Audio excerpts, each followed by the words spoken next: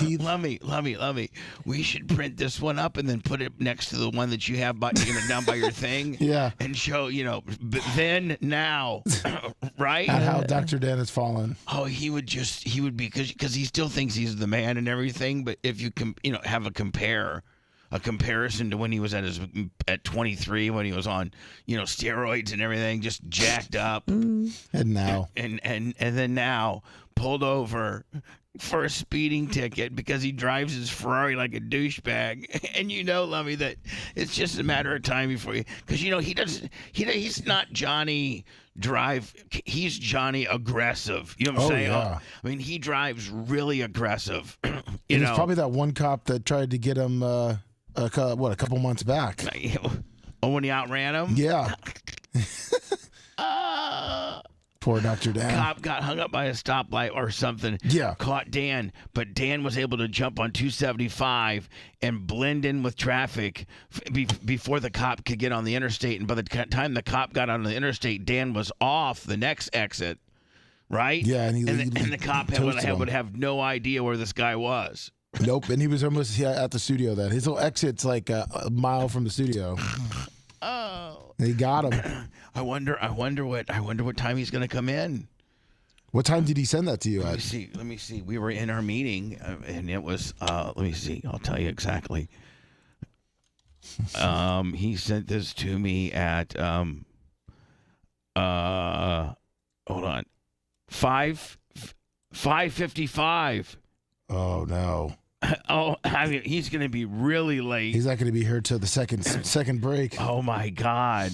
How fast do you think he was going? I don't know. And I wonder if he's listening right now.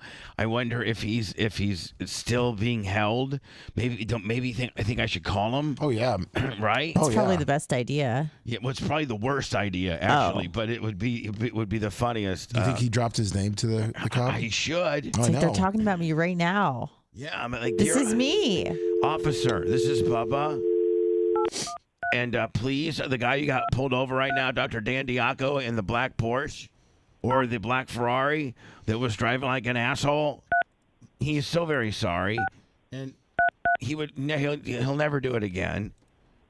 And he tells you he's going like 130. If your wife needs a new set of knockers, probably get a good. Your call has been forwarded to an automated voice messaging system. Yeah, he's like, not now, bro.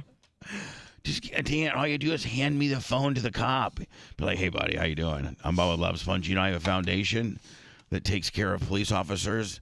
I take care of the widows of fallen police officers. I've given over $1 million in money to the widows of fallen police officers. It's the BTLS Foundation. I'm huge on cop support. Is there any way you can let my buddy go? Buddy. How fast do you have to go over the speed limit to get arrested? See, there comes a point where, like, even if you're the most politest guy in the world, you so egregiously were going fast. Like, 75, like in a 60, that would be like what? 55 and a 55. Dan, is that you? 55.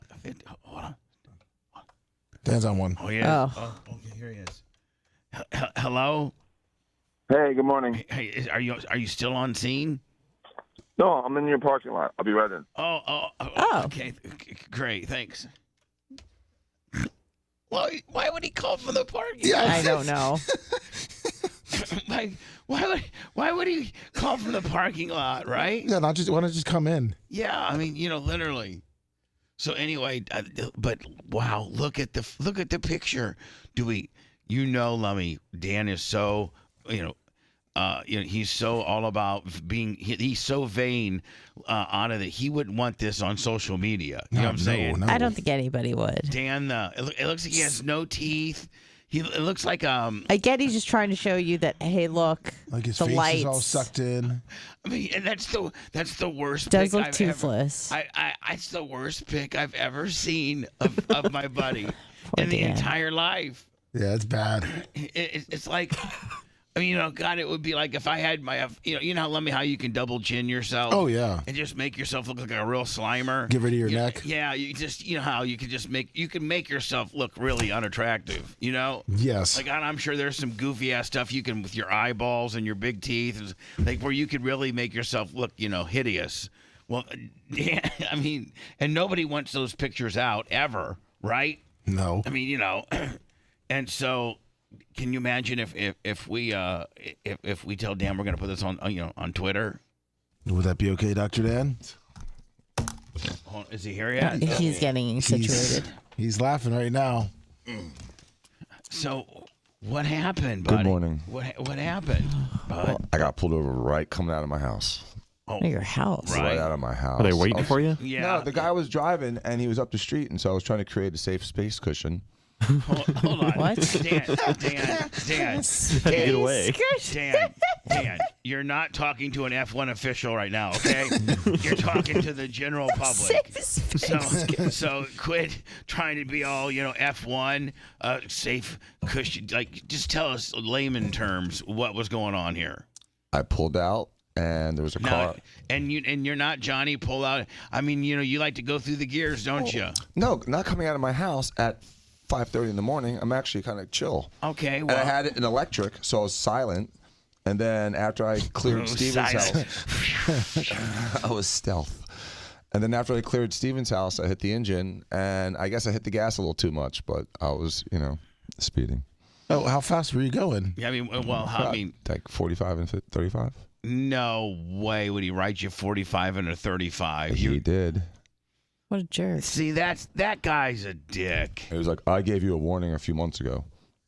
Did he? Yeah. Right in front of my house. Well, Dan, he did give you a warning a month ago. That was like November. It's like 3 months ago. No. It's like, come on. I mean, there's no one on the road. It was right in front of my house. But did you start out nice, super yeah, nice? I ended nice too. I mean, I'm nice to police, and I just treated 4 cops to dinner the other night, and I got a support law enforcement license plate, and I work with you in the foundation. Right. It's BS, man. It kind of It is. is BS. I'm pissed. You should get the guy's name. I have his name. Oh. Gonna And file now, a complaint. Third time, I know it now. Well, I mean, we should. He's like, I gave you a warning like a year and a half ago. We too. should put him This guy. on. We should put him on notice. We should say his name. It's not illegal to talk. It's I don't not. know if that will help. I'm not. I don't think it's going to help. But I'm going to call this. I'm going to call the chief. Oh, college. Yeah, I mean, of course It's you got to. ridiculous, man. It's ridiculous. And make sure you say what you said. You know what I'm saying? I got a pro law enforcement. He knows who I am. Yeah, you know who I am. I mean, I work with them and the NAACP for peace and harmony in the city. It's ridiculous. So you know the chief. I know everybody. Yeah, but I know that. But I mean, you particularly have a personal relationship with his boss, ultimately the TPD Tampa chief. Mm-hmm. That's your boy. So Ridiculous. It is. So what are the stats? How fast? Let's be honest. Let's not. He rode it from 44 into 35. Give me a break for a mile. Oh, Wow. Thanks. now, but I you saved weren't. your money. But you weren't going like 80. No, you were, not at all. It was more. I didn't even realize I was speeding. I was just going. Yeah, it's hard to be slow in a Ferrari. I mean, it's Especially at 5:30 in the morning with nobody on the road at all. you got like a cheetah who just wants to run, like when compared to me, like a little turtle who just wants to kind of walk. Yeah, I'm squeezing my knees together trying to get the horse to slow down. That won't. Now, did you drive the speed limit on the rest of the way in? No. Lesson learned. Dan, it wasn't one of those. Not at all. No, I was just cruising. I was purely just cruising. So it's more like a. And actually, I was like, naturally, I was like, 45, I should probably slow down to about 40. And so I was literally like, I was coasting. And then all of a sudden, he's on my butt. And he's like, I tracked you at 45 miles an hour with a certified vehicle. Like, and you're like, okay, John. Come on, man. Johnny having a good day, right? I mean, come on, I wook buddy. up well. I mean, I woke up. Not only that, but listen, and I hate to be a dick, but like, at 5, at 5:50 in the morning, or at 5:35. It was 5:35. At 5:35 in the morning, one would think, in the most richest part of town, that there's not a lot going on, and that you don't have to be Johnny, radar detector, like Johnny Radar Runner at 5:30 in the morning. You've missed your people that are coming home from the bar's drunkenness window. Yeah. That's, was 2 hours ago. So now you're just waiting for your shift to end. You think you can just stroke a guy before you go in? Is that what you're thinking, huh? I guess. I don't know. It's just the whole thing is very wrong. Well, you sent a picture. Well, but the picture. Here's the thing. Hold on. I know you like your pictures. No, hold on. But what do you think about this picture? That's a horrible picture, Bubba. But the problem was that I tried to flash a picture before the policeman got out of the car. And then it didn't use the flash. It used like natural lighting. So it gives you like 6 seconds of the light we have to hold still. Well, I wasn't about to hold still because the guy's walking up on me. And so I started moving as the picture took. I just want to make sure you caught the blue light, which you got on the side of my head. Yeah. Well, He's really for proof. I was looking for proof. Yeah. Because I wasn't sure if he was going to hand me a ticket or not at this point. He wasn't trying to look his best. He was just looking for proof. Well, automatically assuming that I'd be mad at you, and so you wanted I don't care, buddy. I know. I don't care. You don't have to, Pictures are helpful, though. Especially they look like this. Dan, I It was mean, good fodder. how Dan?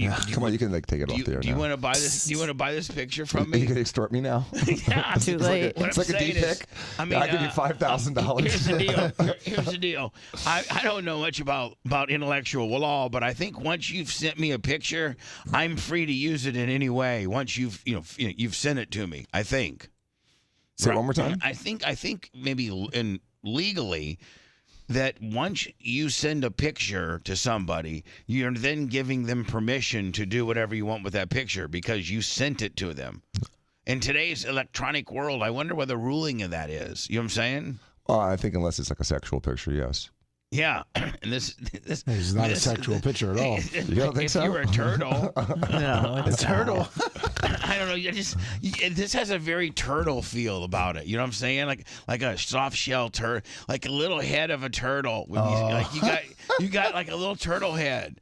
Don't you think, Lemmy? He's got kind of a little turtle I head. want to see someone Photoshop that on a turtle. Yeah, that's a little turtle head.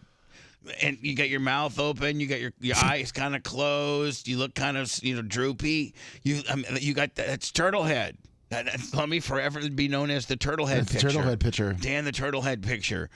And so you think that we should put that on our Facebook and put that on our Twitter? Oh yeah. And hashtag it all up, Dan Diaco turtle head. You know what I'm saying? No. Get a whole big algorithm going on with Dan the Turtle Head, Lummy, don't We you could have think? people make pictures of it too. Have a Photoshop contest with a turtle. Yeah, with Turtle Head Man? Yeah. Turtle Head Man. Have the fans make some and post it on our Twitter. Don't you think you look like a turtle, Dan? A little bit. Am I not turtly enough for the turtle club? Look at that. Let me, Dan, Dan, and I From- know, you- and okay. I know at this point you're frantic, like you're fumbling around for your phone. You're trying to see if you can get the flash working. I got license registration, proof of insurance. 10 and 2. All that stuff. You're trying to get all this done before he gets there, so you don't think you're Johnny, taping him douchebag, right? And you're just absolutely a nervous wreck at this point, are you not? Oh yeah. Did you tell him at all like full who panic. you are? Did you tell him about Didn't all? care. Did you? No, Didn't but hold on. Yeah, I did. You did? Yeah. Do you know who I am? Not like that, but. We want to know how. Like you. I'm listening. I'm a doctor. I support Leo. I work with the Bubba Foundation that supports fallen officers. He goes, I know who you are. I'm like, He said, "That's nice." You've been on his list for a little while. yeah, I'm on his list. He's been looking for a reason. I need him to get promoted or something. Here's the thing. Do you think? Remember, I don't know how we're not admitting to anything or nothing, but one time, rumor has it. Oh Jesus, Bubba. Rumor has it that at one particular time you might have been involved in a police chase. No, where they didn't get you. No, that's not true. Yeah. Well, I mean, that's what we're supposed That's to all say. theater of the mind. What? Were you driving a Bronco? We were supposed to. I think Dan told us to K5 that story, and we were never supposed to speak of it. Oops. But yeah, We Way to go, Bubs. Dan did get into a run out one time. This cop was trying to get him, and Dan downshifted and merges on 275, and then was able to exit off 275 before the cop could get turned. Love me, and then cop, completely got greased. And hit in our gate where the guy just went by. Yeah. hid behind a truck. Yeah. Yeah. Dan had one of those stories. Do you think it might have been that dude? And he's like, oh, I finally got you. You're so slippery. You're little greasy, slippery Italian. You're so hard to catch, but I finally caught you, buddy. I've been trying to catch you since you grazed me on 275 in Cyprus. I've been trying to catch you. You like Speed Racer X, like Phantom X. Yeah, you're the Phantom X. He's the guy that got away every time. Yeah, exactly. They were looking for that black Ferrari. He's been looking for you a long time. I know who you are. Long time. I know who you are, Buster. You go through the whole spiel. I'm a doctor. I'm a lawyer. I'm part of the NAACP. I know I'm on the Bubba the Love Sponge. Leo Foundation. I'm a large contributor to Leo. I have a Leo supporting license plate too. Yeah, he care at all. And his plates are useless. And his answer back to you is, I know who you are. And I'm still writing you a ticket. Oh, man. So, like, when a rich guy like you gets a ticket, do you just, like, hand it to, like, one of the paralegals and tell them to deal with it? Yeah. That's what I figured. They'll be gone, but still, it's still annoying. And it was unnecessary. Will you have to make a call, though? You probably have to make a call. I may. At least he gave you 20 minutes of fodder picking on me. Just wait till Jay. Yeah, wait till Jay gets here. Dan, I just can't believe that you sent me that picture. I didn't even look at the picture when I sent it. I just fired it off just so you knew I was late. I didn't want to surprise you and you'd be upset that I was. I wasn't. Why do you make me out to be such a monster? I knew you wouldn't be upset if I had texted you prior to 6 with a real explanation. Why do you make me out to be such a monster if you literally had rolled in 15 minutes late? I mean, do you really? I mean, yes. We're gonna bust your balls and just be. But you're never gonna really get in real trouble. No, it wasn't a matter of real trouble. It was a matter of respect. Okay. I was trying to give you the respect of letting you know that I may be a little bit late. As soon as I found out. Okay. As soon as I saw the lights. I understand that, but don't use the words like trouble. Like you're gonna get taken back in the whipping on the whipping cross. But you'd rather know it's 5:58 than 6:05. Listen, you know what? I think we can make both of them entertaining. 6:05 could be even a little funnier because I could grease you about not sending me a picture. Because I'm never sending you a picture again. Well, not when it makes you look like a turtle. No, I'll screen them a little better in the future. You've sent me so many different pictures over the years, and it's always in such a real, pro Dan, move, like filtered, edited, the lighting change. Like you at a car show and holding a trophy with your $700,000 Ferrari behind it, and then you at the racetrack with your full blown suit, your full blown fire suit, $5,000 fire suit with a $4,000 carbon fiber helmet. Like you really always make yourself look good. Have you ever had to take a selfie before after getting pulled over? Me? No, Dan. Yes. Why? I was just asking. I commend you for being able to take the picture regardless. I got pulled over a couple of weeks ago on Gandy, and the last thing on my mind was taking a picture. Oh, man. I like that song. I wouldn't have been able to remember to do it. I'm like the song where it's like, let's take a selfie. But first, let me take a selfie.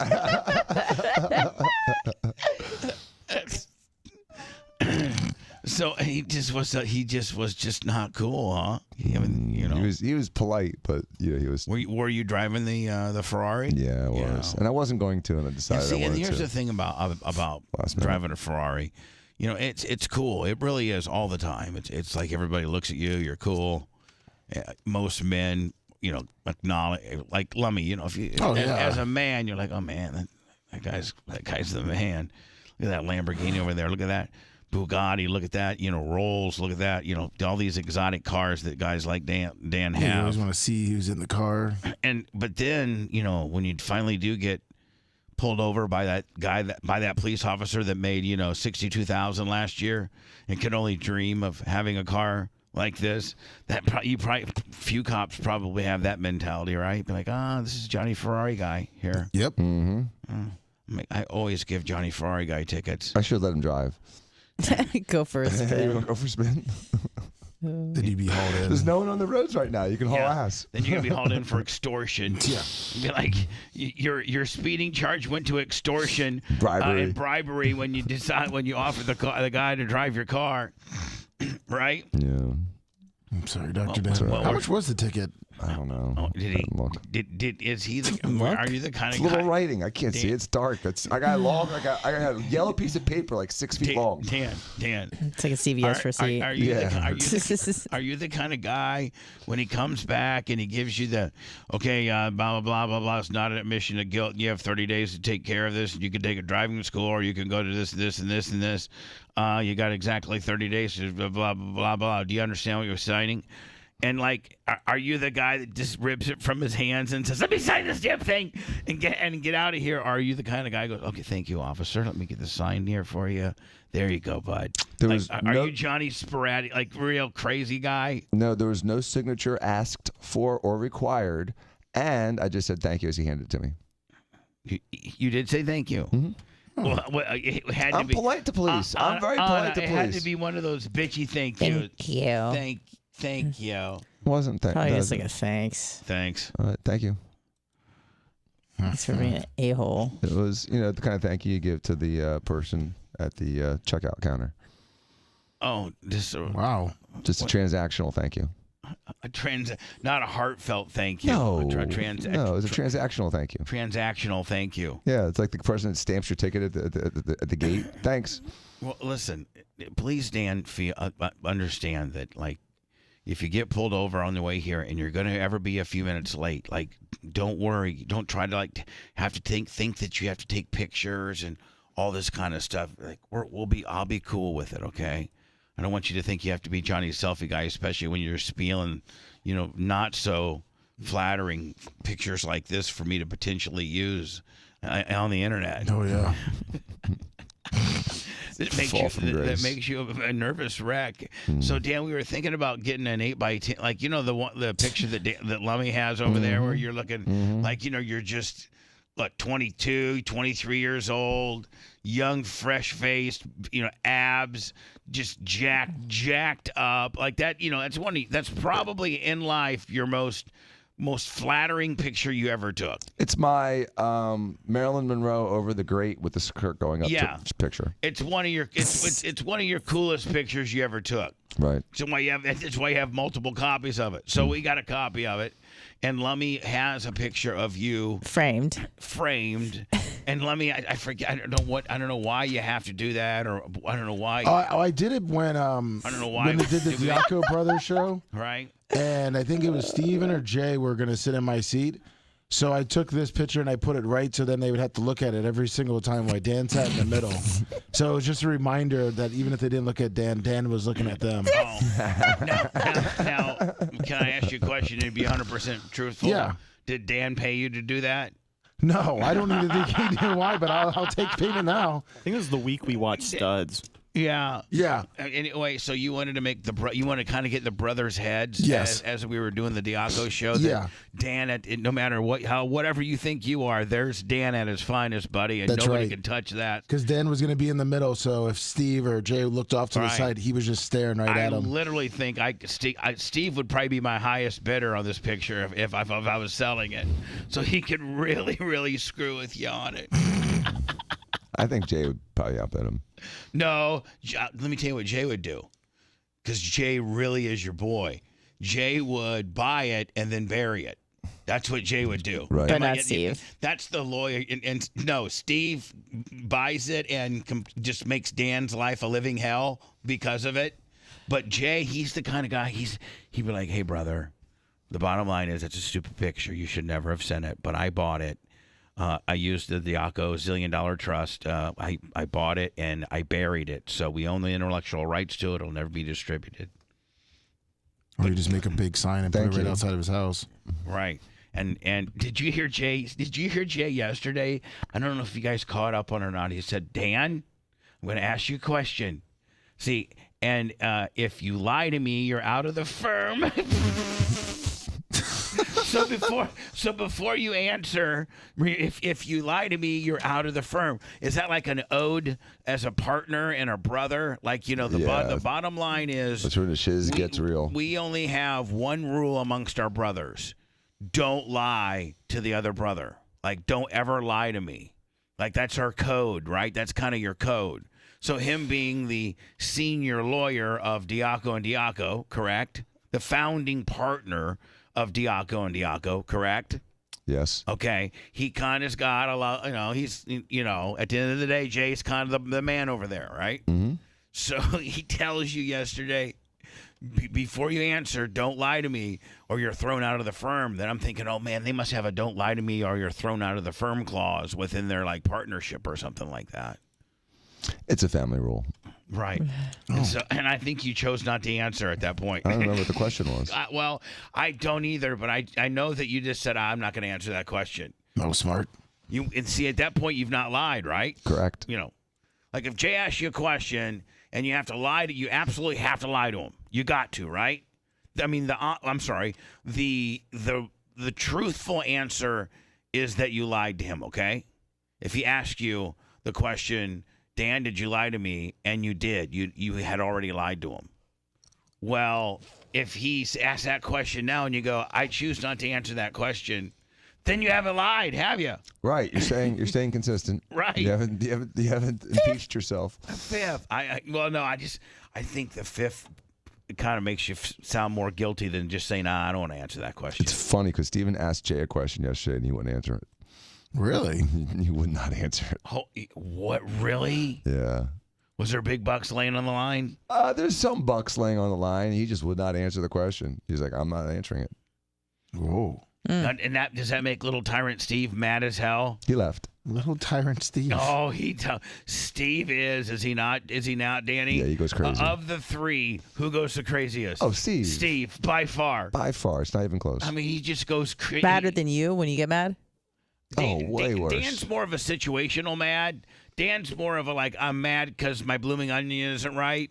Whereas Steve's mad about real deep family, really, really bad stuff, Dan Steve's mad like a lion is always kind of mad in the background. You know what I mean? Like a lion has that anger sort of just floating around, just ready to just bounce anytime. Steve is just a lion waiting to pounce on something. And that's Steve. So he stormed off yesterday? Yeah. Did he get his little golf cart and drive across the street? Why is everything little? Why does everything have to be little? I don't know. Instead he got his little Range Rover and drove. Oh, man. Everything we should say from now on with Steve should be Got little. his little house. Yeah. Even though it's a mansion, right? Yeah, I know. Got his little car. Even though it was a big car, right? Got his little boat. It's a little giant Range Rover. Does he look out of place in it? Yeah, he's looking, he's on a pillow. Oh my God. We're trying to get him into something else. This car looks stupid. Does he look little when he's driving? When he drives a Range Rover, yeah, he looks like a kid in a dump truck. What are you trying to get him into? A kid in a dump truck, right? You're like Danny driving your skid steer. Oh my God. Isn't Steve the worst driver of all you? I mean, Steven is the most erratic driver. He is the most violent driver. I don't know if he's the worst, but he's probably the worst. What do you mean most violent? Well, see, the reason why I'm thinking he might be the worst of the three is because you guys have some, a lot of race car on track training, so that just naturally makes you a better driver. The more you do something at a higher rate, the better you become, right? Right. So, you're 65, 75 isn't so fast for you when you've gone, 180 down the backstretch of Sebring. Right. Right? Right. So, but Grandma or Steve McGillicuddy, who, has only gone, probably the fastest Steve's ever gone in his life in a civilian vehicle, because I know he's never raced. Steve probably, I guarantee you Steve's never going over 120. No, never. Meanwhile, he just doesn't strike me as a guy that would go over 120. He'd be a little safer than that. Mm-hmm. Meanwhile, you and Jay, you guys are out gear jamming, going. You'd go 200 if you could, wouldn't you not? Sure would. Yeah. Most people are like, no way, I'm not going 200 in anything. Dan would go 200, and I would too. I'd go 200 in a second. Lummy, but you're kind of a pussy driver. Oh yeah, you wouldn't go 200 miles. You wouldn't go 200 miles an hour, would you? No, probably. If you had the ability and to be in a car to go down to Howard Franklin at 200, would you? No, I'd probably go like 120. 120. 130. 120 is so stock. Almost everything can do 120, can it? Most pickup trucks arrest or limit around 115, 120. Yeah, I think mine 105. my F-150 5.0 I think has a limiter at like 114 or something like that. Well, I've never had the vehicle to actually get above 120, and then when I hit 120, my truck feels like it's going to fall apart. So maybe if I was in a $200,000 Ferrari that doesn't feel like it's going to fall apart. Yeah, the right car. Maybe I'll get like 135, 140. Anna? What's the fastest you've 75 strong. What's the fastest you've ever had Gus up to? For real? No, yeah, for real. Probably like 90 for a second. Just for a second. Just for a second, just to see what it felt like. Really? And then bring it back down. Yeah, I don't like going above 80. Really? Ever. And then you got Macho here that drives about 210 on I-4 every day. That's why his car's always broken. Poor guy. He's got a Mustang GT 500. It's the baddest car ever. It is cool. But Mach, I don't think that you drive it hard, do you? I don't. He's coming. Opportunistically. The fifth. Rhett, I don't think you have the capabilities of going that fast in what you drive. No, I'm lucky if I get my truck to 95. Right. I mean, it starts shaking and going. Right. I got my first car to 135, but that was literally the fastest we could get it to go. 135. Wow. Yeah, Right. so not very fast. The fastest I've ever been in a car would have been 167 at Daytona. Woo. And in that, remember that Lemmy when I was driving the pace car? The pace car, yeah. It was the Dodge Charger, and Brad Keselowski and I were. There's a video on the YouTube channel. Yes. And Brad Keselowski got going like 172, and I got going like 168 or something like that, just based on knowing the lines better and everything. But that's hauling ass. And then on a motorcycle, on a Yamaha VMAX one time across the Howard Franklin, I went 190. Bro, that is scary. on a motorcycle. That feels way different than in a car. On a motorcycle? On a motorcycle. That's That's I have no idea what I was thinking because Were you driving it? Yeah. Oh no. Yeah. Of course. I don't know if you were like on the back. Bitch on the back? Yamaha. Holding on? I had Oh God! I had a customized Yamaha VMAX that had like straight headers, and it was just air shift with belt drive instead of chain. It was just it was all Got up custom. to 190. I got up to 190. Can I ask a question? What? The VMAX, was it shaped like a Harley or shaped like a cafe racer? Kind of like a Harley. Okay, that's what I thought. It was kind of like a Harley. I sent you that video. Of a VMAX? Oh, no, of you in the pace car. Oh, thanks. Let me see here. Oh, here we go. Here we go. Thank you, Lemmy. This is a great find. Thanks. Hold on here. Is it supposed to start, Lemmy? Which one is that? Yeah, it's like is the there whole like video. a nitro button or anything? No, there's no nitro. A nitro button. I probably should have been smarter than this. No. And let you go first. No. We're probably going. No. Stop. You gotta heat the tires up for me. You gotta heat the tires. We're hauling ass. Let me see here. But there's grip there in there. Yeah, there's grip there. How come you all don't have helmets? Because we're just driving the base car. No. That's just a little bit. I pinched it off a little bit. I think he. Oh, nice. All right, hold on here. The road is about He hits the brakes. Here. Oh, this thing stops good. Oh. And so we're going 170, Dan, right? And he locks the brakes up, as you can see, and keeps it straight the entire time. Like doesn't wipe out or nothing. I mean, people don't really realize these NASCAR guys have some unbelievable skill sets. Oh yeah. I mean, like so watch this. Oh, this thing stops good. Nice.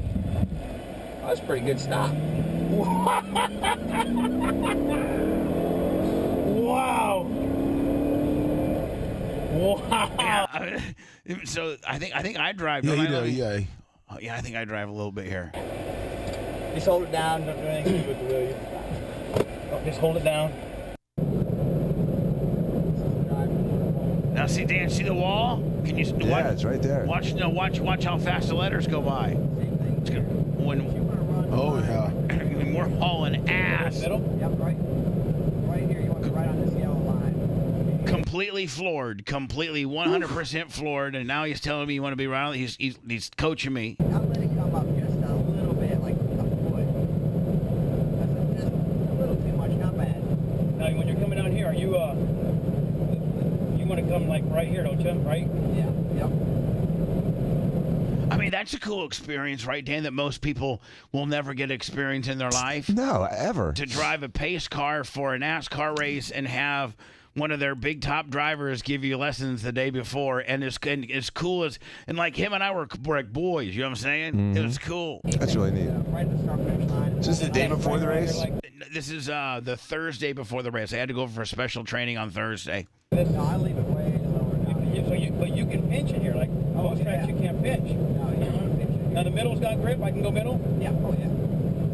Now, Dan, I'm floored going into one in the middle. In fact, the middle groove is the groove that has the most amount of grip. I'm gonna bring her down. And he said the middle groove has the most amount of grip. Low, like you told me to. Okay. While you're drafting, though, you want to coming on it too. Bring it down low. Just like on the line. See, I mean, so Dan, we're going 170 miles an hour. Wow. And no helmets, just in a Dodge Charger. And you're not even looking forward. And at this point, I'm The wheel? Oh yeah. She's on the fender, man. Yeah, you want me to pinch it? Where do you want to be here? You want to have. we're talking. So I'm going into 3 here, Dan. Small arc, probably apex and then they come. So about right here, and start bringing her in. Yep, right in the middle, right with your right, just below that seam. It's a little early apex, not bad. Oh, now you're way too high. Yep, I pinched it. Should I do a breaking point like you did? Oh yeah. All right, I'm gonna try to do I'm it. gonna do a little bit closer though, so they can see it. Fair enough. I'm gonna break. Tell me when. And now.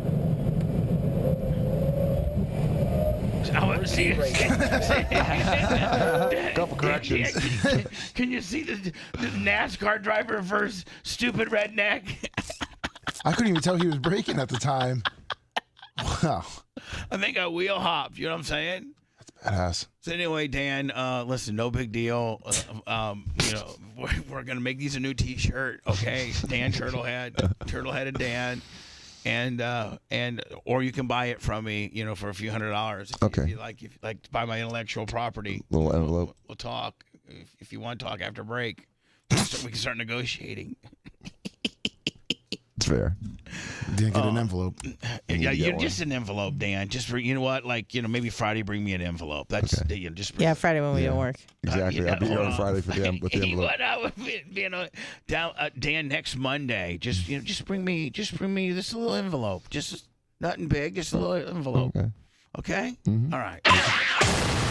Automatic microphone shut off. Engage. Why? What'd they do now? Bubba the Love Sponge show returns after these words. I thought the fat one didn't really talk that much.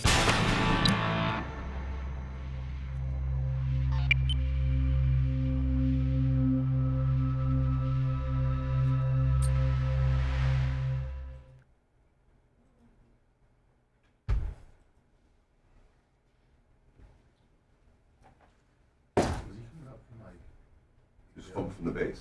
Oh, okay. You just cruising up and down. Oh. Maybe in a parking lot jerking off. What's Dan doing? He was just talking about what the cop had been doing before they pulled him over. You think he was jerking off, Dan? Why would he still be in that parking lot, you know? Why'd you gotta cruise? Because he was jerking off, maybe? Just asking for a Fred. Morning, Gary, the intro. I'm gonna get her control.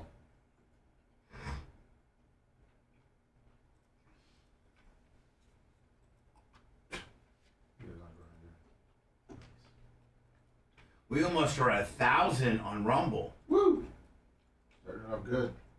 Okay. And 700 on motherfucking YouTube. Yeah, YouTube's growing. What's up, Big Buck? CC Hall, good morning. Maker.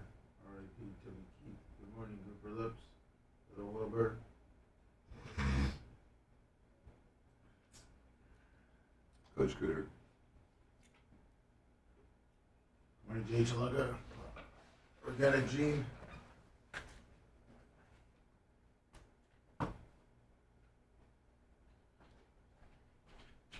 Tree Ponder, South Carolina Fishing. Morning. Almost Divorce Player. Brian from Philly. Iggy. JHM3. Good morning. Danielle Ashley. Kenny Powers.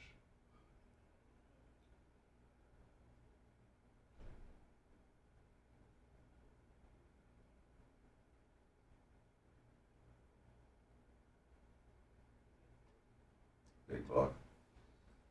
What's up? I gotta call you the police. Jay Gator.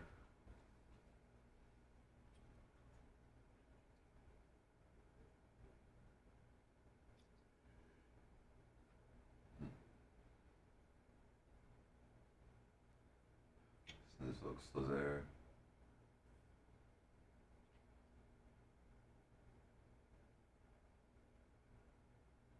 Hollywood 69.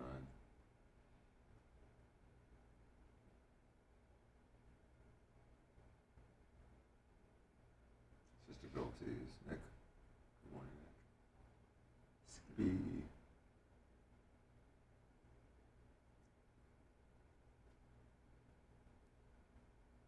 Little Wolvers Afterbirth. Good morning.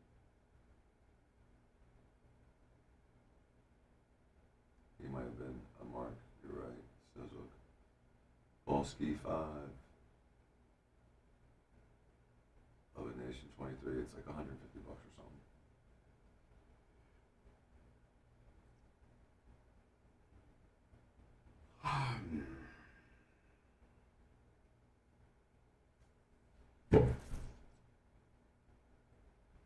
Yeah, well, I was just doing 45.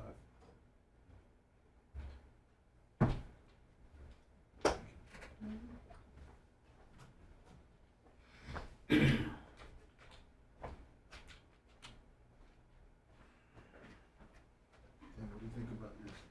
Lommy's gone. What do you think about your favorite Everything's going on here. racer? My hat. What? Driving for Friday night. Good morning, Inzer. Oh, no. Are you happy about that? The most privileged black guy in the world that always bitches about equity. Give your fucking money to the other black people, then. You hypocritic fuck.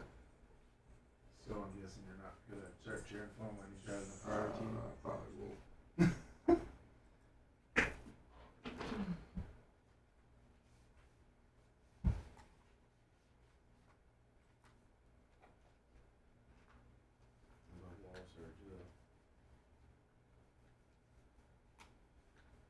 Kirkwood Jones.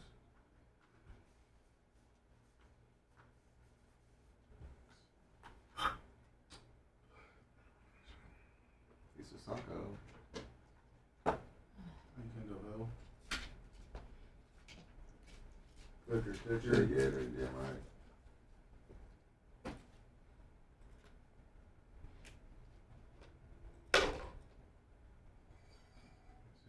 Bubbarpicks.com. Call the office, see if you'll get. Got 100 picture of new pictures coming to the photo wall, Bubba. Okay. Perfect.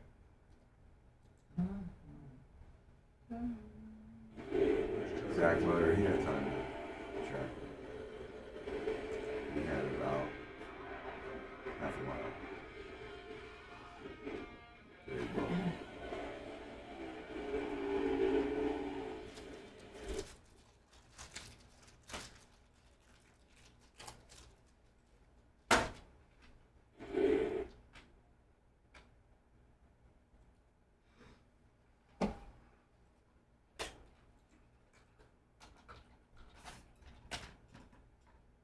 Huh?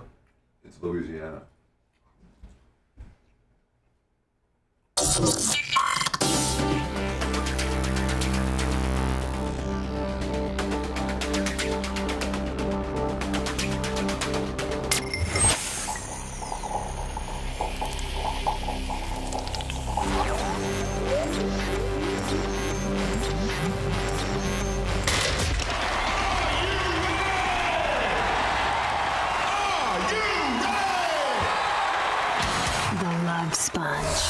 Broadcasting from a bricked-in parking garage near the flight path of a major American airport.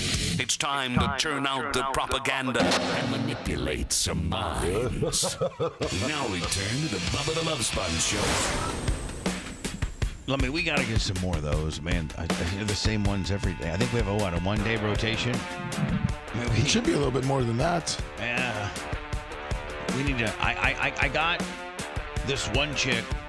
I sent over a bunch of bumpers and promos and stuff. So hopefully we can get. I'll pay Woody to produce them and get those in rotation, which will slow down the burn rate of every other. We need to write a lot of these things. Yeah, when I saw him at the bar, he said he was ready to start editing. Who said that? Woody. Oh, okay, right. Yeah, so once we get him over, he said he'll get to work. So today we're going to do the after show will be Clem and Kush. That'll be a podcast available wherever you get your podcasting stuff. Just type in the Bubba Army, whether it's iHeart, iTunes, Spotify, Google Play, Apple, just wherever. Just type in. I wonder if you could Google the Bubba Army podcast. Like, once you do that once and see what that does. Does it direct you? Apple Podcast. Right to the right one. There you go. Just Google it. And then right after that's Bubba Army HQ. Yeah, perfect. Yeah, so if you can't find it, you can always go to Bubba Army HQ for that's everything.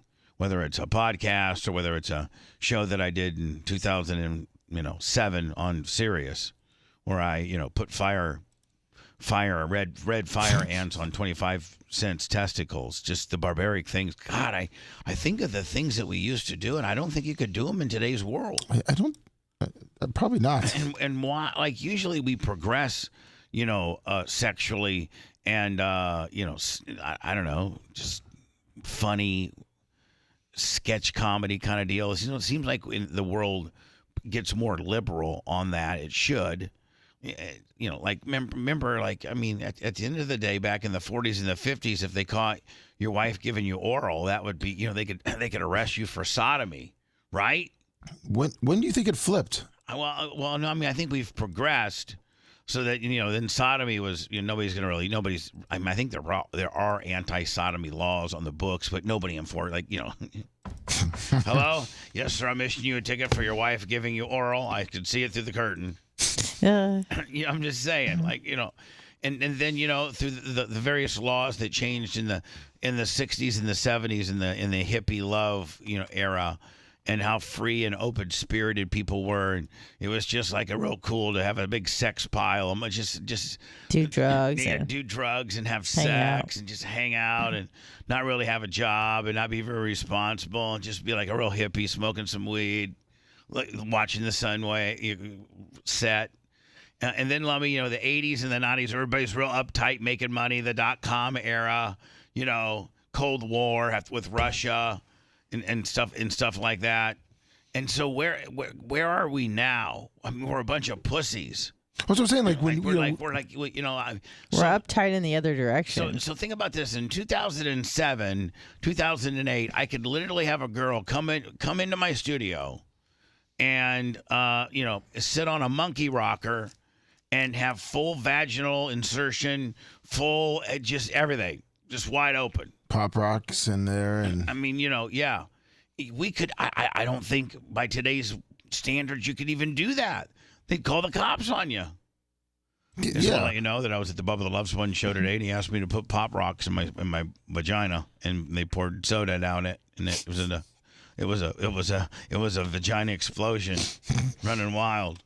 And they were all laughing about it, and it was funnier than hell, and everybody had a great time. And the girl that we were doing it was able to promote whatever stupid-ass website she was promoting, and it was great, was it not? Yeah. Jesus. Now, if you would ask a girl to take off her top, it'd be like they call the cops, right? That's what, you feel like you wonder if you had any girls like that come in here now, they would feel like they're more business-like. No, women aren't wired like they were back then. Back then, it would be like, yeah, let's go to the radio show and pop and show us. There's OnlyFans. Show us our knockers. No, but these are just girls off the streets. Yeah. Girls off the streets have changed. They've gotten far more conservative. The porn stars and the strippers are always going to stay, porn stars. But what about like girls who are just scantily clad on Instagram, whereas before you weren't really able to see pictures of them, but now they're able to get attention just by posting maybe not nude photos, but scantily clad. You're 15 in a bikini. I mean, that's kind of inappropriate. I never. Are you insinuating I don't know that who you're following on. I'm looking at 15-years in bikinis, but I mean, it's out there. I'm not saying I'm looking it up. You're the one that thought of it. You're talking about it. I mean, you were making the claim that we're becoming more conservative, and I don't think we're moving in that direction. I think we are. I think corporately we are, certainly. Now you can't even tell someone, hey, you look nice in that dress. Oh, sexual harassment. But no, media-wise, too. Media-wise, too. I mean, with regards to what, you're as a Sirius XM, if we were on Sirius XM, which we could very well be, they don't allow, certain things anymore. Yes, either. Media and corporately, we've certainly become more uptight about no things. Insertion. Yes, no insertion. Like if I was on Sirius XM, I couldn't have chicks riding the Sibian anymore. Any of that stuff, Lummy. Oh, man. I don't know if I don't even know that I could, put fire ants on 25 cents testicles. Right? Yeah, probably no leeches. That was funny. No leeches on Tom the Tree Man's back that we shoot off with airsoft rifles that are frozen. Slap tacks into his back, light him on fire. Yeah, it's just all the good old stuff. Yeah. So anyway, listen. So today we have the podcast as Clem Cush. Then after that, at 12:30, I got Ben Shelton from Flow Racing. He's going to be in. We're going to talk some dirt racing. And then at like 1:30, Tony Stewart's supposed to swing in. In person? Yes.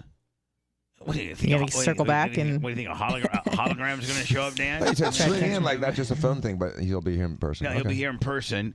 And they're promoting these drags that they're having in Bradenton Friday and Saturday, and it's kind of they've gone off. Tony and my buddy Randy from Skag and a bunch of other people have come off with like an outlaw series where it's not the NHRA, it's I forget what I think it's maybe the pro sanctioning body. And so the NHRA, which is the big huge franchise in drag racing, they usually pay about $50,000 or $75,000 for a funny car or a dragster win. That's what if you win through all the brackets and you get what their awards called the Wally. If you get the Wally trophy and you get a $75,000 check, that's what they pay. Well, Tony and the guy from Skag, my boy Randy, they put together this sanctioning series, and the winner of the funny car and dragster Lummy get I think it's $250,000.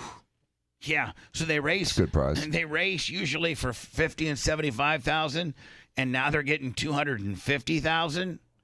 I think the pro stock is I think it's only 3 classes, and the pro stock is $150,000, and I think that usually pays $25,000. So anyway, Tony's going to be here in the studio promoting that event. And so, Lummy, oddly enough, I don't know if it's because they're really doing a good job digitally marketing this event, or maybe they're listening because I've been talking about this event.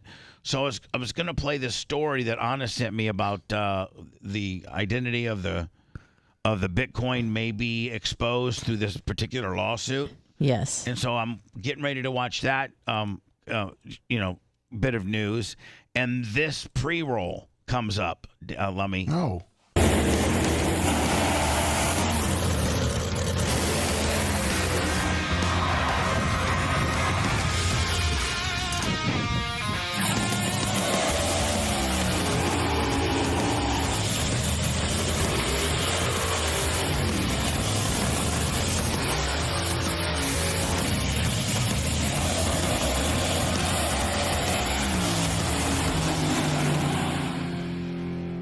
Yeah, I sent you also a little article, and it says everything you need to know about the 2024 Pro Superstar Shootout.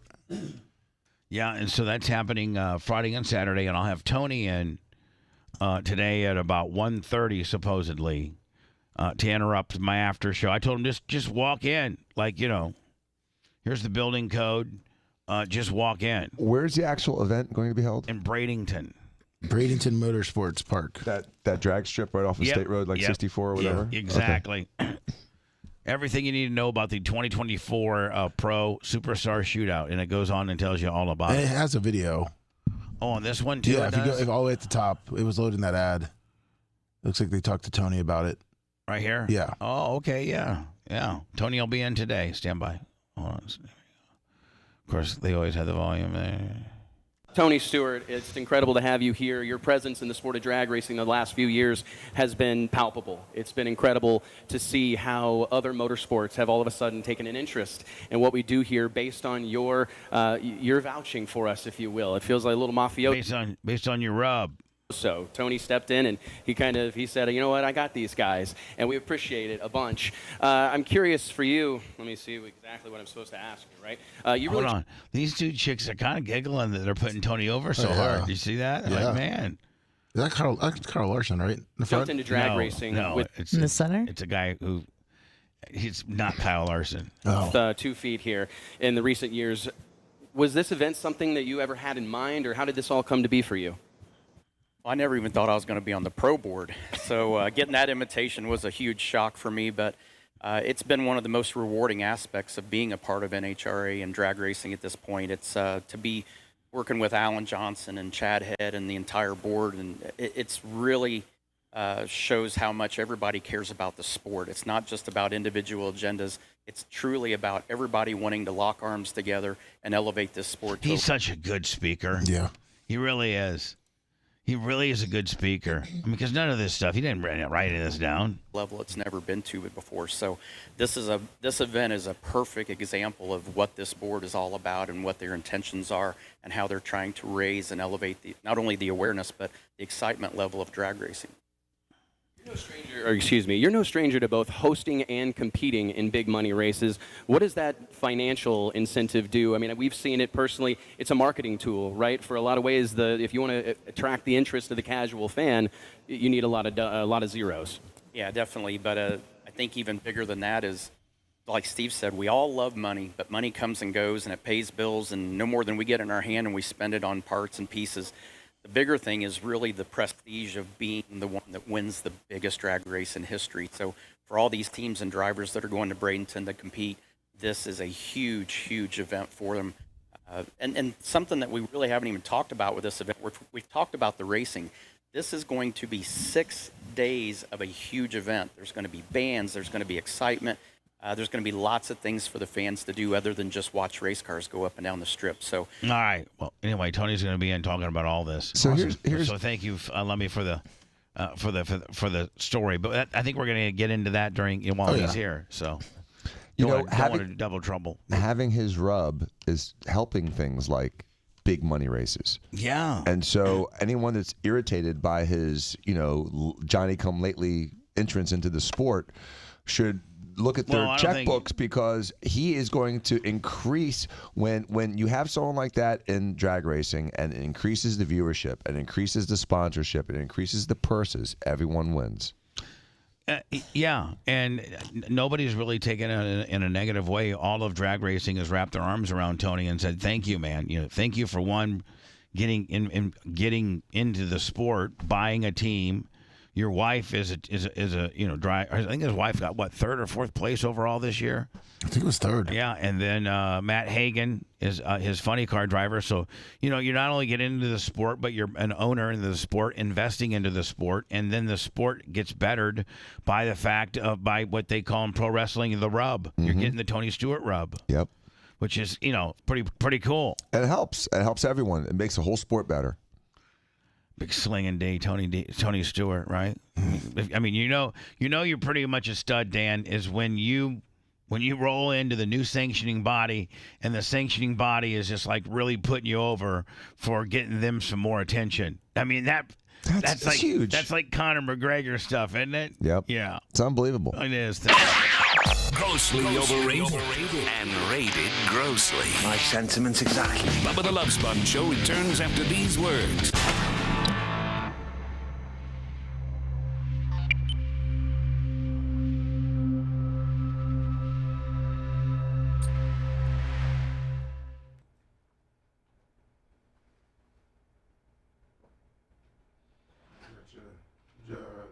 fist bump down for it, but a little bit.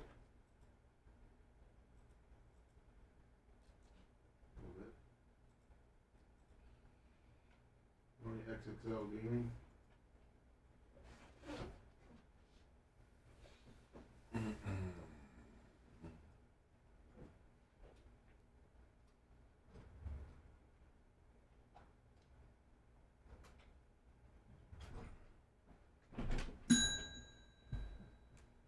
Man. Hey, yesterday during the podcast, could you hear Mike too scratchy?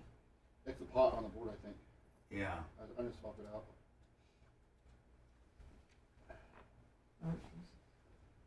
But it was only during the podcast. Yeah. Like it's not during the show. You want me to wait? Thank you, Diggy. Yeah. I did it fucking awesome. What if he was rubbing his facial hair on the mic? Might have been. But yeah. Does he have facial? I can't remember if he has facial. No, he doesn't. Could it be the different mic, Macho?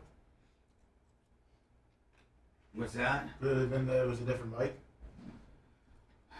No, I don't think we switched out mics. I switched it out. Oh, You yeah, did? oh, then there you go.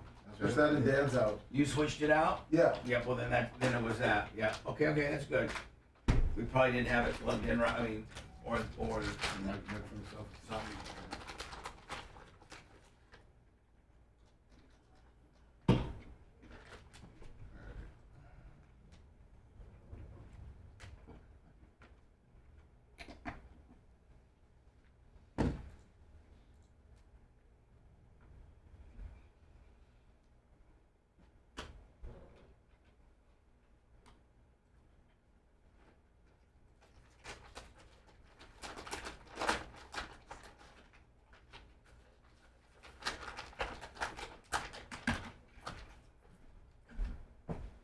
So it's just to go through these. So they gave her. No, they weren't. Dr. Nesbitt, Maggie Maker, good morning. Morning, teas.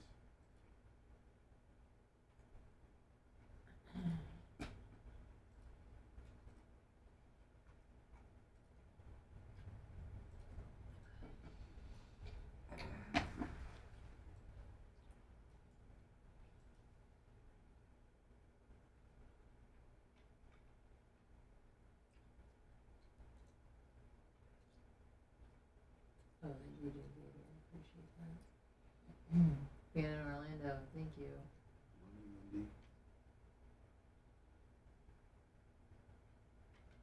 I appreciate you. Oh, no.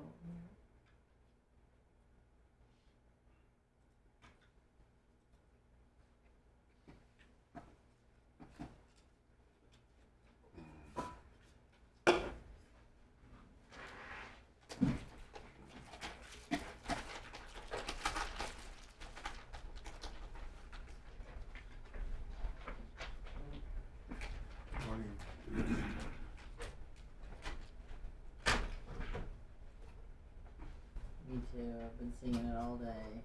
Sleeping Slayer. I mean yesterday.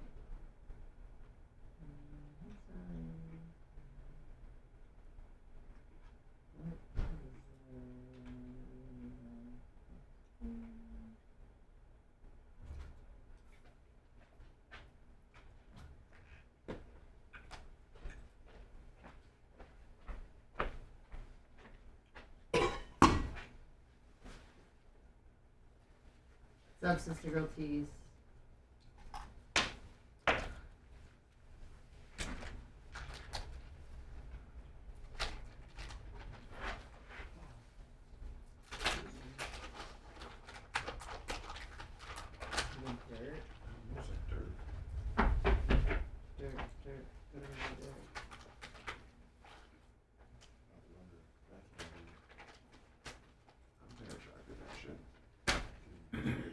Huh? Oh, the guys together.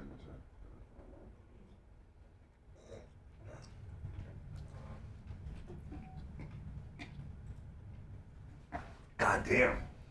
She's big. like it? No, you love it. I love it.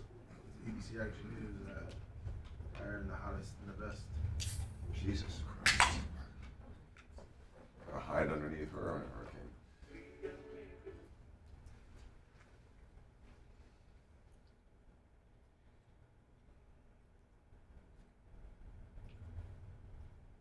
No, Balsky, I am not.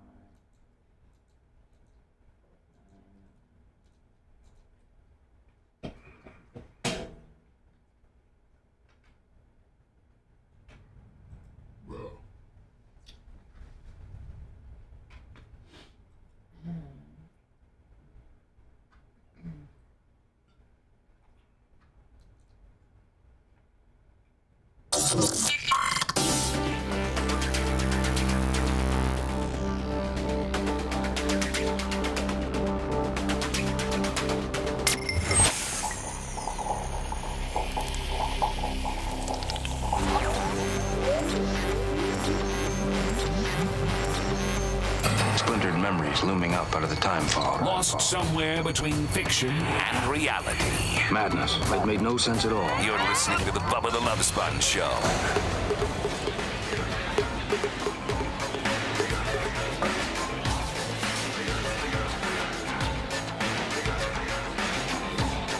Toby Keith, he died. Yeah. All right. Way to ease into it. Died last night.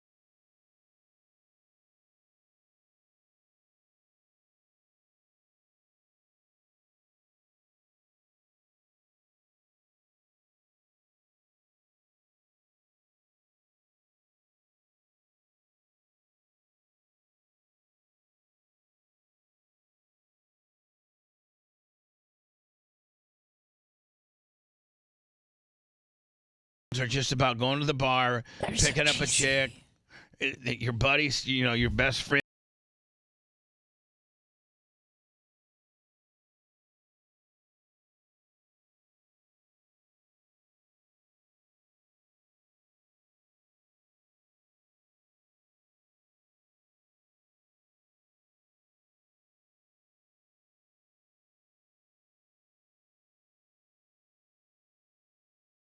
Gas environment that you could have a song where you're beating the crap out of a dude, right? Right, and talk about a big fat biker man.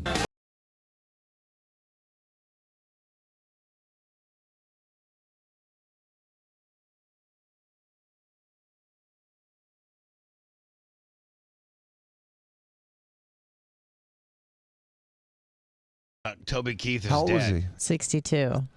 So how old was that song? That song looks like it might have been 30 years old if he was 62. No. I mean, early 2000s.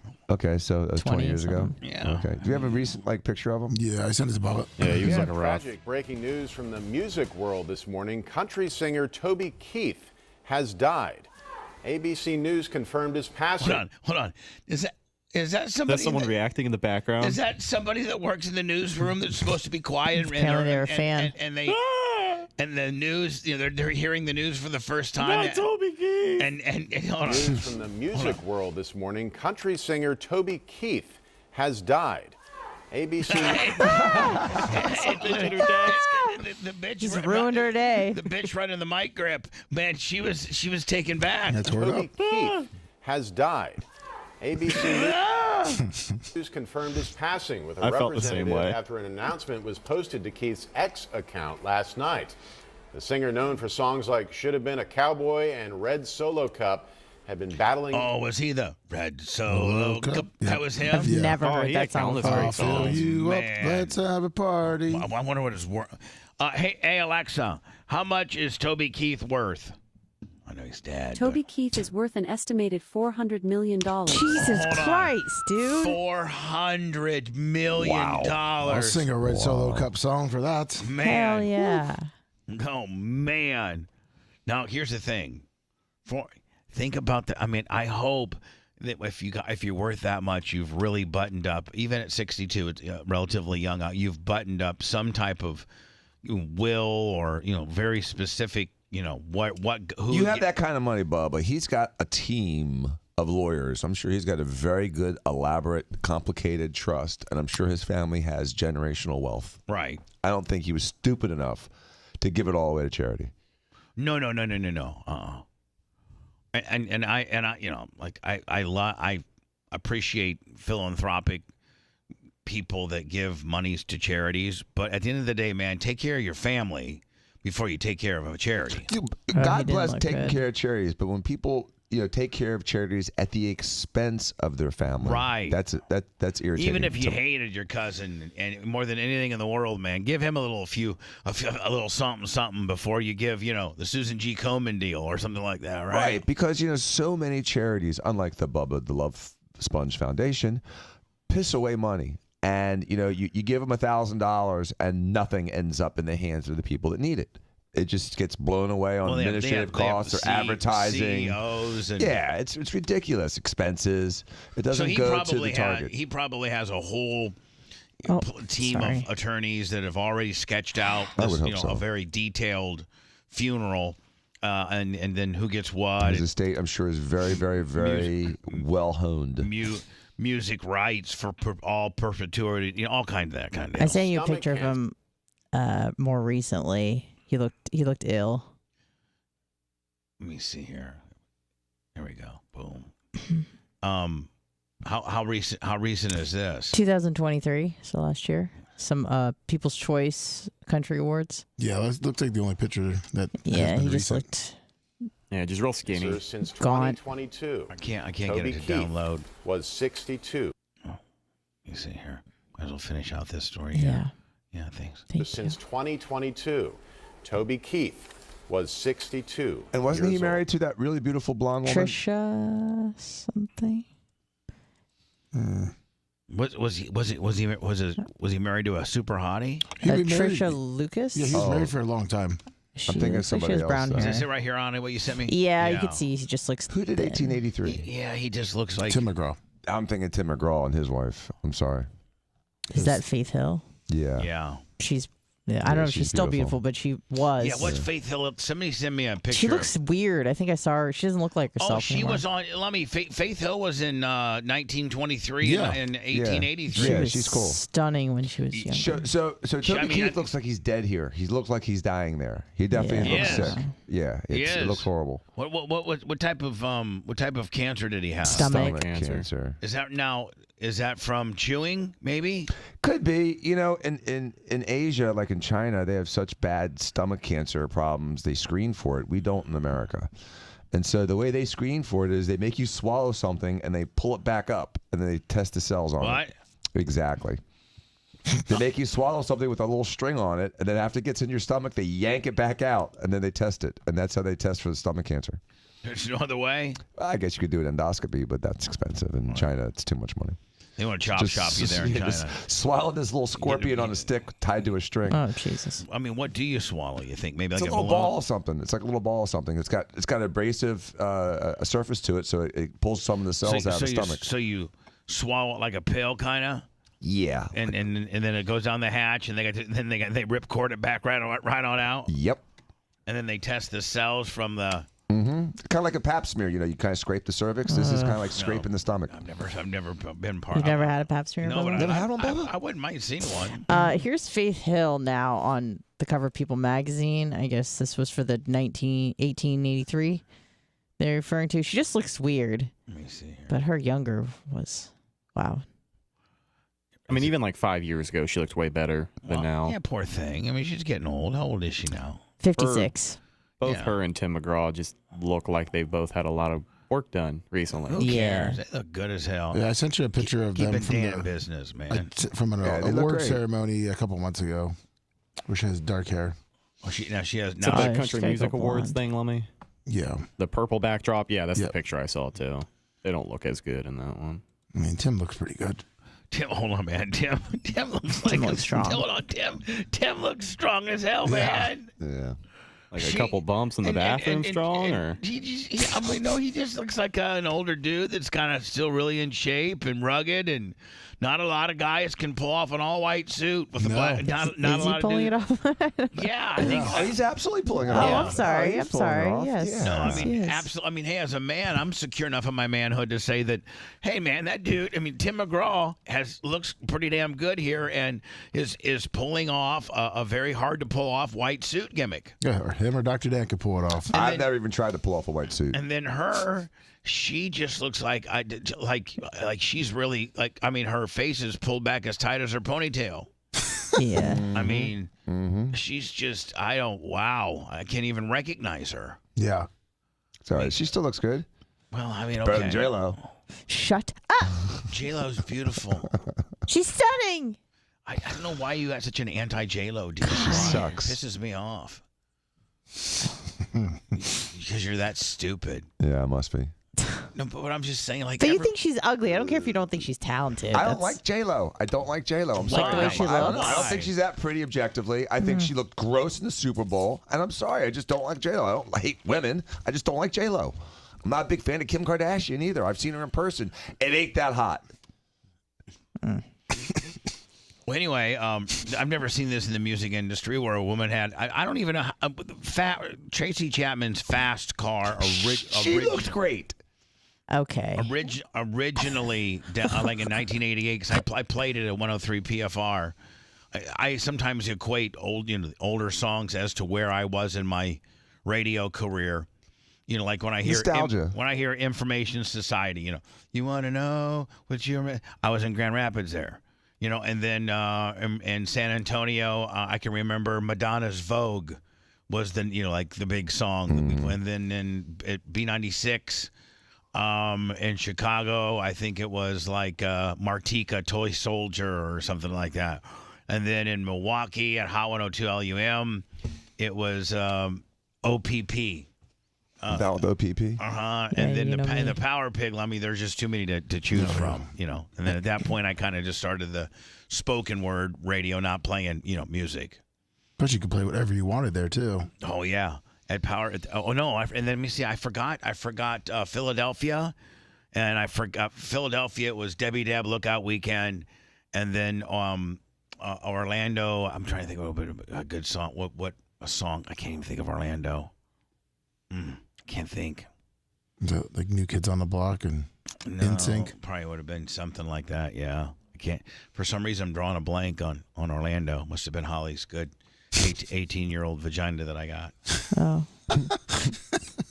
So Holly starts out as a radio groupie. Her and her friend Shelby show up at the radio station, and they literally had just graduated high school 3 weeks prior and just turned 18. Like, I met Holly when she was 18 in like 3 days. Wow. Yeah. Nice. And then next thing I know, that's God, how long I was with Holly? I was with Holly for like 5 or 6 years, right? No, 8. Oh, wow.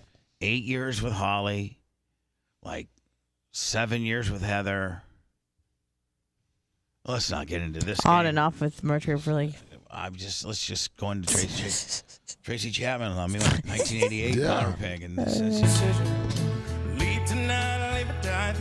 So anyway, she Was it a #1 hit back in '88? I think it might have been. It was that. If it wasn't #1, it was close to #1. It was a massive hit. Right, and I don't know how much financial wealth that brought her because I never really knew Tracy Chapman to have like any other hit songs. You know, I mean, I don't remember. I think she had a full album, but this was her hit. This was her iconic hit. Right. So now, I don't know how many years later, Luke Combs decides to cover it. And it goes to #1 on Give Me One Reason. That was another one. That's right. That was a big song. That was a big song. And I'll turn around. Yeah, that was a good song. So she had 2 big hits. Can I give you a piece of history here, Bubba? What? That when he was growing up, this was one of the songs he used to sing, practicing singing. Oh, really? He loved the song as a kid. It was one of his favorite songs. He used to sing it as a kid. Well, he sang. Now think about how much she's making now. Oh yeah. Oh wow. Poor little thing. I mean, you know. Let me ask Alexa what she was worth. You know, because you know the music the money that she's made from Luke Combs is not reported yet, right? I'm still trying to, you know, it's still probably. I mean, right? I mean, you know, she curious. It probably takes a while to get the royalty rights that you have, you know, leased out to this guy because he has to do a deal with you in order to get to be able to do a cover, and you have to then agree to most covers that you do. You have to have already got a hold of the artist and worked out a percentage deal. So they said that Fast Car was in 1988, and she got 3 Grammys that year. 3 Grammys. Grammys. Hey Alexa, how much is Tracy Chapman worth? Tracy Chapman is worth an estimated $6 million. Yeah, so that ain't. I mean, you know, that's not. That's comfortable. Well, I mean, it's not rich. Yeah, I mean, you know, it is to me. I know, but that's not like, you know, Paul McCartney money or anything like that. But I'm or just Toby saying. Keith money. But and so what I'm saying is, if she's worth 6 now, and that was from all the old stuff, you know, Give Me One Reason and Fast Car. Now this windfall, the Luke Combs windfall, isn't even like. She hasn't gotten the full run. Right? Yet. No, hasn't even started. Apparently, it is already over $1 million though. Dollars or dollars? Oh yeah, exactly. So hold on here.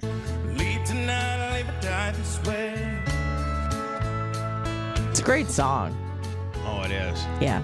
Dan had a fast car. Got pulled over. 46 5 in the morning. and a 35. Told the cop who he was affiliated with. Cop said, "Yeah, I know who you are." Then he went back to his car, brought Dan a little old ticket. He got back in his car, went to the Dan's got a radio fast show and said, car. F it. But look how good. Here's what I want to say, though. I was pointing out this. Look how good Tracy Chapman looks. Now, she was never a beautiful woman as a kid, but she hasn't aged at all. She looks awesome right now. She looks like Cat named Mo. Sorry.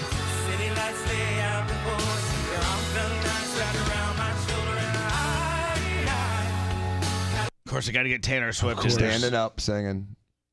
Yeah, and sit down, bitch. Why do you care if she stands up and sings? Why does that bother people? No, It bothers everyone. Look at it. She's one of. Why? 20% of the people are standing up. Listen, who cares? It's all about her. She's enjoying herself. Newsflash. She's Taylor Swift, bitch. Mm-hmm. She's about to get hers. She is absolutely the most, you know, usually the most pop culturally important person in any room she travels. Yes. And so even in a room full of stars like the Grammys, she is A the superstar. the GOAT of that gathering. Period. That's just not, you know, that's just the way it is right now. So if she wants to stand up because she's Taylor Mother effing Swift.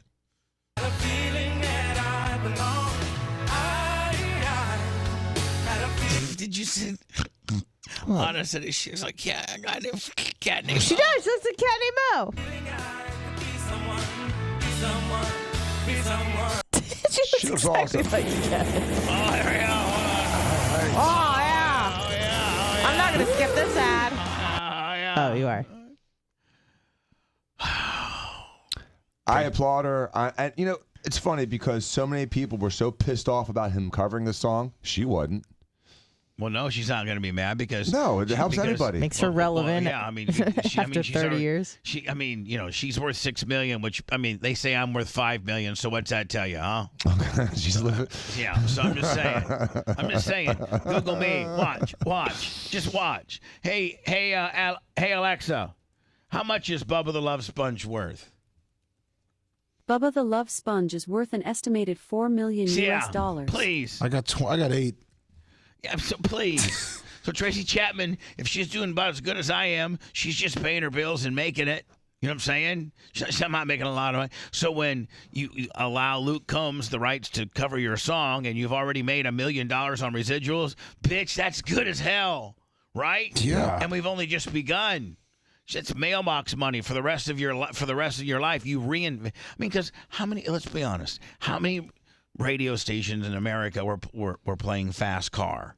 Probably just like some, like adult contemporary 80s. The Dove station. Yeah, the Doves, the Q105s. Again, not a lot. Not a lot compared to like a guy that's got a song on a chart right now. It was playing on country stations 1 to 2 times every hour for like a month. It's been like number 1 on country charts for months. The new one. I'm talking about the old one. Bob was talking about the original one. Yeah, the original one only saw like 80s channels or the Dove or stuff like that. I mean, which do kill in the ratings. I'm just saying, she wasn't making her mailbox money. Wasn't that big. But now this song is one going to make her instantly probably a few $4 or $5 million bucks, and then 2, you're going to get residual money on this, for the price for the rest of your life. Yeah. And maybe the residual money you get with this and the residual money you get from the original one that you did, you can make. I mean, you can make a nice living. Have a car like Dan, a Ferrari and everything. Where does Tracy Chapman live? I mean, is she in LA? She's from Cleveland. I don't know if she still lives there. Wouldn't it be so pimp if she's still living in Cleveland? Nobody still lives in Cleveland. They get out of there quick. Oh yeah, as soon as you made, just get a fast car, drive on out of there. Yeah, get me out of here. You think Vinny Testaverde still lives in Cleveland? No. You think Bernie Kosar still lives in Cleveland? No. You think LeBron James lives in Cleveland? God, no. No. You think Jim Brown, the minute he quit the Browns, no, he went to Hollywood. Yep. Everybody leaves Cleveland. That's what the new book is. Everybody leaves Cleveland. After I made my, like if you're playing for the Browns or you're playing for the Cavaliers, or they don't have a hockey team. They have Guardians. So if you're a ball player in Cleveland, you obviously live there during the season. But I guarantee you get the hell out of there in the off season. Yeah, it looks like she lives in California. Yeah, of course. Moon Bay. Half Moon Bay. Yes. Near San Francisco? I have no idea. Anyway, I don't even know where that is. Anyway, congratulations, Tracy Chapman. Yeah, I'm happy for her. I really am, and I applaud her. You like her way more than J-Lo, don't you? Oh, buddy? I definitely. She's got way more talent. She's got more talent in her pinky than J-Lo has. Here's in her what I don't understand, Anna. You sent me this story now. It's by San Jose. And I've had this girl in my studio. I've had Lisa Ann in my studio before. Yeah, I did know that. And she gets arrested at a Matt Rife. Do you know who that is? Yeah, he's a comedian, I think. Yeah, he's super hot on the scene right now, and people also think he's really hot. And so does he have a no cell phone policy? I don't really. It's really unclear. No, he does. He does when he's working on his stuff. Yeah. You're not allowed to record or touch your phones. Yeah, but it wasn't like in a locked box. Like I've been to 3 Louis C.K. shows, and they lock up your phone, so it wasn't something like that. I don't know if they just asked the audience not to take pictures or record or anything. Well, like that. Davis, $299.99. Nice. Who? Will? Will Davis. Is that new money? No, he's always killing it on the super chats. Oh, thank you very much. We don't have Venmo anymore. I got to get on I actually have to get on the phone with Venmo and plead my case. To get your dollars? One stuck in there? I got $213 that's stuck in there. Yeah. But 2, for them to open us back up for business and be like, what do you think we're? Some funding for Hamas or something? Like why would you what indicator has indicated us to be bad people, right? Yeah. Like come on now. It doesn't make any sense.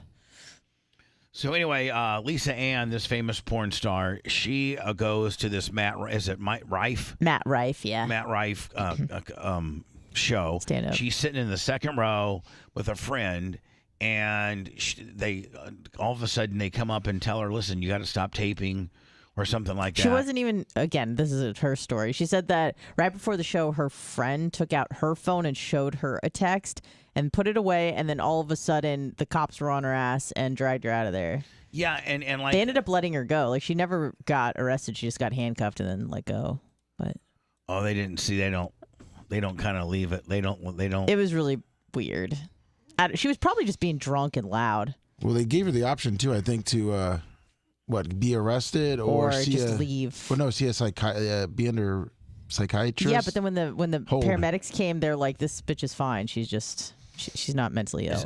Let me see. Is this the there was one? No, you looking for the video? Yeah, I saw it. Was I played it at the top? I played it earlier today. I think this is a pre-roll. You think? I think so. Oh, okay. Boone first came here. Little did he know that here, a vibrant, lively town would someday bear his name. Daniel Boone? No other mountain town can claim the heritage. Where? What, Boone, North Carolina? Encourage exploration of a wider range of natural beauty. Daniel Boone or was offer more nice. options for creature comfort. Where's this at? I think it's Boone, North Carolina. Blue Ridge Mountains beckoning. Get the hell. So, come. Yeah. Explore Boone, North Carolina. That's where Appalachian State is.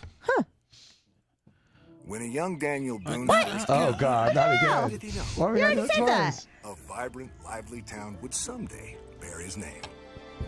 No other. Well, okay, I hit that one. Then I hit That's this just one. a still photo, yeah. I know. And let me see.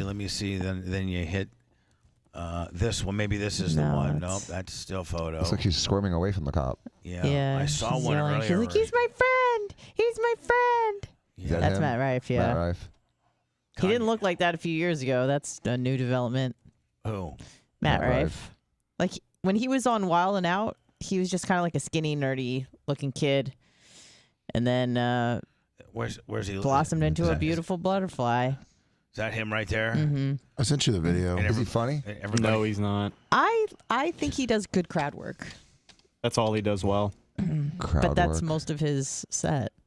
What do you mean Just crowd like work? heckling the crowd. Just making fun of people in the crowd, yeah. Well, He has good stage presence. I don't think his jokes are super hilarious, but I think he has good stage presence. and so, like, what kind of world are we living in? You can't even whip out your cell phone at a. Like, come on now. They're gonna put you in cuffs. I think someone complained about her. I did nothing wrong. I didn't touch my phone. I wanted to see Matt Rife. He's a friend of mine. And I go to jail.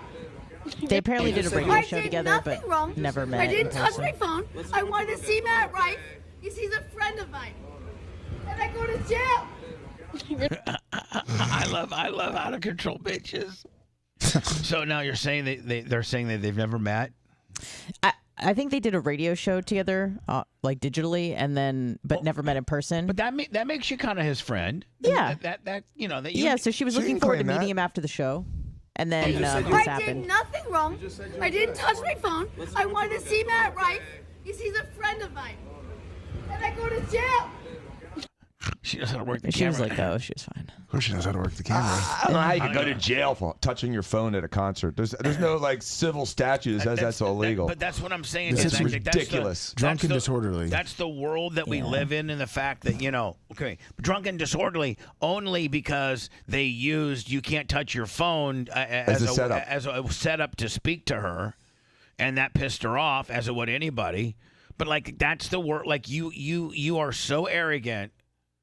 And you think that your stuff is so, taboo and just so brilliant that the entire world's going to rip it off, that you don't allow, listen, I if I was an artist on that level, I could see where you maybe not video, but I feel like you want to take a selfie of you or something like that, and you can have people enforcing that because you can tell, just by looking at a person's phone when they got it held up, if it's a video or they're just snapping a picture, you can tell because it has the little red, indicator there, and so. Like, if somebody's running full-blown video, have the usher say, hey, listen, please don't video. Pictures are fine, but don't video. Thanks. Primetime Toys, 50 on the Cash App. Thank you, buddy. So you know but how full are you of yourself if you're gonna actually have people get thrown out of your concerts in handcuffs just because you supposedly snapped a pic? Like, that's pretty narcissistic, isn't it? Oh, I completely agree, Bubba. I don't think she completely even did agree. that. Well, according to her, but Well, I know, but Well, she put a picture out of photo evidence of her not being on the phone, but it was the person next to her. yeah, she said it was a friend showing her phone. I don't know. You know what Tool does is they don't allow phones during the concert, but the last song of the set, they say, okay, now you guys can film. My only request is no lights, no flashes, because if you are, you're an ass clown. But you can film this. And so they say, listen, keep the cameras down. Because so many concerts, you go to like a Taylor Swift concert, everyone's watching the concert through their phone as they're videotaping. It's stupid. And so I like having the phones down. But being so draconian that you arrest people is just stupid. Do they do that because they want people to be present? Yes, that's why. That's kind of cool. They're like, hey, experience film the last this. one. Yeah. That's cool. No flashes, no lights. Yeah. And if you do, I'm going to stop the concert and heckle you in public. And everyone complies. So Dan, so let me, what's this say showing here? That's so. As Lisa Ann posted, the girl that circled is the one with her phone out, and Lisa Ann's the one in the gray with her arm over the chair. She's saying that you can tell that she does not have her phone out. Right, you can. Well, who pulled the phone out to take this picture? But another good point. I don't know. Someone taking a picture of someone looking at their phone. In this photo, I'm seated. I'm facing the stage with my arm over my chair, watching the show. The person on the phone was not me. I mean, listen. I mean, she's. I do think that's fair. As Dan would say, very draconian to have a Gestapo type. Listen, if you're being disruptive, I get it, but it doesn't look like she was. No, she wasn't. You know? She didn't look like it at all. And that gets you hauled out of the building in handcuffs with the New York PD. Like, I mean, that doesn't really. It's offensive. That's not a good thing you're going to go through. You're not going to have a good night doing that. And even though did they let her go even before transporting her to the police station? They never did, I don't think. Yeah, they let her go after the scene. Yeah, the paramedic I guess said that she was fine. That would actually be pretty cool, Lummy. Because like if I got hauled out of the Emily Arena in handcuffs and you were taping. Oh yeah. And then they let me go. That's big setup. Yeah, all the news stations would cover it. They wouldn't, because the video we're supposed to send them was supposed to be shot by you, and you had your thumb over the lens. The lens, or it didn't even have. You know what? Your phone had like 4% power, and it died. Your phone died. You weren't responsible enough to keep a charge. Because you're playing, words. I don't know. Monopoly. You're playing Monopoly. Honest to God, can I ask you something? Yeah. What level are you on?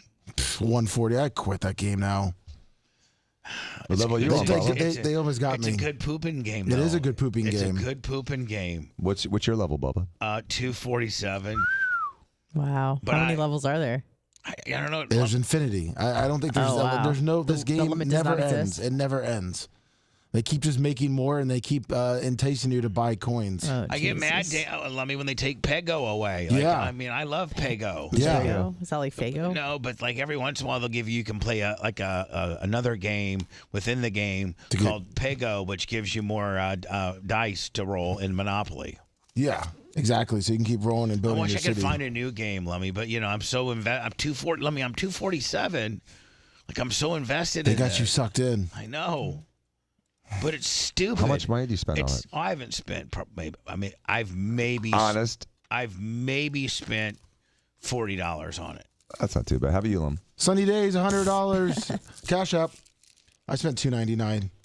$2.99. One time, and I got so pissed off. Do you know why? Why? Because they'll make something worth $2.99 but the next 5 things behind it are free. Exactly. And you're like, if I could just spend $2.99, then I get these 5 other things for free. And then the next time it comes up is $9.99. I'm like, screw this. Jesus. I got mad. Like, Dan, I really think they make some of these games with psychologists. Oh, they definitely do. No. To get in people's brain. Absolutely. Candy Crush was brutal with that. So many people spent so much money on that stupid ass Candy Crush. Well, how about the first one? The first one was with the birds, wasn't it? Angry Bird. Yeah, but they didn't really yoke you up for money on that one. Yeah, no, Yeah, they did. But they had ads. Mm-hmm. So Angry Bird was fun as hell too, was it not? It sure was. There's a game you can play while you're pooping. What? Angry Birds. Bring it back. I bring it back. I don't want to play. Birds are coming back. Yeah, they made a couple movies. It's a they never went away. Yeah. Hold on, they made a movie. Angry Birds was a great movie. Our society now takes apps and makes them into movies. Yeah, we did with dolls too. Remember this movie called Barbie? Yeah, you don't remember Barbie being the biggest movie of the year last year? Of all time? Jesus, we are. I mean, we're pathetic. We're pathetic, are we not? Yeah, we had a movie like Rock'em Sock'em Robots. We're a bunch of, honest to God, we're a bunch of soft woke bitches as a society. Even if you don't want to be a soft woke bitch, society is a soft woke bitch. I didn't go see Barbie. You didn't go see Barbie. Nope. Did anybody go see Barbie? No. And I like Margot Robbie. Yeah. I sent you the Angry Bird trailer too. They have a second one. Really? I think with the third. I didn't see the second one. I need to Saw get the first hooked. one. I need to get hooked on something besides. Oh, but this is a Ooh, movie. do you like historical docuseries? Yeah. No one likes them. Red, you know, the guy. They're my favorite. It's me, Red, you know, the guy everybody hated. Eyebrows. Who kind of saved the whole island. You are a hero. Anyway, war with Leonard and the pigs. What are you gonna do? I'm a foodie. Still going on. Those pigs Are gonna pay? for our lunches. What? And Bomb and Chuck are doing. It's check time!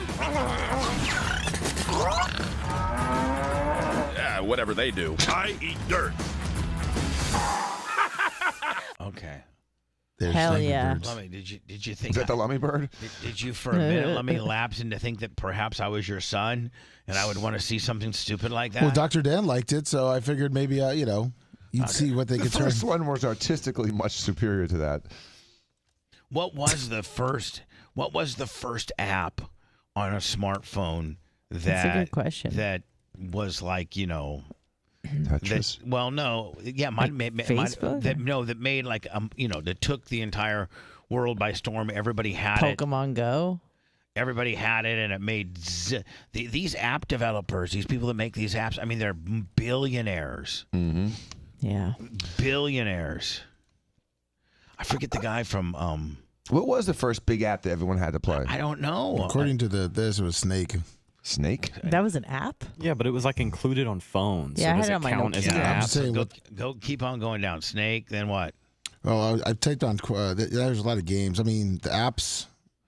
It says TikTok, which I don't count, and then Honor of Kings, which is a game that generated 1.47 billion. What's it called? Honor of Kings. Never heard of it. Yeah, but when did it come out? 2023. Exactly. Oh, no, we're talking about the first one. I typed that, and that gave me snakes. Yeah, but I understand what you're saying playing. because I'm reading the same thing you are, but it's a built-in version. I know. That came preloaded on phones. Some consider it the first mobile app, but I don't really think that's. Well, so we need to find the one that's after snakes that wasn't part of phone software. We need to find, what's the number one most downloadable that isn't social media. That's However you guys decide to. Because I think the answer would be like Twitter, probably Twitter. Twitter, but it's got I'm talking about TikTok. games. I know. Games. Right. So no social media. Not platforms. Games. Bejeweled. Is that? No, I'm just trying to think. It says of all times, it's called Subway Surfer. Oh. I never played Subway Surfer. It's from 2012, and it said it's the #1 downloaded app ever. What year did Angry Birds first come out? And Candy Crush is #2 in 2012. I think Candy Crush is probably the #1 one. Could you send me? Let me go into words. Can you send me a little example for Subway Surfer? Yes. So I don't know. I don't remember. I don't either. Not to dispute you, but Angry Birds did come out in 2009. Let me see.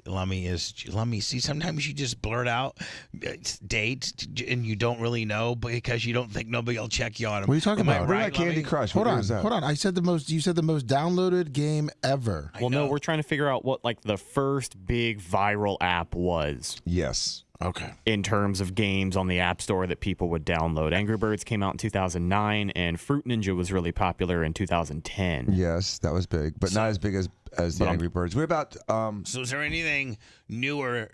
Older? Candy Crush? When was that? When was Candy Crush? Candy Crush was 2012. Yeah. So far it's Angry Birds. Yeah. I think, and I had Anna. Did you have Angry Birds? No. I did. I did. I never played games on my phone. I just was on social media.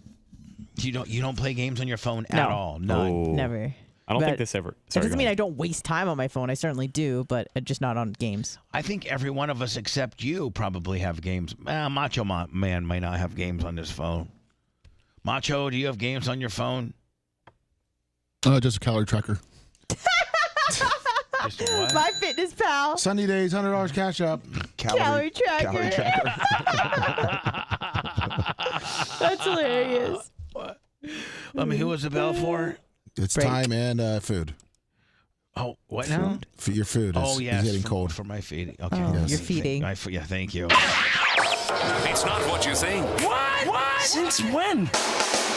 Actually, it's much less. Much less. Bubba the Love Sponge Show returns after these words.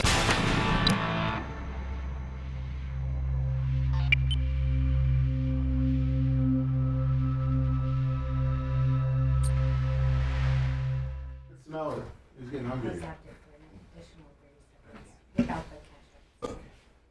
Thank you.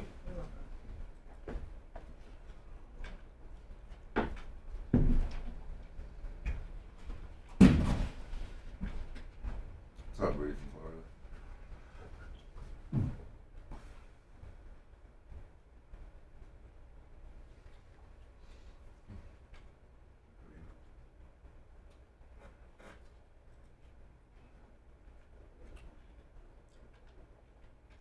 When was Pokemon Go? That's more recent.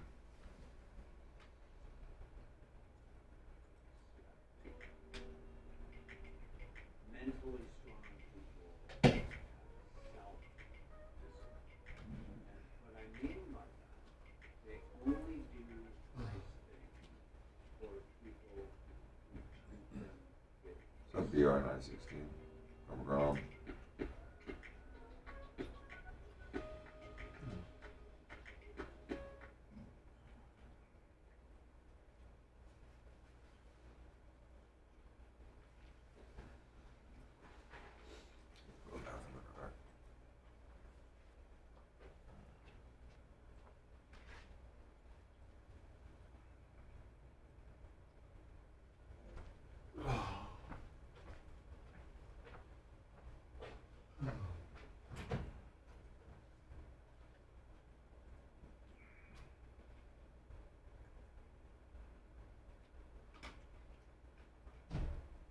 Was it on your phone, Andy, that how it goes?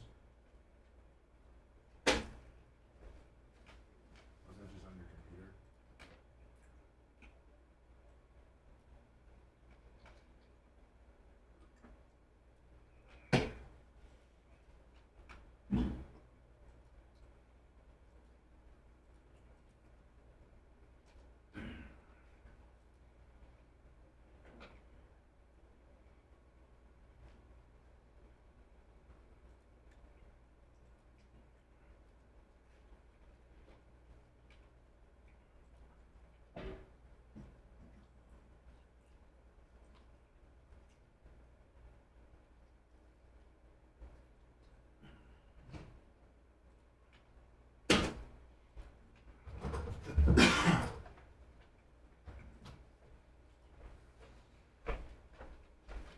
Wow.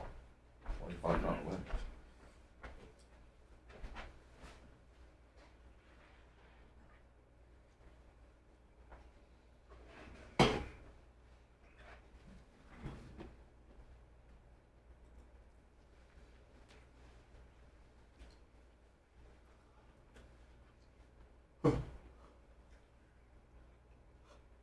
New game called Border Control.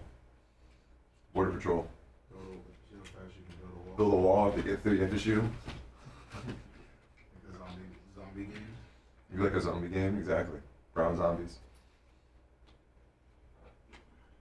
There you go, Dr. Danny. Should have Immigration zombies. Yeah, you should create that. Oh no, the funding's dried up for the wall. Get some razor wire. $5.99 and you get another 100 yards of wall. Yeah, you start with razor wire. You get. You start with like a river. Yeah. And then you can put wood sticks. You could buy a crocodile. $1 to get a crocodile, and it just keeps. How fast do you think that keeps? That actually is pretty funny. Make it like Sim City, Yeah. but you're building a wall. Exactly. And you can see the caravan coming down. No, not the caravan. It gives you like a 5-day notice, and you just see your clock ticking. The closer they get.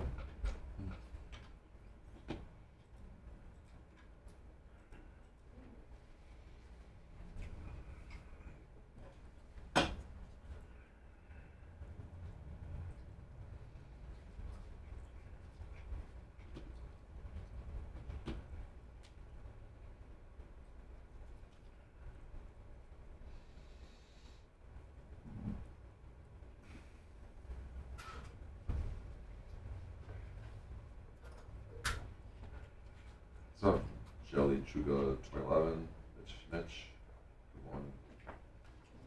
Afghan Brad. Good bitch. Oh.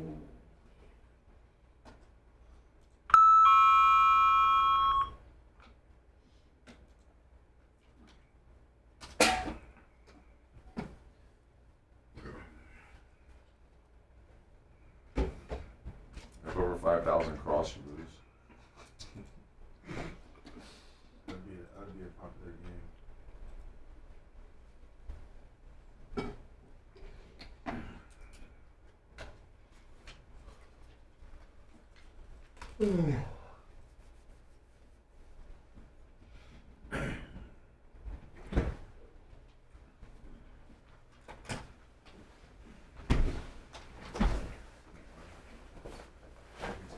That core is getting old. You still get it from the same place? This is from Smitty.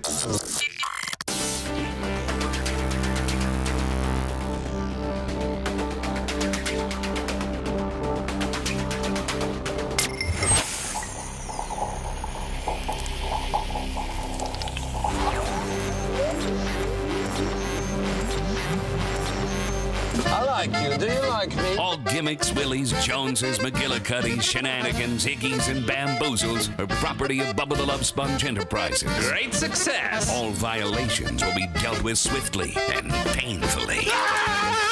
You're listening to the Bubba the Love Sponge Show. High five.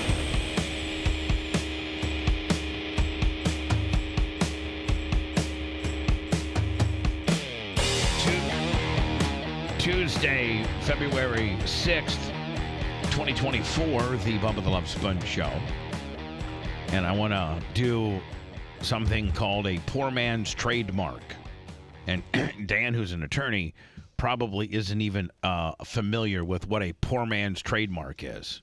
Are you? I think so, yes. Okay, then what do you think it is? I think it's a way of identifying something that belongs to you, but not officially registering as a trademark. Right, exactly. And do you know the most common way to do a poor man's trademark? In a format such as this or a TV show? Well, yes, but prior to this, prior to having Instagram and Facebook and YouTube and Rumble, prior to all that, do you know how people did a poor man's trademark before all this? Before all this digital media, ad in the newspaper. That, or they would mail a letter to themselves. Okay. Yes. I've heard of that as well. And never open it. Mm-hmm. And so, like a registered letter, so it's postmarked and dated. Exactly. Right. And so back in I actually federally trademarked. I forget what year I federally trademarked Bubba the Love Sponge. My name and the Bubba Army. And let me see. I own the federal trademarks to Bubba the Love Sponge, Bubba Army, Shock Collar Karaoke, the Bubba Radio Network, and the 12 Boobs of Christmas. Do you know that, Dan, I federally own the trademark, the 12 boobs of Christmas. That's awesome. And let me, I should just start suing these radio, because I think there are some stations that still do that, I think. Yeah. So anyway, I'm gonna poor man's trademark a new idea that I have right now. So let me pick up the tape from here, okay? All right. Hi, this is Bubba the Love Sponge, and I'm gonna make my in my idea that I have that I'm poor man trademarking. On this day of February the 5th, 2024, at approximately 7:57 Eastern AM Eastern. I am poor man trademarking the video game delivered through an app called Border Patrol. Okay? Now, my partners in this venture are going to be, in fact, are going to be 51% me, 25% Dan, and 24% Lummy. Woohoo! That's ownership of the company. And that being said is that I overheard Dan and Lummy talking about a game called Border Patrol. And then I am the one that's responsible enough to get this thing federally trademarked and for us to have the intellectual rights to it when it becomes the coolest app ever. So that's why I'm getting a little bit more of a percentage on me, because I'm the one, I'm the one. Makes sense. I'm the one that's, one, thinking about making this a game, and two, being responsible enough to be able to record that it's our idea. Like, Dan, I think if we were to come up with Border Patrol and it'd be a big hit, but somebody else stole our idea and went to market before us, that I think that this would be almost a legal binding contract that you could show the court that indeed this was your idea. Well, if they weren't, Slizair came up, mentioned an idea similar to that as I was talking, and so they, I guess, would have an interest in it, in the poor man's trademark, because they were in the middle of it all. Well, we'll give Snook Slayer a piece of the pie too. Okay, good. Okay, so I got that off my chest. So I mean, and now we're really being very, very honest. So, but here's how I picture Border Patrol, Lummy. Okay. Okay. You first start out as a you're a Border Patrol agent. You're an agent. Yeah. And you're looking at a river, and there's all these, and then there's all these immigrants, and you can see them coming, but they're not there yet. And you have, through various means and gouging them for money and this and that, is that you have to build a wall. Yeah. You have to build a wall. Now you have a gun on you, and you have a horse and a whip. No, you don't have a horse and a whip, Dan. This isn't slavery. Jesus. It's not slavery. It's just alluding to the time where the border agents they were on the horses. Okay, and they said they were whipping the. So, Lummy, you got to schedule concrete work. You got to get workers. Yep. You got to get the concrete truck to come. All of these are various tasks you have to do to get this wall built. Well, if one of them, if you're building the wall, if you don't get whatever items you need to hit in order to reward you with a free, you need 2 dump trucks of cement immediately. Well, you have to do something to be able to get those dump trucks. You know what I'm saying? Yeah. And you have to hire workers, and then you could maybe have a workers' union strike that you'd have to get through and to navigate through. And then once, as the swarm of immigrants are coming closer and closer and closer, and you're trying to build your wall, maybe every once in a while one slips through, and that deducts maybe takes a life from you or not. Yeah, like a heart. And then you could also start, if you need to have it cheaper, you put barbed wire, but then the barbed wire can be cut, so then you'd have to buy more barbed wire while you're building the wall. When you're first building the wall, they don't even give you concrete wall options. Yeah, you got barbed wire and sticks. They give you barbed wire, and a bow and arrow. You know what I'm saying? Yeah, you got to build up to it. Yeah, they give you like a bow and arrow, a pile full of rocks, and barbed wire. And at the end, you have an 810.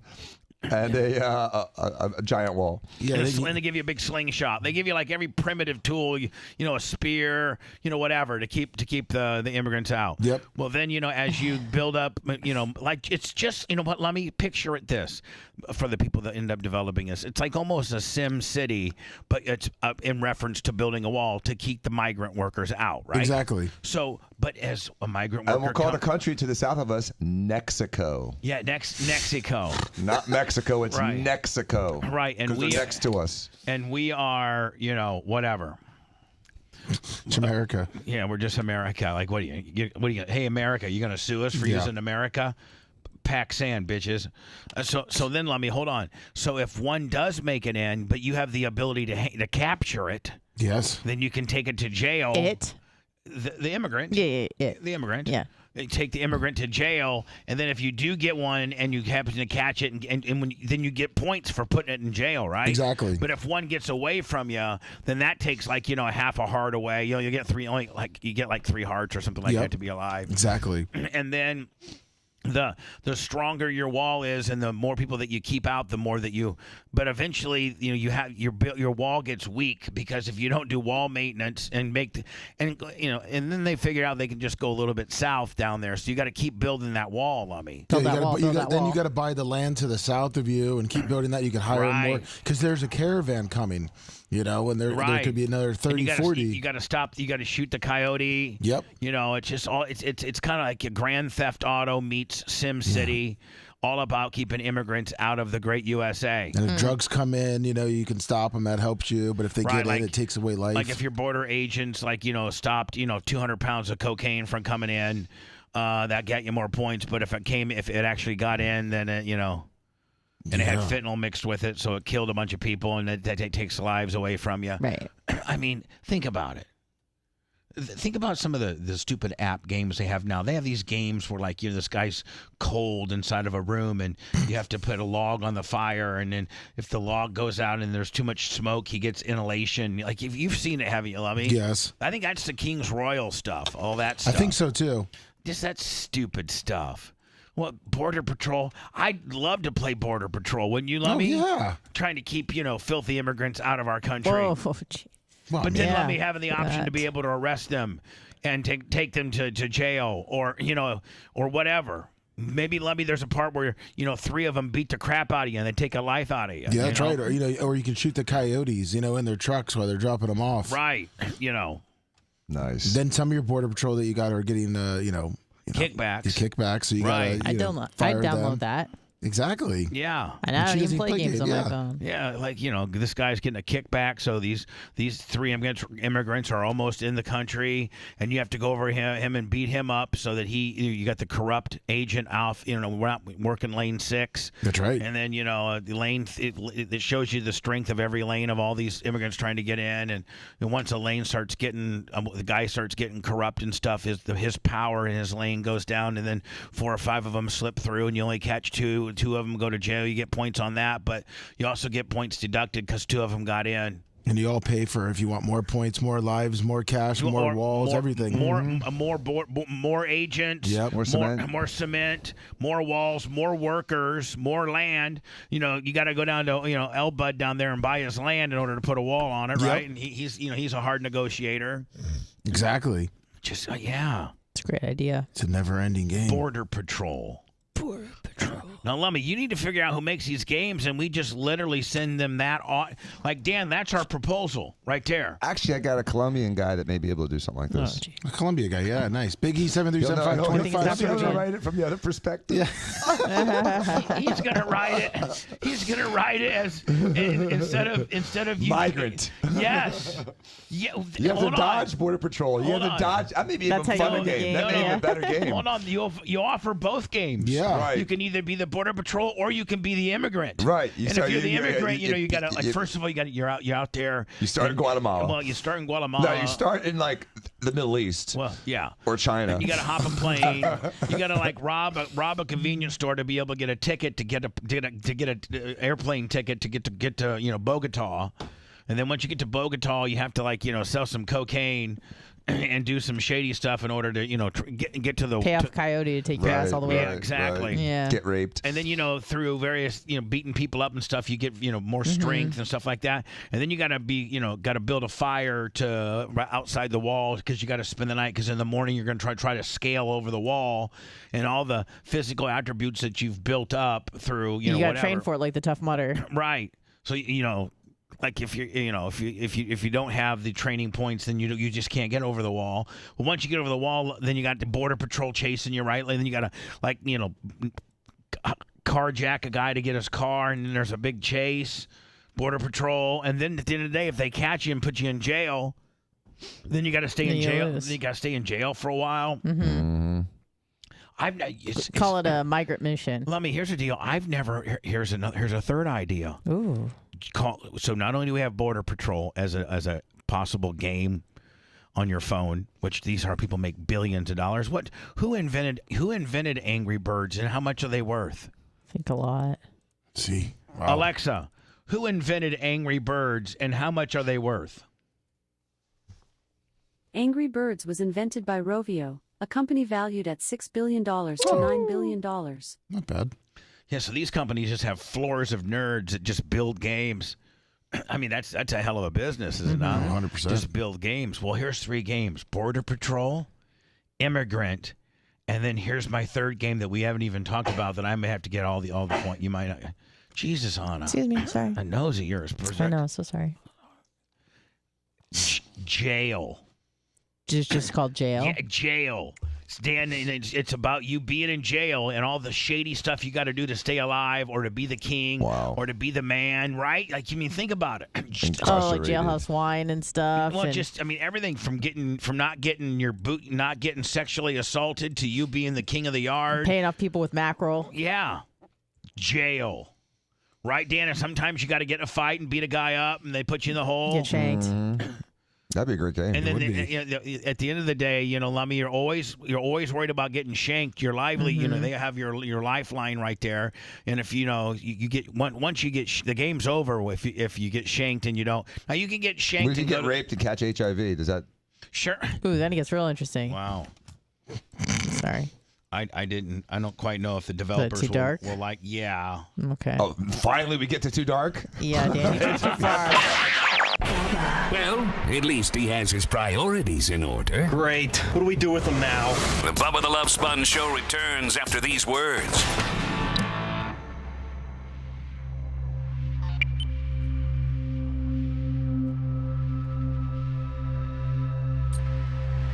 Stay one step too far. Yeah. But we need to send that air check to find out the fucking. Ban Bridget rally. You want to go? Oh, you Dr. Dad's? Yeah, he's got it. What? Oh. You want to go to the Ban Bridget rally? No, but I'd like for Colt to go to the band and say we love her. Oh, like a counter protester? Yeah. Well, you should probably go. I think it's tonight. Oh, there's my hometown. That's Michelle, cool. go dressed as DeSantis. Oh, that's nice. That's great. Wow. California gets a little rain. They don't know what to do. I mean, that's not a little It never rain, rains but in California. Now, is this from rain? that's what they're saying. Not that I trust the media anymore. They'll show you clips from Katrina and be like, San Diego looks crazy. Yeah, that's the problem. You never know what they're really showing. Right. That says Southern California. You know, Alabama license plates, but I know. They don't give a fuck, man. Yeah, I don't know. And then your my house family's you got good. built on the side of the fucking deal, fucking mudslides Willie. yeah, well, it doesn't rain for 5 years, and it rains once, and everyone. Yeah, they're often in a drought. And then they're just plagued by fucking fires during the summer, like nonstop. They really have it bad out there, don't they? Well, no, but yes.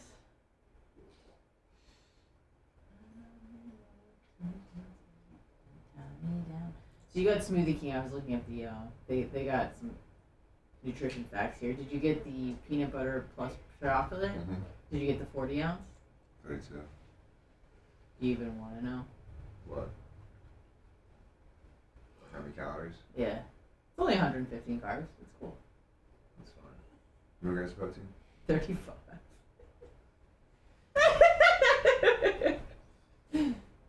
I think the one from the other place is healthier.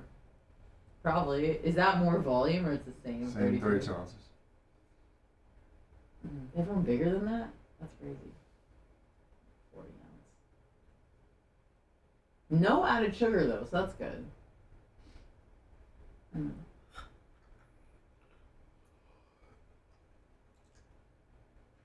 Does Romina like the acai shit? Is she into that? Acai. You know what I'm talking about? I think Sophia is more. Okay. I know it's pretty gets hot right bowls. now, but They used to sell that acai drink as a pyramid scam back in the day. really? Huh. about 8 years ago. Everyone was trying to sell their drinks as part of this. Yeah. It's like Pure Romance or what are the other Avon skincare? Avon Mary Kay. Oh yeah, I love those.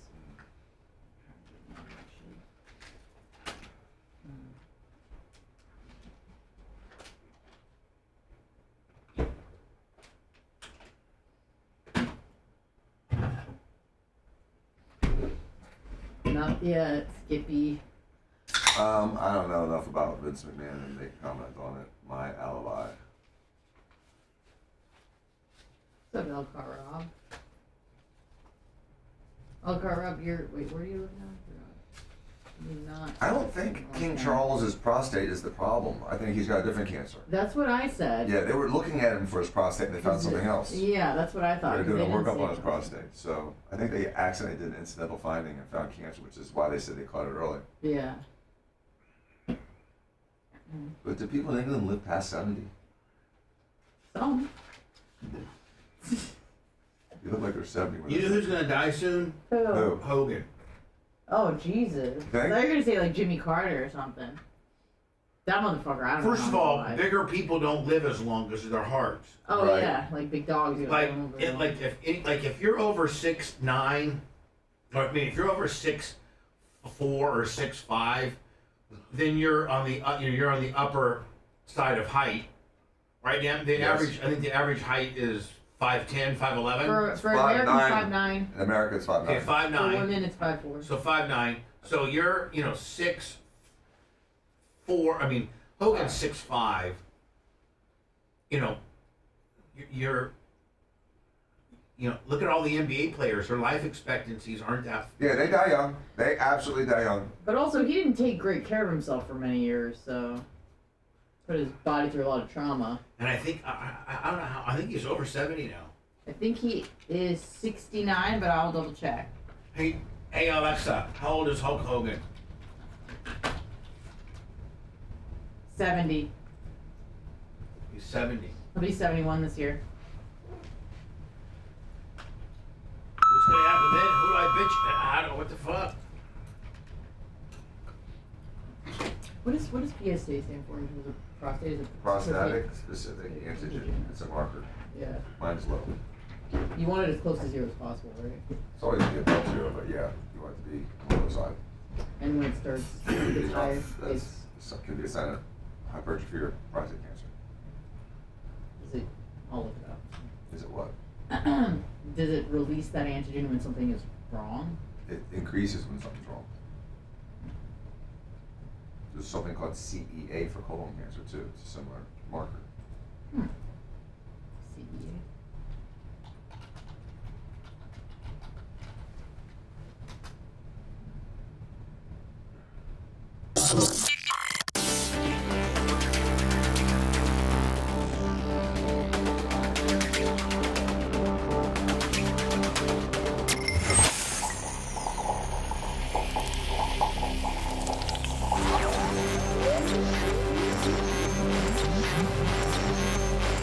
Attention, people of Earth. A big fat blip on corporate's radar screen.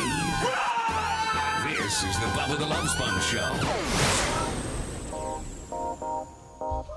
The Bubba the Love Sponge Show is sponsored by BetterHelp. That's BetterHelp.com. Around New Year's or so, we have these resolutions that we're going to do. Usually by, I don't know, the 25th of January, you've completely abandoned it. And you're like, whatever. What you should do is actually maybe kind of elaborate on the things that you do well. Not that you're things that you are thinking that you're screwing up, but instead, what you're doing well. Look into that. If you're thinking about starting therapy, give BetterHelp or online therapy. Give BetterHelp a try. It's entirely online, designed to be convenient, flexible, and suited for your schedule. Just fill out a brief questionnaire to get matched with a licensed therapist, and you can switch therapists at any time for no additional charge. It's very easy. Celebrate the progress that you've already made. Visit BetterHelp.com/BTLS. That'll get you 10% off your first month. That's BetterHelp, BetterHelp, BetterHelp.com/BTLS. What Super Bowl this Sunday, right? Yes. What's the money line on the deal? Is Chiefs are underdogs? Are they not? Yeah, 2 points, I think. I don't see that. No. To me, I don't understand how the Chiefs are underdogs. They've been far more dominant in the playoff, AFC versus NFC. Obviously, I think that the Chiefs have been more dominating. And, I mean, the 49ers were playing on the heels with the Packers, and they were playing on the heels with their Bucks. Were they not? The Lions. I'm sorry, with the Lions. Yes. I mean, they were on. I mean, they barely won both of those games, and at one time were down 17 points in both games. Yeah. In both games, they overcame a 17-point deficit. How is that team the favorite? It's a good question. I mean, because strength of schedule, I think, is comparable.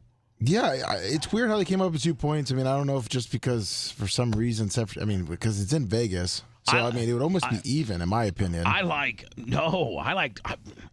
I'm taking that bet all day. Yeah, Chiefs. Chiefs in the points. My God, like almost large. Oh, I think mybookie.com, let me my account's back on. And, that's where they're going to have all the prop bets and, like, how long the national anthem's going to be and who's going to score the first touchdown and who gets the first field goal and is there an onside kick. And the cool thing about mybookie.com. Well, that's what I'm on right now. And actually, the Chiefs are favored. They're -2. Well, 49ers, you get the points +2. That's a flip because I thought the 49ers opened up as favorites. They did. A lot of money went on the Chiefs. So everyone did what you said, Bubba. They saw that line and I'm betting the Chiefs, and so they moved the line. There's the bet. So Rep, good way to hedge your bet. There's some people that were early on that got the Chiefs in the points. Yeah, I put all my Super Bowl bets in a couple days ago. I got Chiefs +2.5. It came out at 3.5. I jumped on it on my bookie at 3. And that swung to Chiefs now -2. Yeah. Wow. So it was Chiefs +2.5. Well, I think it opened up at +3.5.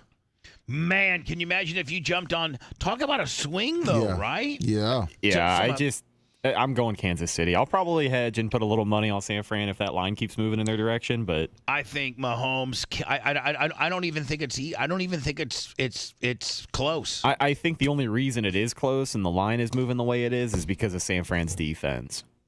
Like a lot of people say they're way better than KC. Which the youngest offensive line in the league, the Green Bay Packers, that have been decimated with injuries, that were a wild card team that barely made it in.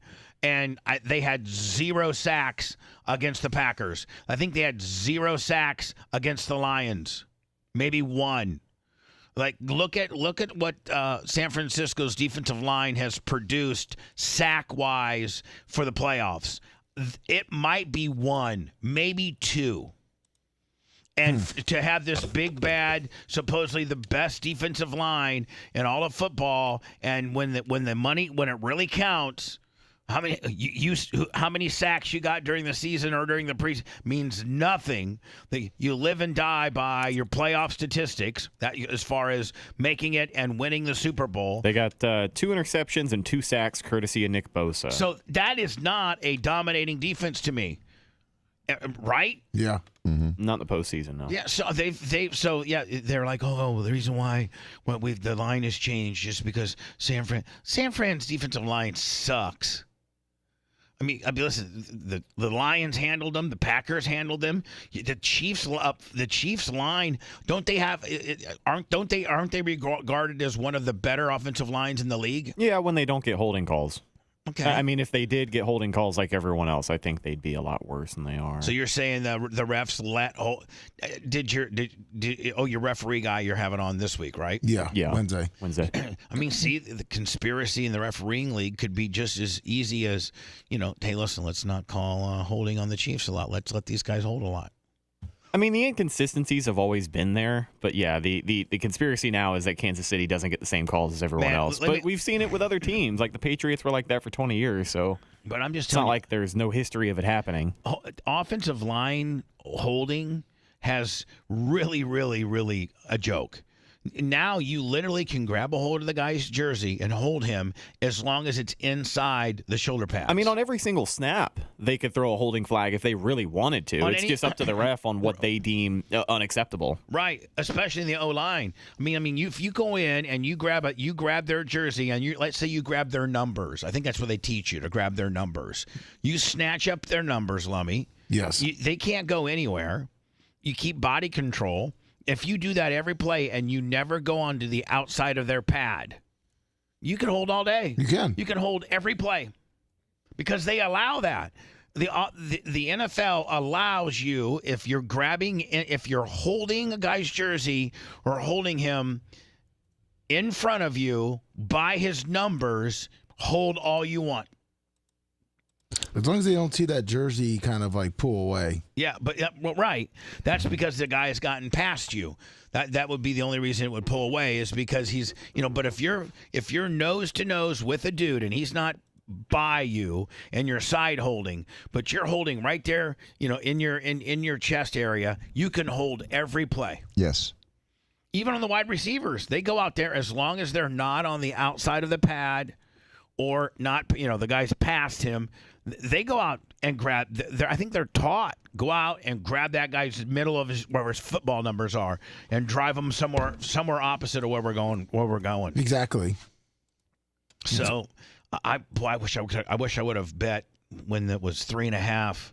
Well, so I'm looking Kansas I City. looked at a couple other sites, and obviously but like I was just talking to Rhett on a messenger.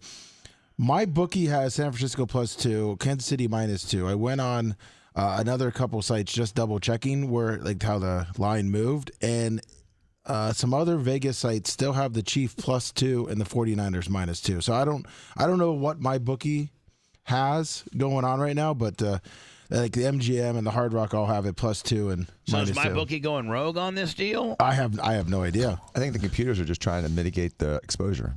Okay, so let me look. Yeah. I'm on mybookie.com, Yep. and it looks like I got $10,000 in my account. All right, are we playing one-handed blackjack? I don't know what we're playing. Oh. But we're gonna go to this. We're gonna go to the Super Bowl and see what we got here. Okay. Yep. How would I maximize this? Let me. I'm trying. I mean, the square. If you want to do the whole screen. And yeah, I guess I could do the whole screen. Then just get.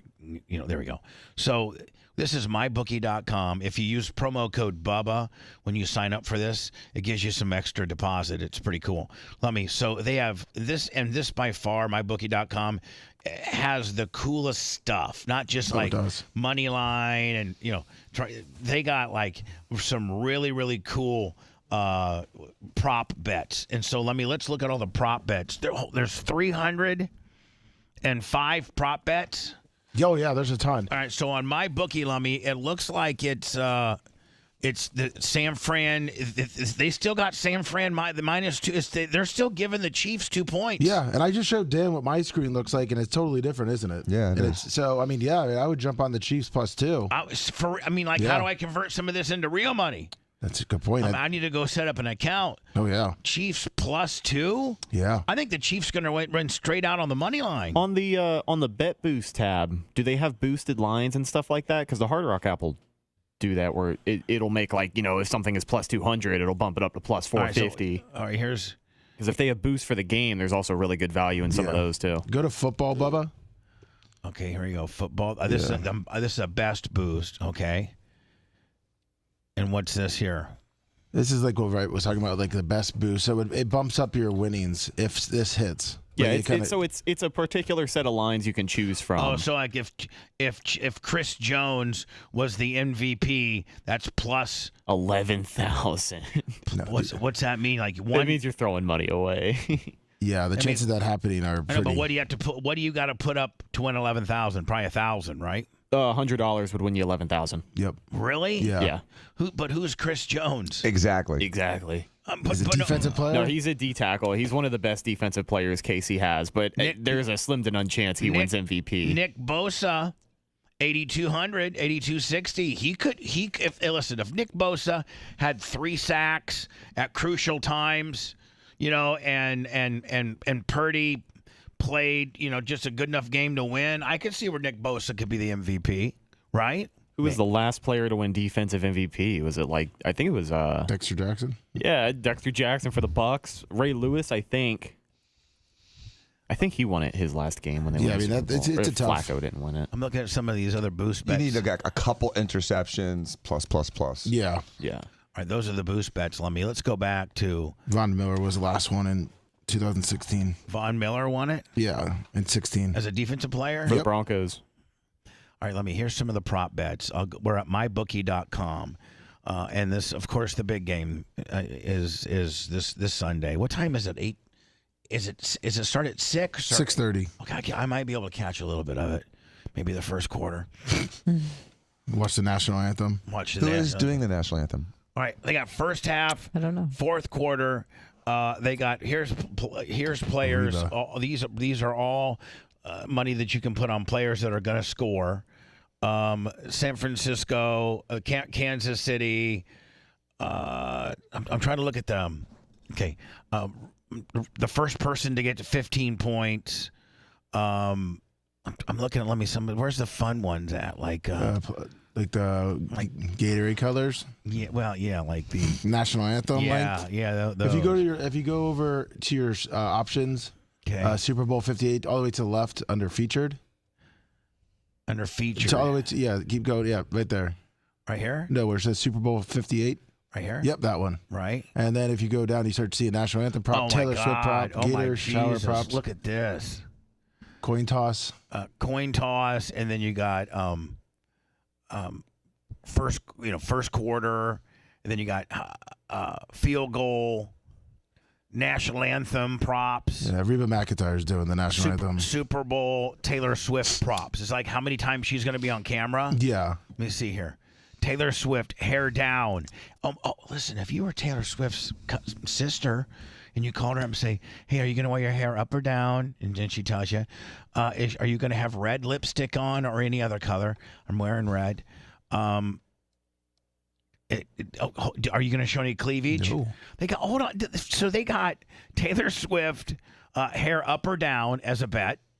Taylor Swift is going to wear red lipstick or any other lipstick as a bet. Red lipstick's minus 1,000. That's bad odds, isn't it? Yeah. You'll win like a cent. Taylor Swift does not show cleavage. She's not like she that. She doesn't have cleavage. Yeah, I was about to She has say. a little cleavage. She didn't have much cleavage, Dan. Dan. Come on. Taylor she got a Swift little. and Taylor Swift and Brittany Mahomes wearing matching tops. Jackson Mahomes and Taylor Swift make game day TikTok. Oh, jeez. Will Taylor Swift post a Chiefs bet on Instagram? Travis Kelce to do Taylor's heart hands during the game. Oh, jeez. See if you were close to these people, Dan. You could say, hey, Travis, make sure you do the little heart gimmick. Taylor, make sure you wear your hair down with red lipstick. Don't show any cleavage. And do a TikTok. Jay's here. And do a TikTok. I mean, Dan, you can make 15, 20, 30,000. I think the most. You cap it at 5. They cap it at 5. 500? No, 5,000. Plus 1,200. Hold on, 5,000 per bet. Correct. Oh, okay, so hold on. Things that you can directly like without even having to bug her, hair up or down. That's 5,000. You just won 5,000 there, right? What color lipstick? She's going to tell you that. So there's 10,000. She's not going to show cleavage. You know that. So that's 15,000. Then now you can't get into the matching tops and all this kind of deal. And then, you have Travis Kelce's going to throw her a heart. There's 20,000. I thought that was for the haters. What do you mean? He's going to put a heart Is up that again, what he probably. said? I thought he said when he made that heart, I thought it was for the haters, not for No, it's for her. Well, that's not what the internet said. But. I know, he lied. Okay. The Super Bowl MVP to mention Taylor Swift. Plus 1,200. I was kind of shocked by that. What do you mean? I mean, if Kansas City wins the game, I feel like it's got to be better odds than plus 1,200. Just for someone to mention her? Number of Because they've already times. done it. They've already talked about her a bunch at the media day yesterday. Number of times Taylor Swift shown on Super Bowl 58 broadcast. More than once. Well, they're going to do her more than once. That's why the odds are minus 10,000. Minus 10,000 too many times, parentheses, more than once. Hold on. That's awesome. Taylor Swift to become pregnant in 2024. Oh, my word. Well, Dr. Dan should definitely take. Who will Taylor Swift endorse for 2024? That's a no-brainer. I don't know. Well, she may not endorse anyone. She endorsed Biden last time. I'm sure she'll endorse Biden this time. Who will Travis Kelce endorse for the president? Same. Mr. Pfizer, I wonder. And Taylor Swift to write a song about Travis Kelce in 2024. Give him a couple more months. That's after they break up. Yeah. So those are the. But he'll be fine. Those are the bets. Let me go to BetDS. I'm sorry. Go to mybookie.com, mybookie.com, and everything from NHL to NCAA to the big game. You can't call it the Super Biz because you'll get in trouble. It's ridiculous. They'll sue you. I mean, that's having a brand locked down. Is that not really having a brand locked down when the media is afraid to call it what the title is? Right? That doesn't make any sense. It doesn't. Wouldn't you want more advertisement about the big game? Game, that one. I mean, I'm just going to say Super Bowl. Oh, my word. Well, what's giving you hesitancy? Why suddenly there's hesitancy to say it? They go after people. They go after for saying for covering it and calling it its name. No, mostly in promotions. Like if you're just talking on the radio and you say Super Bowl, I don't know if they care that much. If I'm doing a Super Bowl party and trying to make money, right? Like if we're talking about my bookie and you can make all these bets on, then they might get a little mad. Or if Jay said, "Hey, go to Union, this cool restaurant that I own that Dan doesn't, and we're having a big Super Bowl party. We got a kegger. Kegger at the Union." Yeah. And I own points in here, and Jay doesn't, and Dan doesn't, and which has really got Dan hot.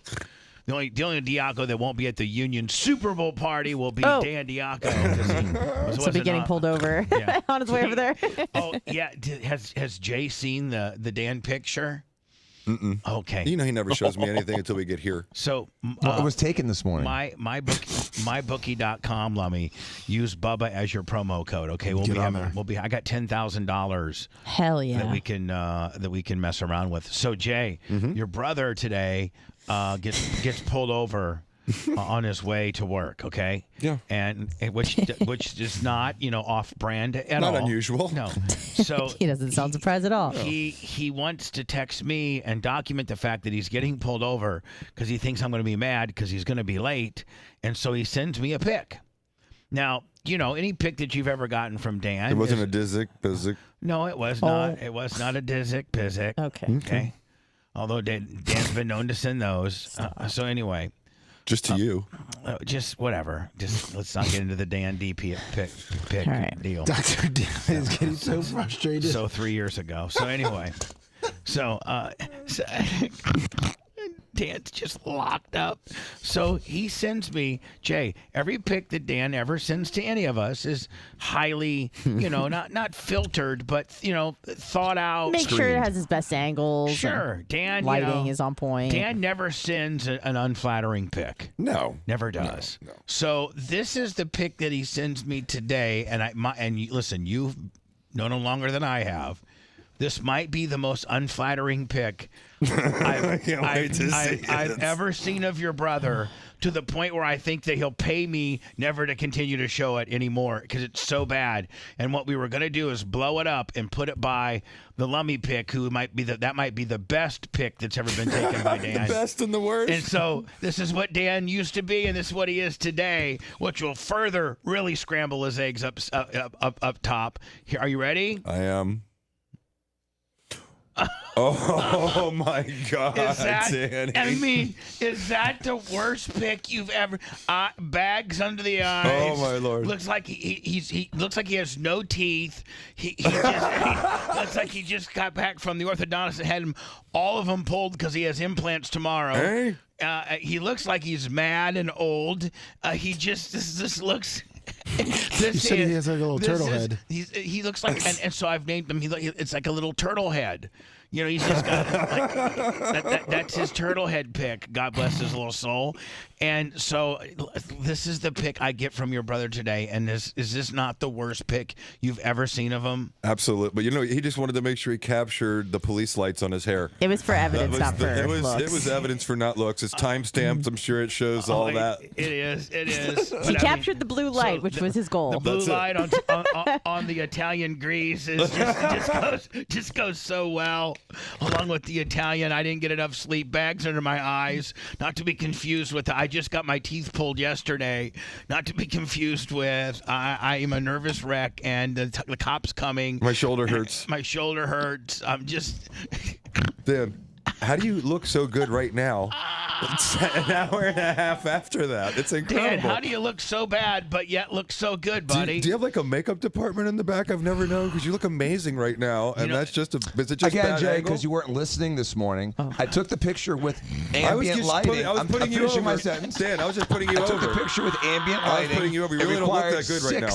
It required 6 seconds of light for that picture. So during those 6 seconds, I'm trying to find my license and registration and proof of insurance as I'm still trying to take this stupid, dumbass picture so Bubba understands I'm getting pulled over because he likes these stupid freaking pictures. So, sorry, guys. I was putting him over. I'm ugly in the morning.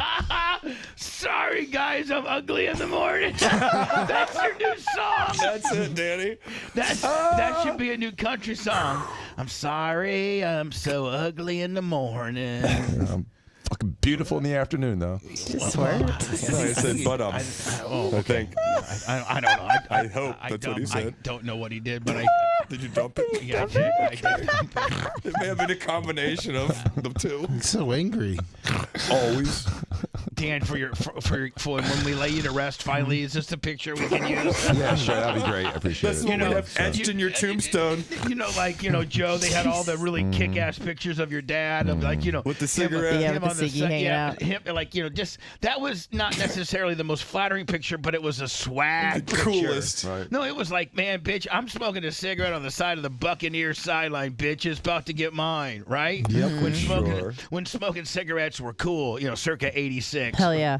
So, Dan, this is one of the pictures we're going to send it. Or should we make this a T-shirt, Dan the Turtle That's Head? the one that when we have a picnic for him, we'll have all wear the T-shirt with that on it. If I sent this to Romina, would she find this offensive or funny? She wakes up to that every day. Oh, Jesus. No wonder she's mad.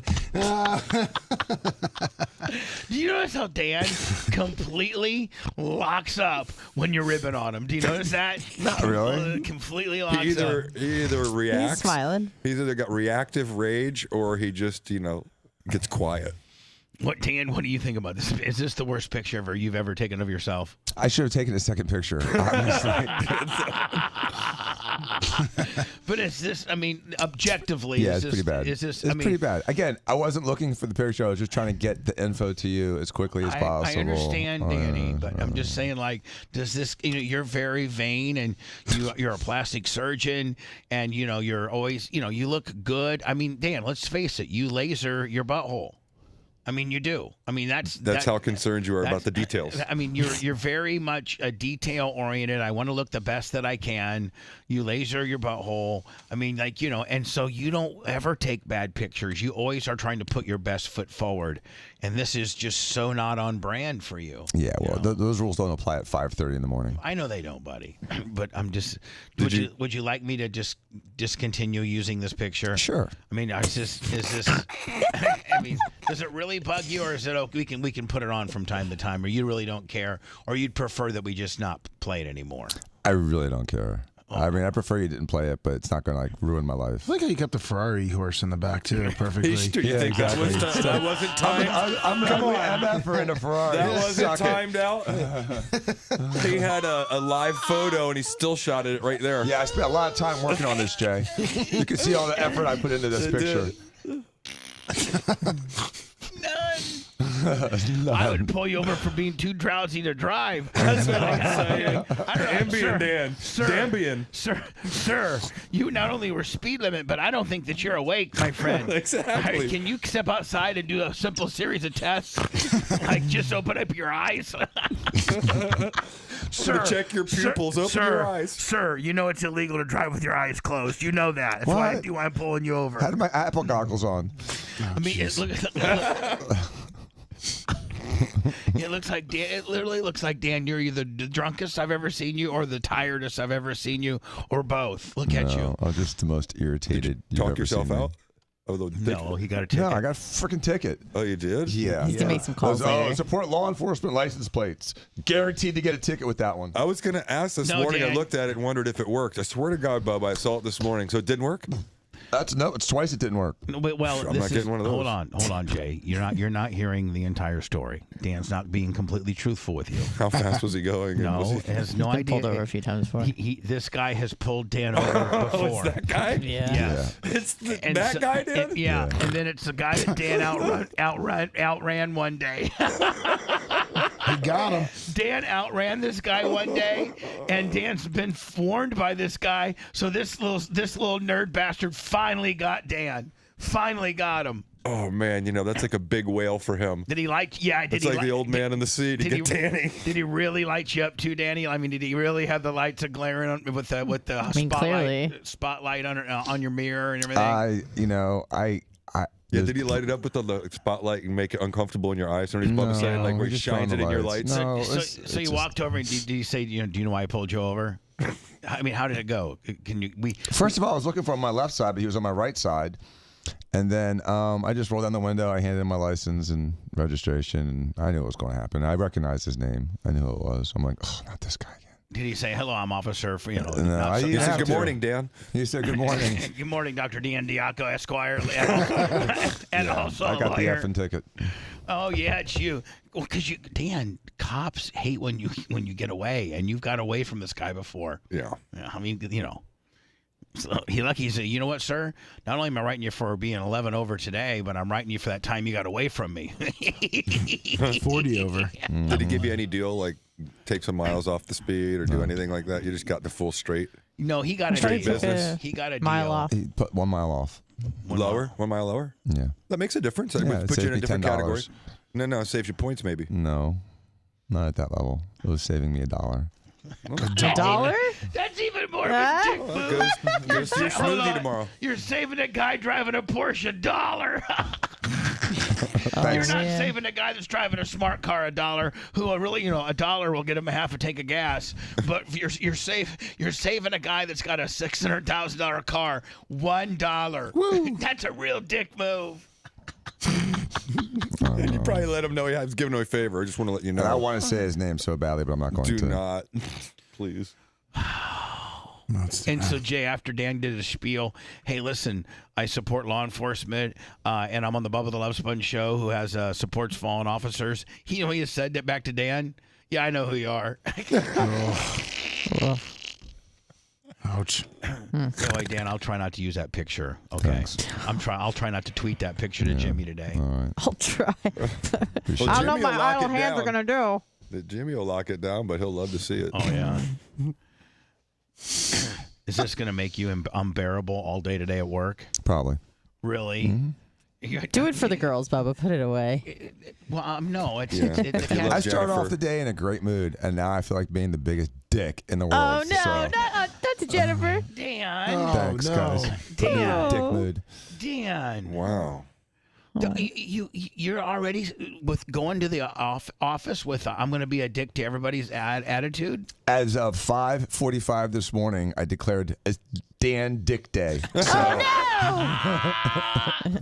The other D-Day. So as you were, yes, the more important D-Day, the more popular D-Day.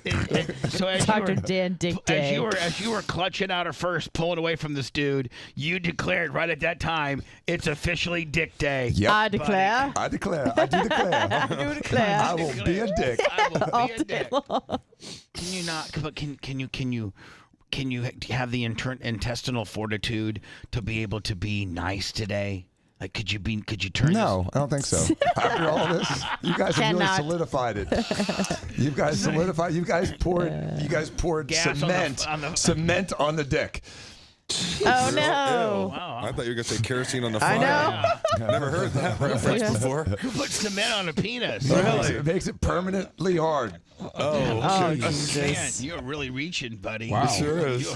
I mean, this ticket's got like a you monument. mentally scrambled up. Like you're saying stupid stuff now. Okay. Oh, stop. No, don't forget our 3. Did you? Let me see if you remember. Did you write down our 3 app game ideas? Yes, I was also doing some research. Oh, okay. I remember him. Anna, not I didn't you. write him down though. Okay, Lummy, you're not part of our business. Okay, it's me, Dan, and Lummy. So sorry, if we make billions. Are you talking to me or Lummy? I'm talking to you. Oh, Who's running the back office of you three? We don't know yet. Not Steve. TBD. Dan has no one to delegate to there. Yeah, I don't know. But anyway, we're going to be rich. He owns 25. He owns 26%. Do you own 26% or 25? 25. And you're 24, Lummy? 24. Yep. And I'm 50? Yes. One? 51. Oh, Tony's on Fox 13. Oh, well, he's going to be in there. He'll be on pretty today. cool. He'll be on today's show at about I think 1:30. 1:30. Tony will be. He's promoting the NHR. I'm sorry, the Pro Series Outlaw Drags happening in Bradenton for the next few days. So, Lummy, what are the 3 games that we invented? Well, you had the jail. You said just call it jail. It's called jail. Jail. Right, jail.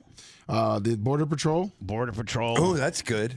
And then the immigrant. And the I immigrant. think we should call it migrant. No. Should call it illegal alien. Well, we don't want to scare people away, Jay. Yeah. Jay, we're trying to get people to buy our app. So I think people would think it was an alien game. Millennials don't even know what an illegal alien is. No, migrant.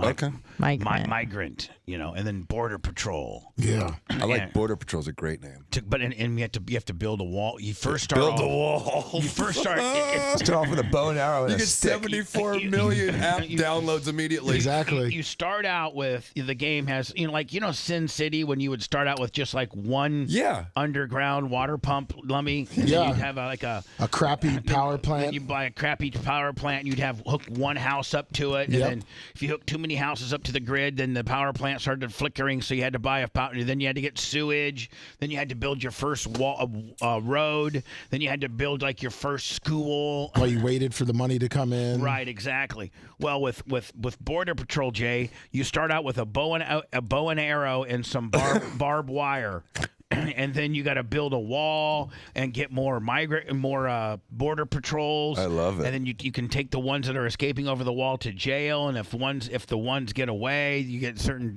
lifelines taken away. And so the more time you're on it, the more money you accumulate, and that's how they get people to stay on it. Yeah, exactly. Right? Exactly. So if you keep it on in the background all night long, when you sleep, you wake up and you got 10 grand extra for your power That's plant, right. or for I should say the wall. You could. If you don't want to maybe buy a wait, couple new agents. But if you don't want to wait, you can buy more. And then you got to buy. And then you got to buy concrete for the wall and steel for the wall and workers to build the wall. And agents to patrol that wall. Yeah. But then, so that's one part of our game. But then the other part of our game is the migrant that's trying to get through our wall. Oh, two perspectives. You can play either side. Yes. That's awesome. Yeah. And me and Dan and Lummy thought about it. We poor man trademarked it today. And if Jay, let's say a year from now, some big app company that like did Angry Birds or something like that came out with a thing called Border Patrol, and it was just like how we invented it. Yeah. We would be able to sue them, would we not? No, because you haven't protected it. You're talking about it openly in public. No. Well, way to ruin our chance there. No. But I poor man trademarked that. But I poor man trademarked it. No, I don't think that. I don't think that I works call well. dibs. I call dibs. But That's funny. But we would be able to prove that you talked about it publicly. Yeah, but we also said we have the first. Like we said, we are the ones coming up with this. We're inventing this. We said that we're inventing this. That doesn't make. That's not like the protective words. Like when you put on a check final payment. That doesn't work. Dan and I disagree. Yeah. Well, thanks a lot, I would Jay. recommend you get a non-disclosure agreement. Hold on. Let me ask Get you. an You know NDA. what? I got you one. I'm gonna face you, and I never face you. I always face Danny, but I never face you. How many federal trademarks do you currently have or own? None. But how many have I defended? How many do I have? Ask me how many I have. How many do you have? 5. How many did you get just by talking about it on the radio publicly and saying it's mine? I got dibs. The most important one of all, my name. Well, that's your name. Well, an idea. Are you named Border Patrol Clem? No. Okay. But Bubba the Love Sponge Clem thought of Border Patrol and made it public that it was his idea. And it would have to take somebody to show us some paperwork that they started earlier than on my idea, or that they had their own. And did you know how I first poor man trademarked Bubba the Love Sponge?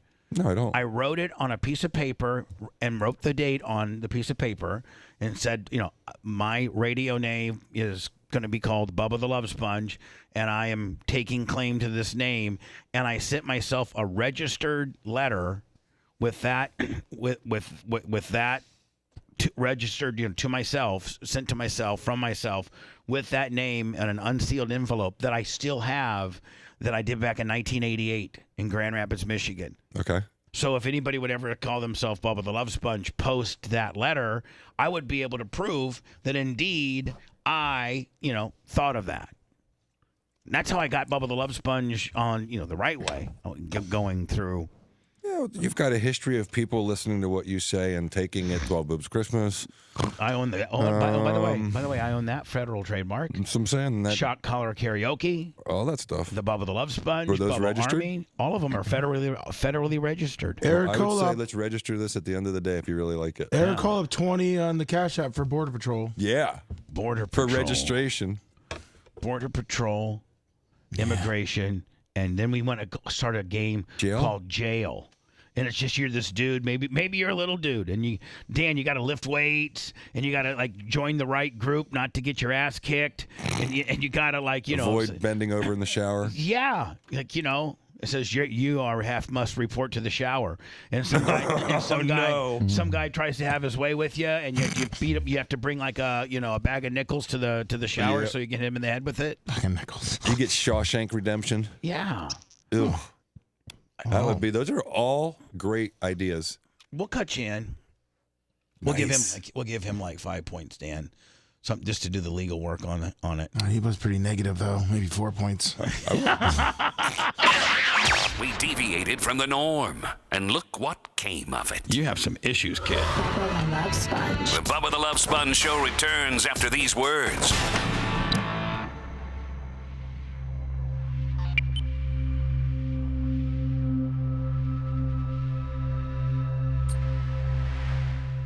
He's not gonna be. Oh. What? Show dance. Is he leaving? No, he hasn't left. I don't know if he's leaving or not. He's going outside to go down. Hey, Dan. Are you peeing?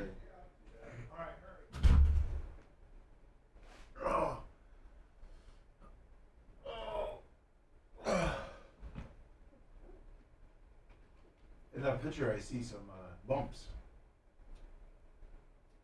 Do you wanna? Bumps? Yeah. Oh, herpes bumps. Underwear model. Good morning, John Castica.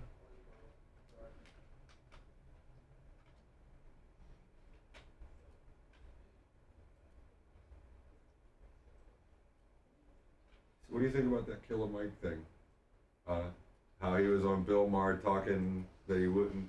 There's this big conspiracy online about how he got arrested at that after party after winning a Grammy because he didn't endorse Biden. I don't think it was that it. I thought that's what they're claiming. That's what they're trying to say, but I guess he was trying to get into a club and it was pouring rain, and then they said that there was an altercation where he pushed someone to the ground, but the video didn't show him pushed to the ground, and so sounds a bit rich. he was literally though. You just won Grammys, you can't get into a party, and then they arrest you. Citizens arrest. Just that weird. was weird. I did read that. Just weird. But he's been very, very outspoken politically. Yeah, I know. It seems like certain people are persecuted worse than other people are. I saw him on a panel with Candace Owens, and he was kind of defending her.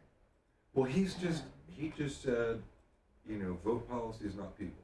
Yeah, I mean, it's crazy that something And that Bill Maher tried to is get him to say, so you just can't say vote for Biden? He's like, I'm just saying this. Yeah, why? Bill Maher's annoying. Who did I see him on? David Paul Bett, he was annoying as shit with him just last night. Patrick Bet David. Yeah, because he was like, I just like Newsom. It's like, well, what do you like about him? He's like, I just like the guy. And then he's like, this is stupid. This is, I'm not like, he's like, because he cornered him. Yeah. I didn't like it. I thought it was a weird interview. The way it ended, they just kind of both got up and walked away. I didn't watch the end of it. I only watched a few minutes. It took me all day long, but I watched it instead of television last night. That's weird. That's very unlike Bill Maher. Yeah. Didn't he ask him what has Newsom done well for Yeah. California? And he got quiet, and then he got irritated because he said, hey, are you Are you facts driven? He's like, no, I like things not to work. And then he cornered him right into the already decent 9, thing. I should probably get going. Yeah, but be nice today. I will. So, but it was interesting, you know, because he's so self-centered, talking about just everything. Because I'm never going to use that picture, ever. I know. That at one point, Patrick Bet Davis goes, or David Pett, whatever his name is, PBD. Yeah. He says, what are you drinking? And he's like, I'm having a tequila. He's like, oh, I'd like one. And Bill Maher never makes it for him. The whole show ends up making another one for himself. PBD's glass stays empty the whole time, and it's just like you can. So there's already a game like that, Danny? Well, I don't know if it's like that, but it's called Border Patrol. Yeah. I've got a good idea. Playboy. Let's put naked women in a book called Playboy. And you got to be the publisher? Exactly. And wear a red smoking coat. What game did he find? We'll call it Hef.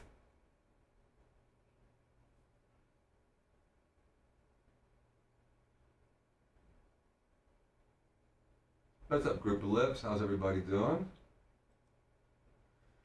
You know, BR916, I watched him over the last few years, and some days I think he's, intellectually honest, and other days I think he's intellectually honest. I just don't like what he's saying. It's just he's being honest about what he feels. He's a selfish libertarian who doesn't really, give a fuck. He actually, PBD got him to admit that he flies on a private jet and doesn't care. Type game that you put on the wall.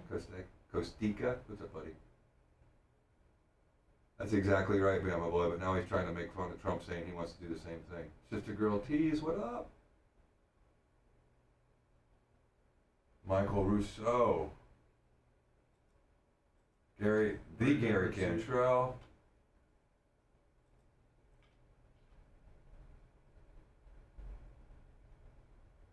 What up, Steve? Gold Egg Layer. Bama Boy. Hermagron. How's everybody? I agree. I just like to hear what I always say.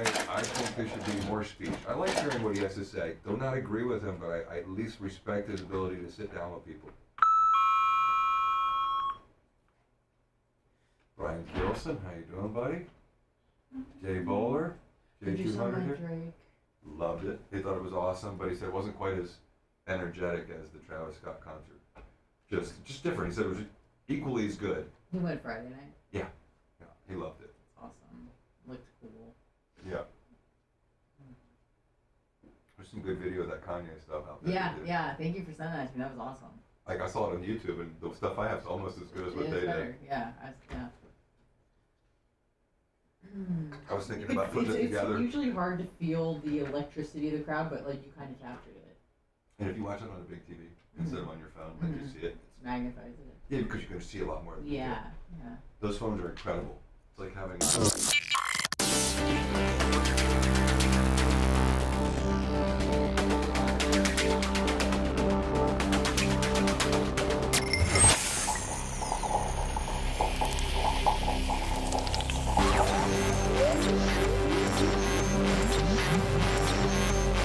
Nowhere near the rare air at the top of the heap. I mean, we know what's important. More like the bottom feeders existing on the scraps of society. You just babbling about Bubba the Love Sponge.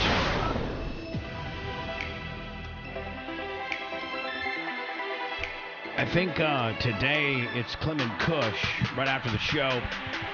And then I'll bring in Ben Shelton of Flow Racing talking about the Lucas Late Model Series that'll be at East Bay, and then go on to the World of Outlaw in Volusia. Tony Stewart's supposed to join us at 1:30. He knows Ben, obviously. So hopefully Tony steps in at 1:30. And that'll all be on Rumble, YouTube, Facebook, Twitch, Bubba Army HQ, all of that, right, Lummy? Yes, sir. Thank you. Now, what are these skims? Kim Kardashian brand. All right, and it's like shapewear for women, but I guess they're doing stuff for men now too. When you say shapewear, does that mean like so I might want to get a pair to make myself look less fat? No, Dan would like to get a pair to look his package look bigger. Oh, okay. Well, at least for the ladies, it's like control tops and stuff like that. They also have bras and panties and stuff. I'll send you their website. It's actually brilliant. It's like what Lululemon did, Bubba. You know, when originally Lululemon was just women's yoga pants, and then it became, every 16 to 18-year-old kid has a Lululemon closet full of clothes. Do you know the origin story of why it's called Lululemon? I do not. This guy, Chip Wilson, I heard this weekend. It's so funny you mentioned that. Yeah. Apparently, he's just like, I don't know if this is true, but he's this big racist. What? And and he was like, he thought it was funny that Japanese people couldn't say the letter L. And his last company, I guess a bunch of Japanese people would buy his stuff because they thought it was exotic. Mm-hmm. So he's like, man, I made a bunch of money from that. So my next company, I'm going to put 3 L's in the name and make 3 times as much. So he came up with Lululemon because he thought it was funny to hear Japanese people try to say it. I swear to God. Yeah, no, he put it on the letter. He wrote, he really? Wrote it, yeah. Oh my God. I don't think I've seen a lot of Japanese people wearing it. All right, so this is Kim Kardashian's new, Skims into the control top. Now is it? I'll send you the website. Well, here's TMZ. Okay. My name is USHER. Some call me Earth. What I do is entertain. I'm wearing Skims cotton boxers. I feel good. Not all of us. I feel good. Not all of us look as good as you do. He's got genital herpes. The thing I like most about He does. For real? Yes, a woman sued him for giving him her herpes. The element of intimacy between me and an audience, the live experience. The inspiration of this new album, Coming Home, it's all about romance. It deals with love, happiness, it deals with joy. It's a love story, but it's romantic. Everybody's wearing Skims. Is he like 50? He looks so good. He's probably 48, I bet, for sure. See. I'm 53. He's probably 5 years younger than me, baby. Maybe 50. Now, Anna, you sent me the 45. You sent me the Skims website. Yeah. And this is kind of like what Skims is all about. Just like just like underwear and bras. It's so and Usher, feminine looking, isn't it? Doesn't it look effeminate? Well, I'm just saying, like, oh, that's not too bad. No, where's the control top portion? The bigger girls. The bras, like trainers, shapewear. It's probably shapewear. I'm sure. Yeah, shapewear. Right shapewear. Okay, yeah, that's for the big ones. And then it's just to hold you in for natural size women. Waist trainers. Yeah, there you go. Here we go. See? So maybe I can get one of those. A corset. Really? Yeah, to cinch your waist. I'd look stupid wearing something like that. That would be awesome, women, Bubba. So. I mean, they got stuff for blacks and whites. Hold on now. Nice. Maybe I could wear like something like this. Mm-hmm. The other one would give you an hourglass figure. I'd love to see what you look like with an hourglass figure. I'm gonna break it, Joe. I'll break an hourglass figure. Let me breathe hard. So, God, this is all they got all kinds of stuff. This is okay. Here's what they got for men. Mm-hmm. They got some kind of pants, right? It looks like Lululemon or Viore or any of these active wears. They're trying to get involved. It's brilliant. Hoodies and yeah, it's brilliant. All right, let me see. $79 sweatpants. Are you kidding me? I bet you Lululemon's cost $100. $84 sweatpants for dudes. That's disgusting. And look at they're Go out. to BJ's, they got it for $15.99. And they're out of 3X. They got every size except what I need. Jeez. Damn it. And those are regular joggers. Look at that, oversized instead of skinny leg ones. Maybe I could get some brown ones. The brown ones got 3X. Yeah. There you go. Brown ones. Army. I'd look like a potato Bubba in Army. that thing. Look like a russet potato. I look like a potato in that thing. Those are too light for you. Yeah, those are too light for me. Oh, those are nice. Gray might work, but with a black shirt. Women love when their men's wear gray sweatpants. Gray and black works. It's a thing. Never mind. Is it kind of like us guys in yellow? No. What? Yellow. You know how us guys like yellow on girls? I thought that was just you. No, I think all men. I think like for instance, Jay, do you find like yellow dresses and yellow pencil like just yellow stuff sexy? Not really. Oh, okay. Well, he's weird. I just never noticed. I'll try to pay attention. I mean, maybe it's that color brings your eyes to what you're looking at. You know, I mean, has I your thought wife? it would be red. Like my wife doesn't wear a lot of like really bright colors like that. But just in general, like I thought red would be like a sexual color versus like yellow.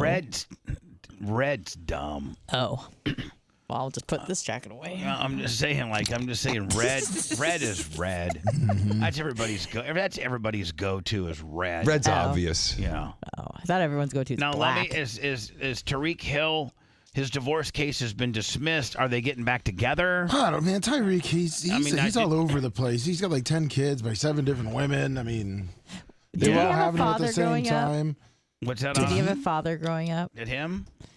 What did Dion say about like the different positions? And Dion said, for quarterback, I want a guy that's smart and comes from a family, a good home, where there's a mom and a dad. Yeah. He said, but for my defensive lineman, I tend to like guys that come from single parent homes. From being raised by their mother, and their dad, stepped out on him, and he hasn't had much of a relationship with his father. And because those are the dogs that are in there fighting, trying to make some money, and using all that anger from their childhood. Well, that and trying to make it to the league so they can take care of their mama. Yeah. And he goes, those are my dogs. So what does Tyreek play? He's a wide receiver. I don't even know what the parameter of that would be. Sorry. He's had so many problems with the law allegations of abuse with his girlfriends, and he can run the ball. But he can catch that ball. Is he better than AB or no? Really? Okay. Not.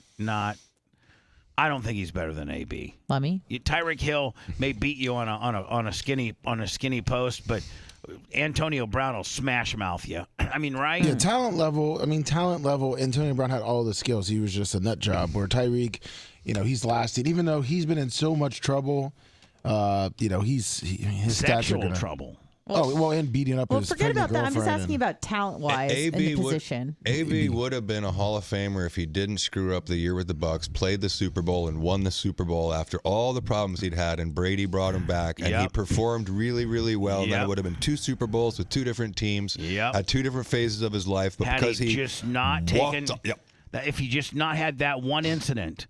Just that one incident. Shirt on. Literally, Hall of Fame and a career for the rest of your life, walking into any stadium, any arena, talking on any show, and then not. And it didn't even have to he wasn't going to go in. He wasn't going to go in. I guess coach told him to go in a few times, and he wouldn't.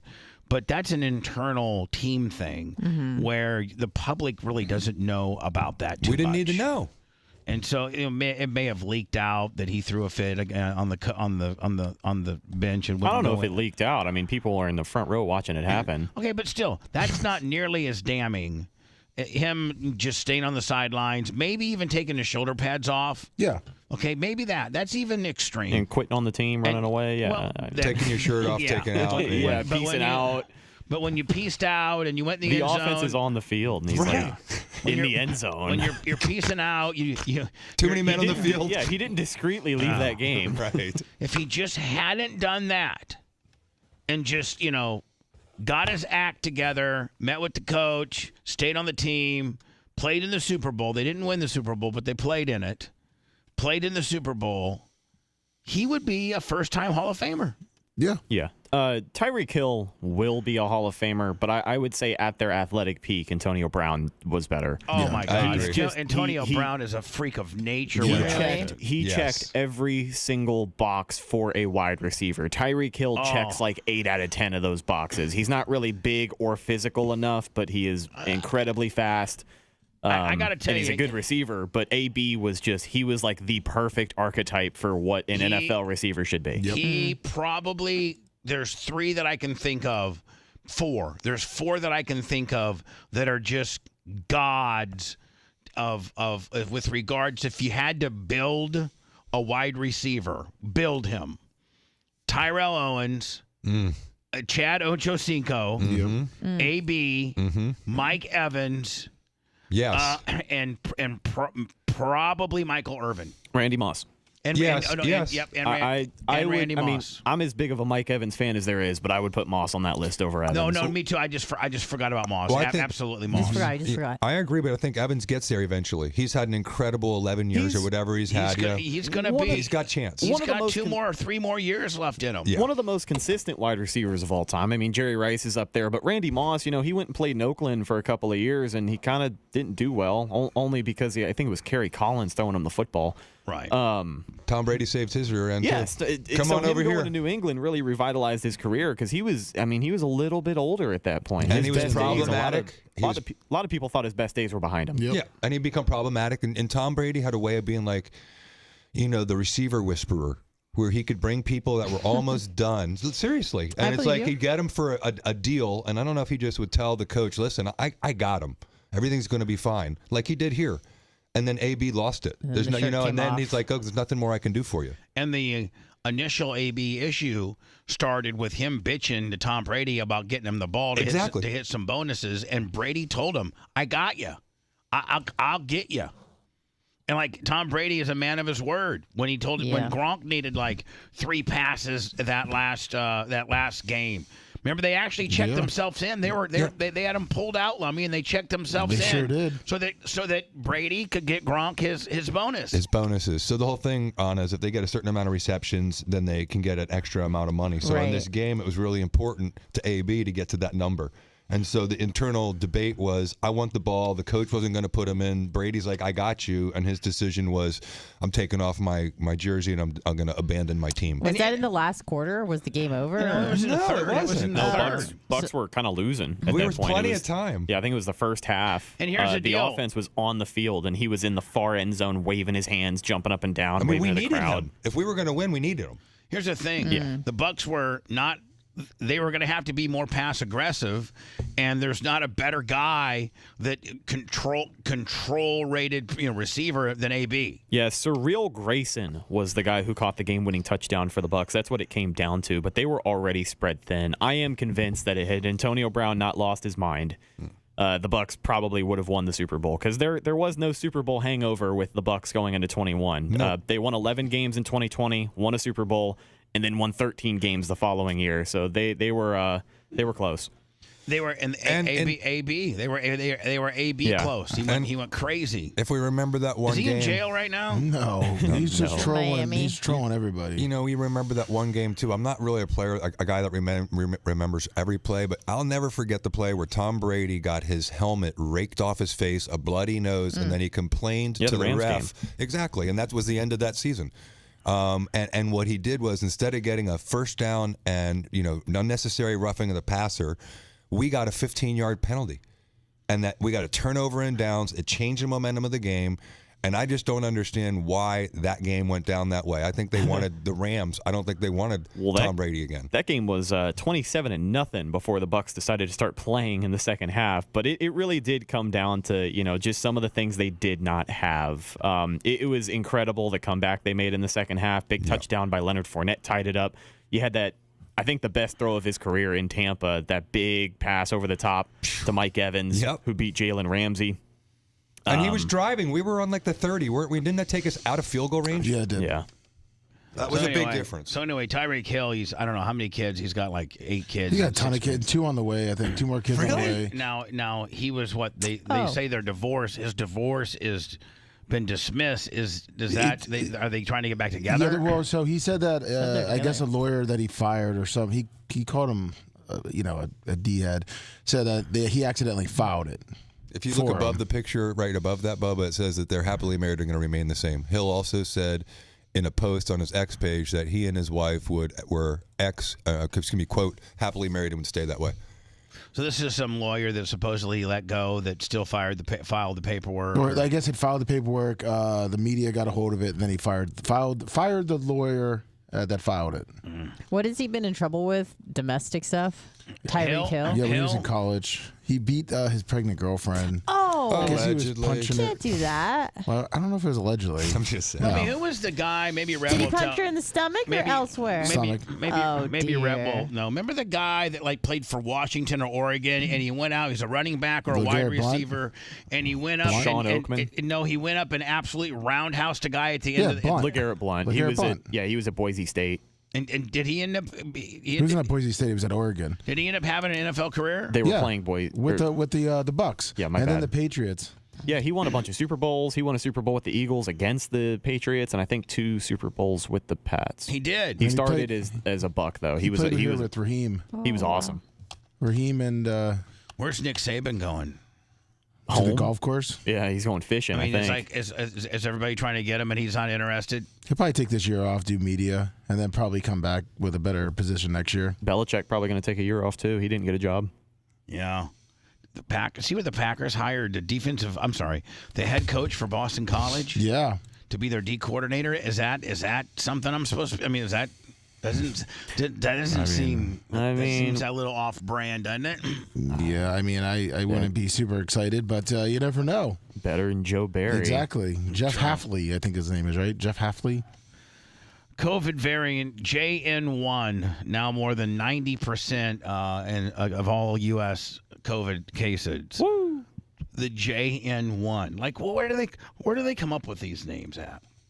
I don't know. I think that's probably need Dan to tell us more about that. But is COVID even a thing?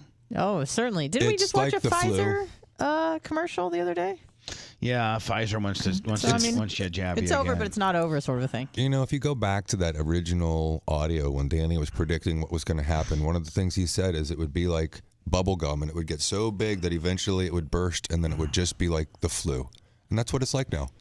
People are getting it like the flu this season, and the flu has had much more severe symptoms than COVID has this year. But when they going to stop naming it COVID and put it back to the flu? Well, stop testing. Well, That's the whole virus. thing. But if you stop testing, because guess what? The flu is contagious. If we tested everyone for the flu and said, when you test positive, you have to stay in for 10 days, no one would test for it. So I don't know why we're testing. Nobody tested for the flu back then. Well, and you just test for had the flu. You had flu-like symptoms, and you knew what you had to do. You're going to be down and out for a couple, 2-3 days. You took some stuff, and you were done with it. Yeah. Well, and it's like now. Didn't have a fancy little name to it. They don't make you stay in because you're, contagious with the flu. But for some reason with COVID, they're still trying to tell you the same thing. If you're testing and you test positive, stay 5 days still. It's just. Yeah. I think it's just overreaching continued. When I come back, Anna sent me a report where Trump is now more ahead of Biden than he ever has been. As of this election cycle. Sunday, so, right? don't the Democrats see these numbers and these things? But I mean, how reliable are these polls? I don't know. They all said Hillary Clinton was going to win, and she did. Where is she now? She technically did win. Well, no, that's not how you win the presidency. I understand, but if you go by statistics, she technically won. I'm not sticking up for the bitch. I'm just saying she won the she won the popular vote. Yes. But didn't win the electoral college. That's happened a few times. But the individual state polls were also way off, Bubba. So the one that said that she would win the popular vote was right, but the one that said that she would win Wisconsin was wrong, and she would win Michigan was wrong, and the one she'd win Georgia, and she was going to flip Texas was going to be purple. Turn into Howard and all Dean, do those it. things. And so those polls were all wildly wrong. When I come back, we'll get into that, but we'll also get into this Danny Masterson, the guy on that 70s show that's doing the 30 years. Mm-hmm. I guess yesterday, just formatically, he had to relinquish his parental rights. What? Yes. Well, he's in he's prison. going to prison. So at that point, what, 20 years was he you given? give full custody to your baby mama because you can't have custody, obviously. Because you're a rapist. But I mean, what do you do with your money, Bubba, at that point? If that was you, do you transfer your money to your wife too, in case you get shanked in prison? Do you keep it all just to make sure she's there when you get out? No, I put it all in my commissary so I can get Twinkies. Yep, they phoned that break in. Me. The Bubba the Love Sponge show returns after these words.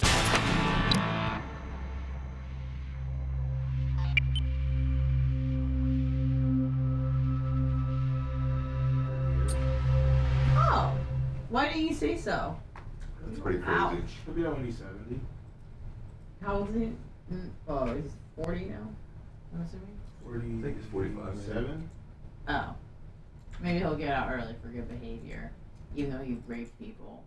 A piece of shit. Yeah, he's 47. Is that in California? I think so. Welcome to my house.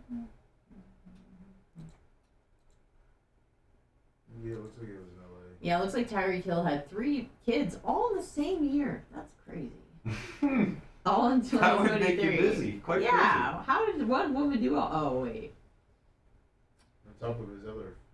Yeah, he had 3 kids prior to that, and then he had 3 more in 2023 by, I'm assuming, 3 different women.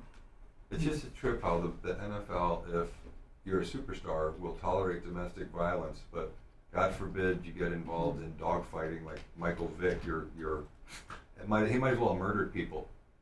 Yeah, but he got a second chance. Yeah, I'm glad he did, just because he's so talented. And he's also in the broadcast booth. I mean, where he was on Fox for a while. He got a boost. Tyreek Deshaun Hill Jr. Wow. Didn't we have another Isn't receiver? that I mean, a running embarrassing? back that was I don't allegedly know. involved in some of that domestic stuff. Ray Rice? Huh? Ray Rice? No, it was a guy that had those ginormous arms. He was a running back. I can't remember his name. Maybe 10 years ago. For the Bucks? Yeah. Michael Pittman? Yes. There you go. Arms and domestic. You got it, He buddy. took his Hummer and That's the one. tried to run her over in Arizona. Yeah. Let's pick him. Yes, he got him. Perfect. He had big arms. Giant arms. And his son plays in the NFL now. His son doesn't have as big as arm though. I think now Michael Pittman just plays softball.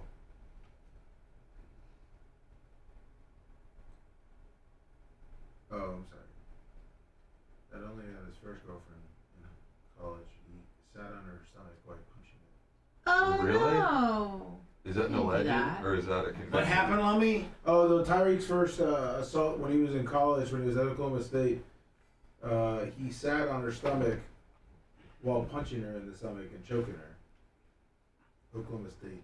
Jesus. Got rid of him. Oh wow.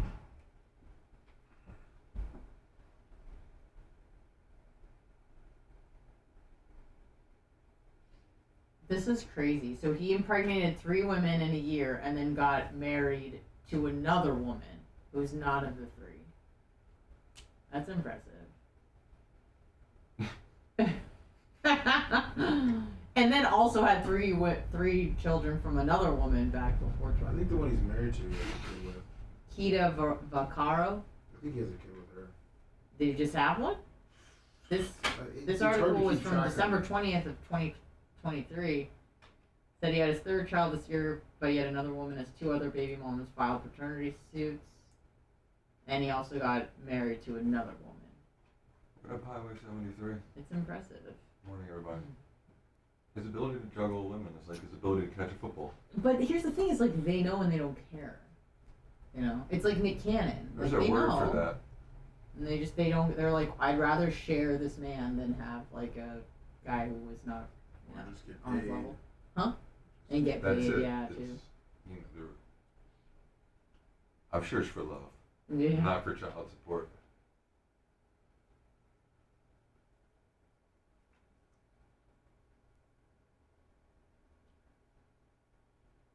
The thing about child support is it's just a calculation based on, like, there's no real wavering from how much you have to pay for a kid.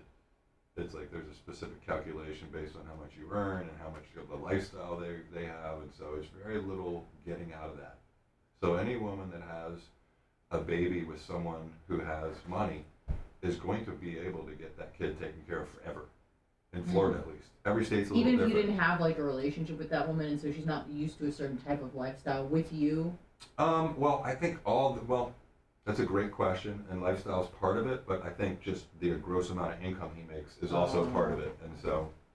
He's only paying his ex $15,500 for their 3 kids. For A all month? 3? That's just And not she got- Florida. Just he, Yeah. In Yeah, Florida, drafted. that'd be $20,000 a kid. Really? I mean, Florida is very pro primary guardian.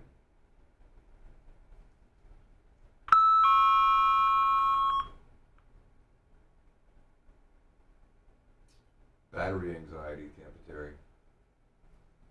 And it just didn't feel like a vehicle. It felt like a golf cart. Didn't feel like a car. Great vehicle. Just don't want one.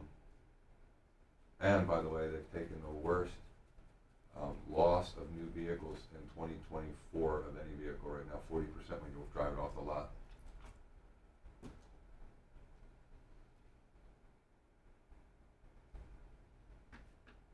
What up, Rudy from Florida? Yeah, did Bob road trip ready. One Shadow Panda, 3 months. The Real Sickness, subscribe. Thank you. The Real Sickness.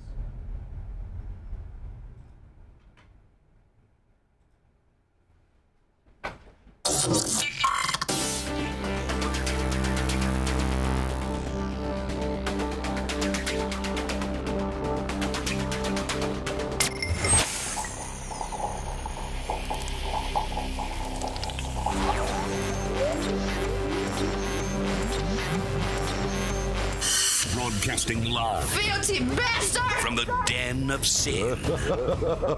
Just leave your morals at the door. Yeah! You're listening to the Bubba the Love Sponge Show.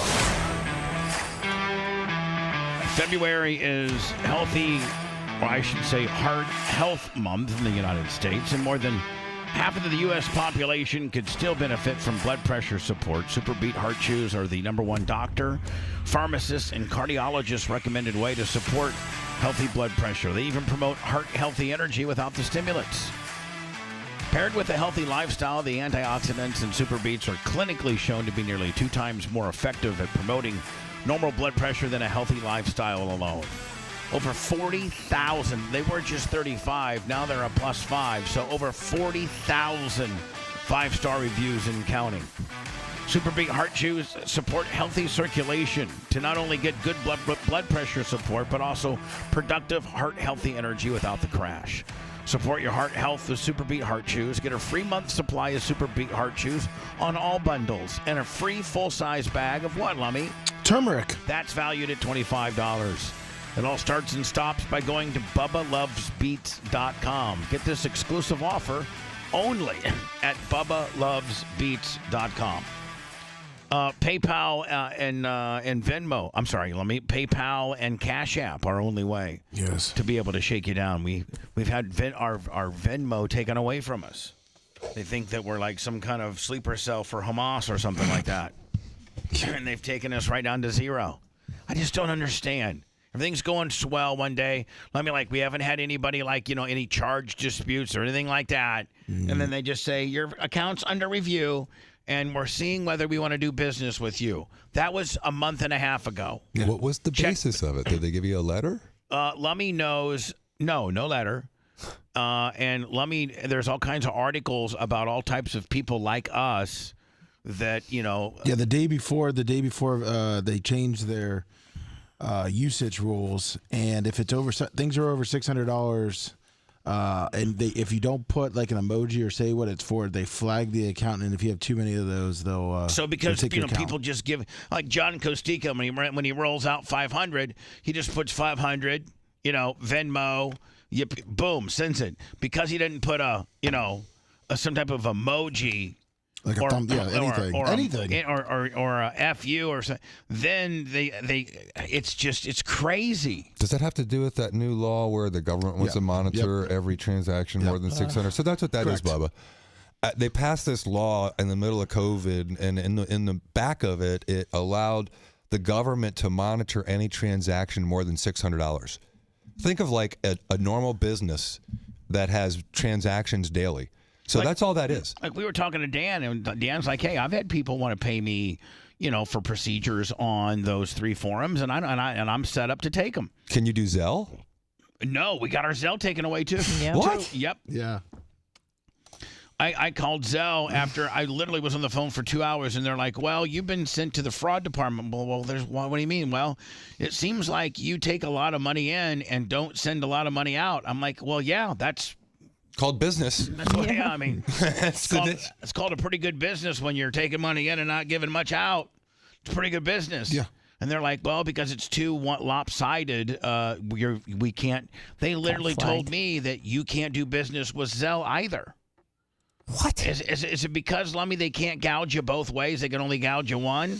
Yeah, that's pretty much it. I mean, they haven't caught up to what you're doing, but Jay said with the whole $600 thing, they flagged your account, so then the government starts looking into your account on the transactions. So what they're concerned about is whether or not there's taxes that are being paid, and so now they're most likely in those accounts without your authority, because that's what the law gave them the ability to do.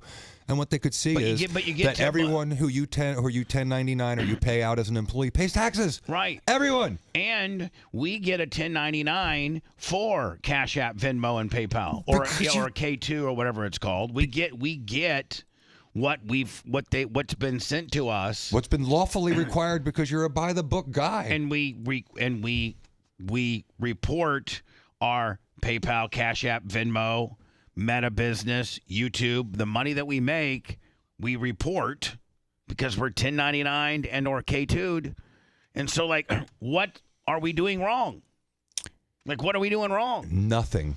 And it just shows the overreaching arm of the government and how they're intruding our private financial institutions with shady laws that they pass in the middle of the night. And then, did you read that after January 6th, the federal government got Bank of America to voluntarily give them private citizens records of who was there for the 24 hours before January 6th and afterwards, every transaction they did. Anyone who did something for MAGA, anyone who bought a gun within 6 months of January 6th, Bank of America just voluntarily gave it all to the FBI. And it's like, so people, my daughter, I think, is finally understanding that this is privacy problems. So thank God you're cleaner than the Board of Health, and the Bubba. weaponization of the government. Absolutely. So now you can't do private business. Now you've weaponized the IRS. You've already weaponized the FBI. The FBI's been doing your dirty work for a while now. And, the FBI is not seeking out people that are doing, Ponzi schemes. The things that the FBI should be doing, like the Bernie Madoffs and the Jeff Epsteins, and keeping us, safe from scammers and these Russian, that come in and lock up your business and demand Bitcoin. No, the FBI is not doing that. They're worried about who was at January 6th. And they're worried about, what granny was praying at an abortion clinic and singing. Locking down your, electronic transactional way to get paid for your business because you're doing too well, because you're doing too good. It's like, is all of this part of those 96,000 new, IRS agents that Joe Biden supposedly hired? Yep.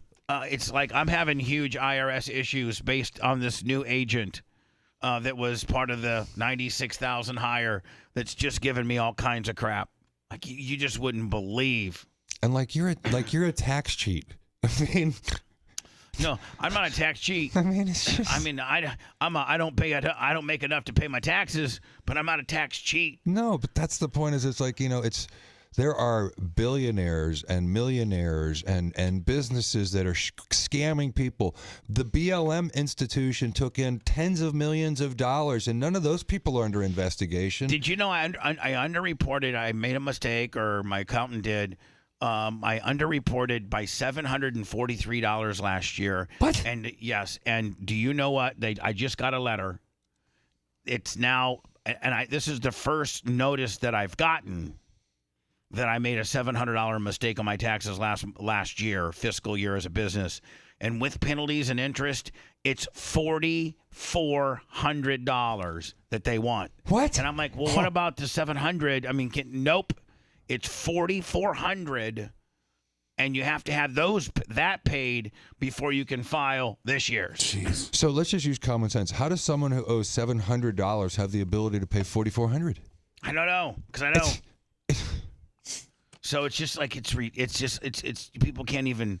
So say you were a diehard conservative. You could not contribute to your candidate of choice. You'd be afraid that they'd be looking in your books. It's like it's the government squashing the little guy. When are they going to let January 6th go?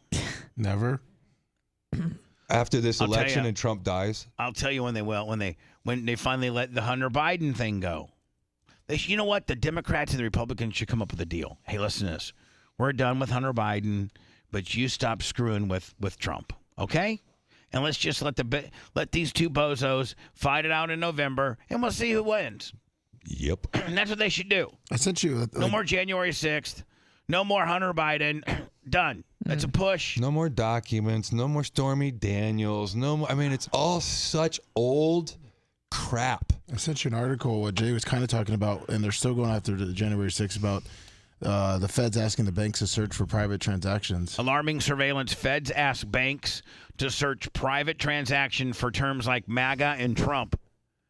Federal investigators have asked banks to search and filter customer transactions by using the words like MAGA, Trump, into the investigation of January 6th. And purchases of religious... You read that, Bubba. I'm so mad. Warning that purchases of religious texts could indicate extremism, the House Judiciary Committee revealed Wednesday.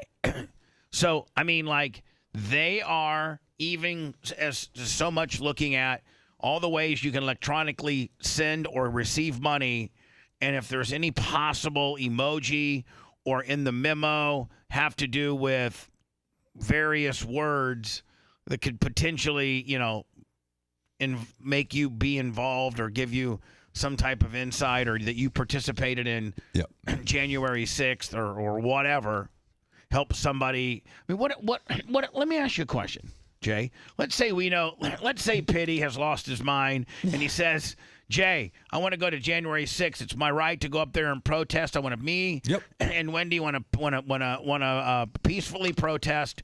We're never going to enter the Capitol building. We're always going to stay on the steps, but we got two little, go Trump go signs, and that's all we're going to do. Yep. But could you please, could you Venmo me like $600 because I'm a little light. Yep. So you Venmo him $600 and you just put, January 6th trip. No, just put hashtag MAGA. No, but let's not see if you even do that. Let's just say you put January 6th trip. Oh, okay. Because you're helping him, with the trip. Right. That potentially could be way. And next thing you know, you got the Fed showing up at your office again, shaking you down to zero. That's unbelievable. Look at the 5th paragraph. The materials included a document recommending the use of generic terms like Trump and MAGA to search Zelle payment messages, as well as prior FINCEN analysis of lone act homegrown violent extreme indicators. What? The term Trump? Or MAGA. Wow. And that's why they want us. It's worse than I ever thought. I mean, this is January 17th, 2024. So I was referencing something that I had read about in October. But see, January 16th or 15th is when Venmo came out and said you have to put things on your donations. So what am I going to do? Am I going to have to call Venmo up and say, hey, listen, how do I restore my account? Do I have the ability to restore my account? Are you going to restore my account? Maybe they just do like a hashtag Bubba or like a chevron emoji, or maybe there's a way to get over it where you just follow their rules. But I mean, you wouldn't believe February is going to be our worst month. 1, I've taken some time off. 2, we're taking some time off. 3, we knew February was going to be slow, just because of my obligations to the track. But man, taking Venmo, Lummy, as a part, a lot of people paid. Venmo was I think PayPal, Venmo, Cash App is the order. Yep. Of what we get. A lot of people like Venmo. It's easy, and they don't like it. They don't have to go over to Cash App. It's just people like Venmo. They know what they like what they know. Yeah, well, it's secure feeling too. Right, and they've set up their Venmo account, and they got us on one of their favorite gimmicks, and it's just hit a button, yippee-o. Yep. Well, you may have to put like a little squash emoji in there or something in there, or I might be going to prison. I mean, seriously, you would not believe how bad of a month we're having, because we've not had Venmo for nearly a month now, Lummy. Our Venmo got taken this day on the 17th? It looks like the last repayment was 17th. Yep, January 17th. Yeah. This economy is stale too. No matter what the media tries to tell us about how good the economy is and how good the job numbers are and how good everything is, the bottom line is the job numbers are good because people need 2 jobs to pay their bills.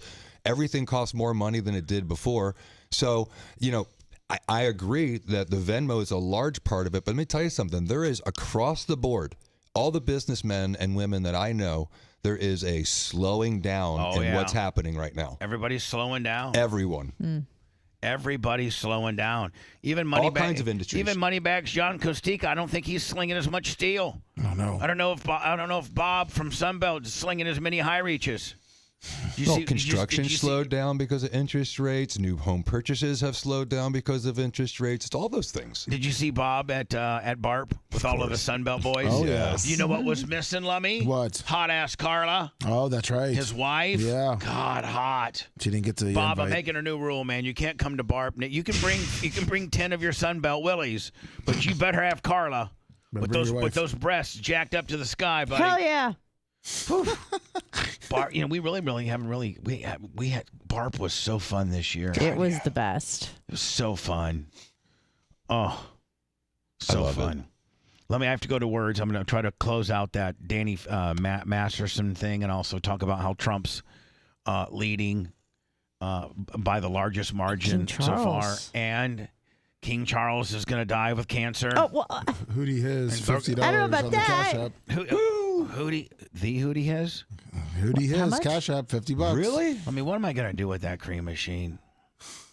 Sell it back to Hootie? Oh, No. Jay. I thought you were going to be a coyote. Yeah, we're gonna take it down. We're gonna take it down. Border Patrol. Yeah, exactly. This is what hell sounds like. You're listening to the Bubba the Love Sponge Show.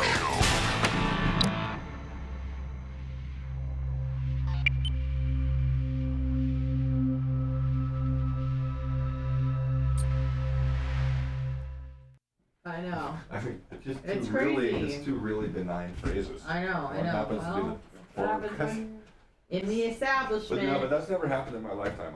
This is I all know. new. It's only gonna get worse, so that's cool.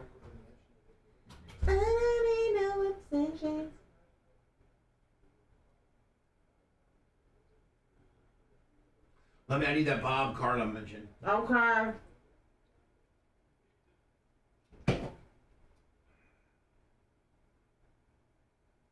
No problem.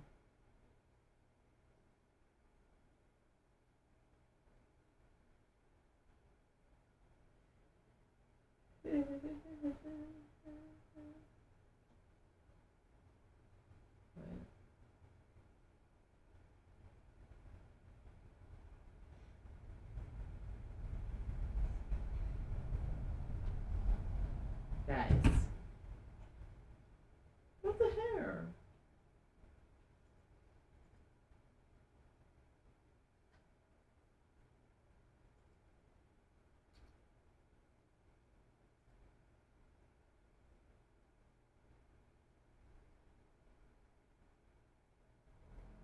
Where am I? Okay. What's up, chat? Yeah. Toby's dead. Charles may die. Which means William will be king. Be pretty cool to have a young king. I know, but we just had a big fucking coronation. Now we're gonna have one next year too. Who cares? Just seems like a waste of money. You give a fuck about those people. That's true. Fuck them. Hate them.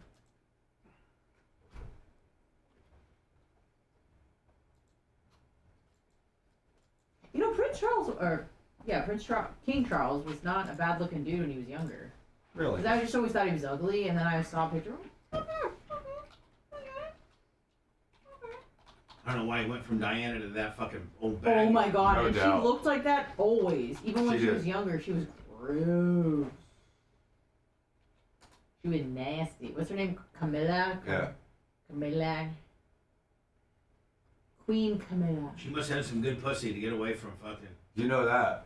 It must be Let's sparks see. shooting out of Queen her ass. Camilla Young. Let's see if it's anything better. No, they're not. She doesn't even hold a candle No. to fucking Diana. Ew. Have you ever looked up like Harry and Diana's personal guard? She had a personal guard with red hair. Oh, did she? Yeah, so there was like a big, rumor that Harry was the love child of the redheaded guard because Harry looks nothing like Charles.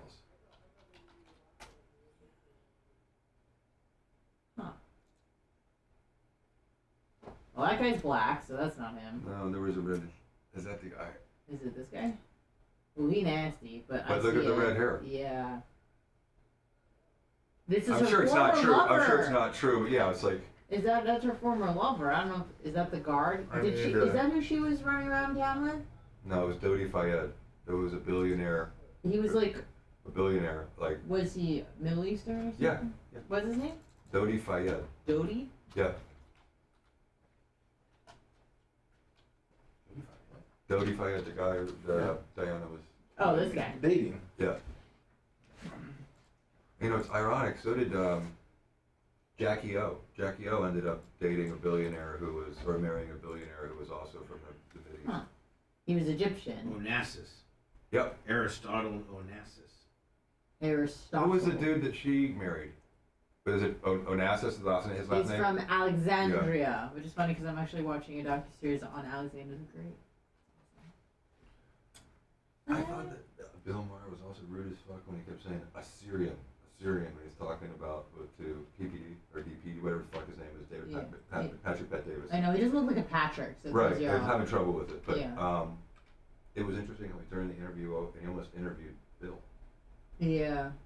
And What, he got Bill to make what was one. he saying? Assyrian. He said that he was from Assyria, and so every time he had an opportunity to make a joke about his, you came on the boat, right? I mean, it's fine, jokes are jokes, Yeah. but it was just very dismissive, and you'll see it was very revealing. He's Assyrian? I thought he was Iranian. That's might what be he was right. saying. That's what he was saying. Iran is truly from Assyria. I mean, he calls himself an Assyrian. Oh, is it Syria or because Assyrian is a yeah. Okay, I get it. That's why he's Catholic or Christian, which makes sense. I think he's a Coptic Christian. And he was there Oh, what during was that word you used? Coptic Christian. Yeah, I just learned that word recently because there's a lot of Coptic Christians in Egypt. They all fled here during various times in their country's conversion to strict religion. Yeah, he was born in Iran, but he was probably Assyrian. Right. Maybe. Yeah, he lived in a refugee camp in Germany for 2 years. He's crazy. He's When awesome. he was in Iran, he said he was living at a time where they were getting 150 bomb alarms a day. He went to Harvard? He's brilliant. He was in the military. I know he talks. Gotcha. Yeah, he reminds me of my friend's uncle, because she's pregnant.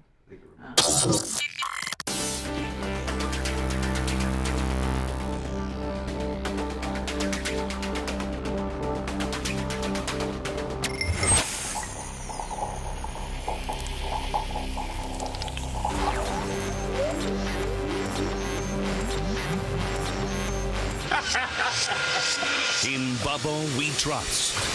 In Bubba, you lust. Naughty. This is the Bubba the Love Sponge Show.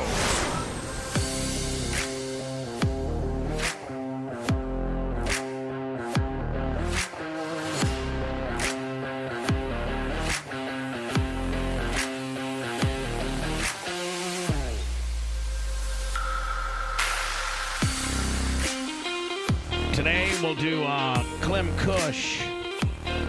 That'll be as soon as the show's over, and then I'll be hustling in my boy Ben Shelton from Flow Racing, talking about Lucas Late Models and the final. This is the final Winter Nationals of East Bay. All of that available at flowsports.com. You wouldn't believe the sports that I mean, if you want to watch snowmobile racing, if you want to watch,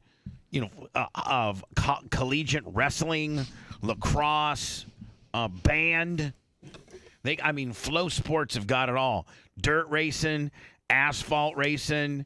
I mean, you name it, they got it. Tractor pulls, they got everything. Lacrosse, swimming. Anna, if you'd gone to University of Santa Barbara, which I think you did. Yes, the University of California, Santa Barbara. They might have had a spirit team, Flow spirit team. I don't know. Ultimate Frisbee, that was big in my school. I think they got. It Flow. was. We were national championships. Don't you laugh? For what? Ultimate Frisbee. What's Ultimate Why Frisbee? are you laughing? It's a sport. What is Ultimate Frisbee? It's Frisbee, but it's ultimate. I don't know. It's just like Frisbee. I think it's like Frisbee golf. I don't know, dude. Yeah, but you run down a field and you try to score like soccer. Yeah. It's that kind of is it game. really? Yeah. That's dumb. That's why I'm giggling. It's awesome, and we were best at it. I hope Flow doesn't have Ultimate I Frisbee. bet it does. But the cool thing is that if you went to a smaller school for like baseball, or for even football, they have the games on there. That's great. Let's say your kid went to. Let's say that Walker was pretty good, but he only could get first string. He could only get a 2-lane commitment. Yeah, Tulane's a good school, but that's where God, who was that guy from? Sean King. Yeah. How about that? How about dropping that knowledge? How about that, Rhett? Pity and Wendy can watch he was a Maya. co-host on my podcast a couple years ago. Oh, he was? Yeah, we had him for a year. Heard he was really good. So anyway, but Tulane's not getting a lot of TV coverage. No, even like Delaware, Villanova, Division I, Indiana State. Pity watches his daughter on Flow? there. Yep. On Flow? Absolutely. Nice. Anyway, I'm going to have Ben Shelton from Flow, the Dirt late model series, and then within me and Ben's interview, I think Tony is going to come in and talk about the big thing that's happening at Bradenton Motorsports. I wonder if Cletus McFarland has anything to do with that. They should. Does he own all of that, or Does he just own the roundy round part of it? I saw someone in I chat. think he just recently bought the drag strip, but I could be wrong. Yeah, I saw someone in chat say that he had something to do with it.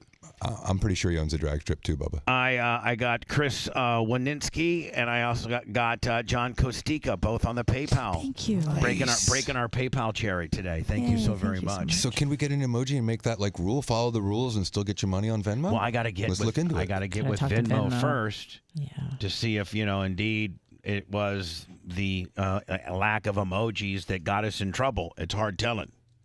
You know what I'm saying? Mm-hmm. It's hard telling what one of 595 rules that they violations that you could have broke, which ones you broke. Jeez. Maybe me and Seth, or Seth and I should say, will cover the Bijou Phillips break silence on life after Danny Matterson rape conviction. He's going to go to prison for 30 years. He's that guy that was on the 70s show. Now, here's what scares me. Let's say you're with some 70s show groupies. And, being a groupie for the 70s show, I don't know, back in the day was probably pretty cool. Sure it did. Now, you're not feeling so good of yourself of giving Danny Matterson some oral because you were a 70s show groupie. Do you just, in order to convict a guy of rape, do you have to have some substantial evidence, or is it just literally a he said, she said deal? And I got a lawyer in here. You should have substantial evidence. Anybody can make an accusation, but in this case, there were records because it was like a Scientology thing. They found out that there were complaints made, and the Scientology officials or whoever that they complained to didn't do anything about it. They just said So there was church. some documentary. There was some documentation. Yes. There was some documentation on. Yeah, I believe so. Women coming forward saying Multiple women. We did X, Y, and Z with Danny against our will. And they also changed the statute of limitations in California and other states to extend after Me Too the time limit when you could bring these claims. Yeah, I think they really opened it up. I think there's maybe 20 or 30 year statute of limitations. Substantial change. Right, from 5 years. Right. To 25 years. And when did these happen? 2007 or something? 2001, 2003. I wonder if any of the groupies that used to give me oral back in the Power Pig would come up with something like this. Oh, let's hope not. Let's not give them any ideas, Bubba. Yeah. What's the law in Florida, I don't know. What the law in Florida is, we need to say goodbye. Absolutely. Adios. Clem Cush next, and then Ben Shelton from Flow, and then Tony Stewart I'm thinking Ben Shelton at 12:30. We'll BS it for an hour. Ben can stick around or leave, and then Tony in for probably an hour. So, Lummy, I'm going to have another long day of radio. Three shows. Then tomorrow's our last show, right? Yes. And you guys got best of, Lummy. Yep. Lummy? Yep. I mean, they're not going to... We trust Macho Lexiers. Okay. Doubles. For the show's off this Thursday and Friday, and next Thursday and Friday, which means tomorrow needs to be a big day. We got a big power bill coming up. Open your wallets. Plus payroll. Oh, no. Payroll hits, I think, today. Tomorrow. Tomorrow at noon. Trust Anna me, knows. Anna and Seth both know about payroll. I'll see you later today. Clem and Cush. It's a podcast only. Thanks for letting me finish. You've been listening to the Bubba the Love Sponge Show, starring me, Bubba the Love Sponge. Co-host and show historian, Lummox. Co-host, Anna Hummel. Co-host, Dr. Dan Diaco, Esquire, of Council. Co-host, J. Diaco, Esquire, the Spitting Cobra of Council. Brett, the Filthy Ginger video editor. Yeah, back here wiring up. It's Mini Macho. The BRN agent, Thomas Buttoned Up B. And for everything else, go to thebubbaarmy.com. Now, time for the legal disclaimer. Exactly. The Bubba the Love Sponge Show is intended solely for the enjoyment of our listening audience. Any rebroadcast, retransmission, or other use of this show without express written consent of the Bubba Radio Network is prohibited. We must dissuade him of this delusion. Until next time, always remember. I repeat hello.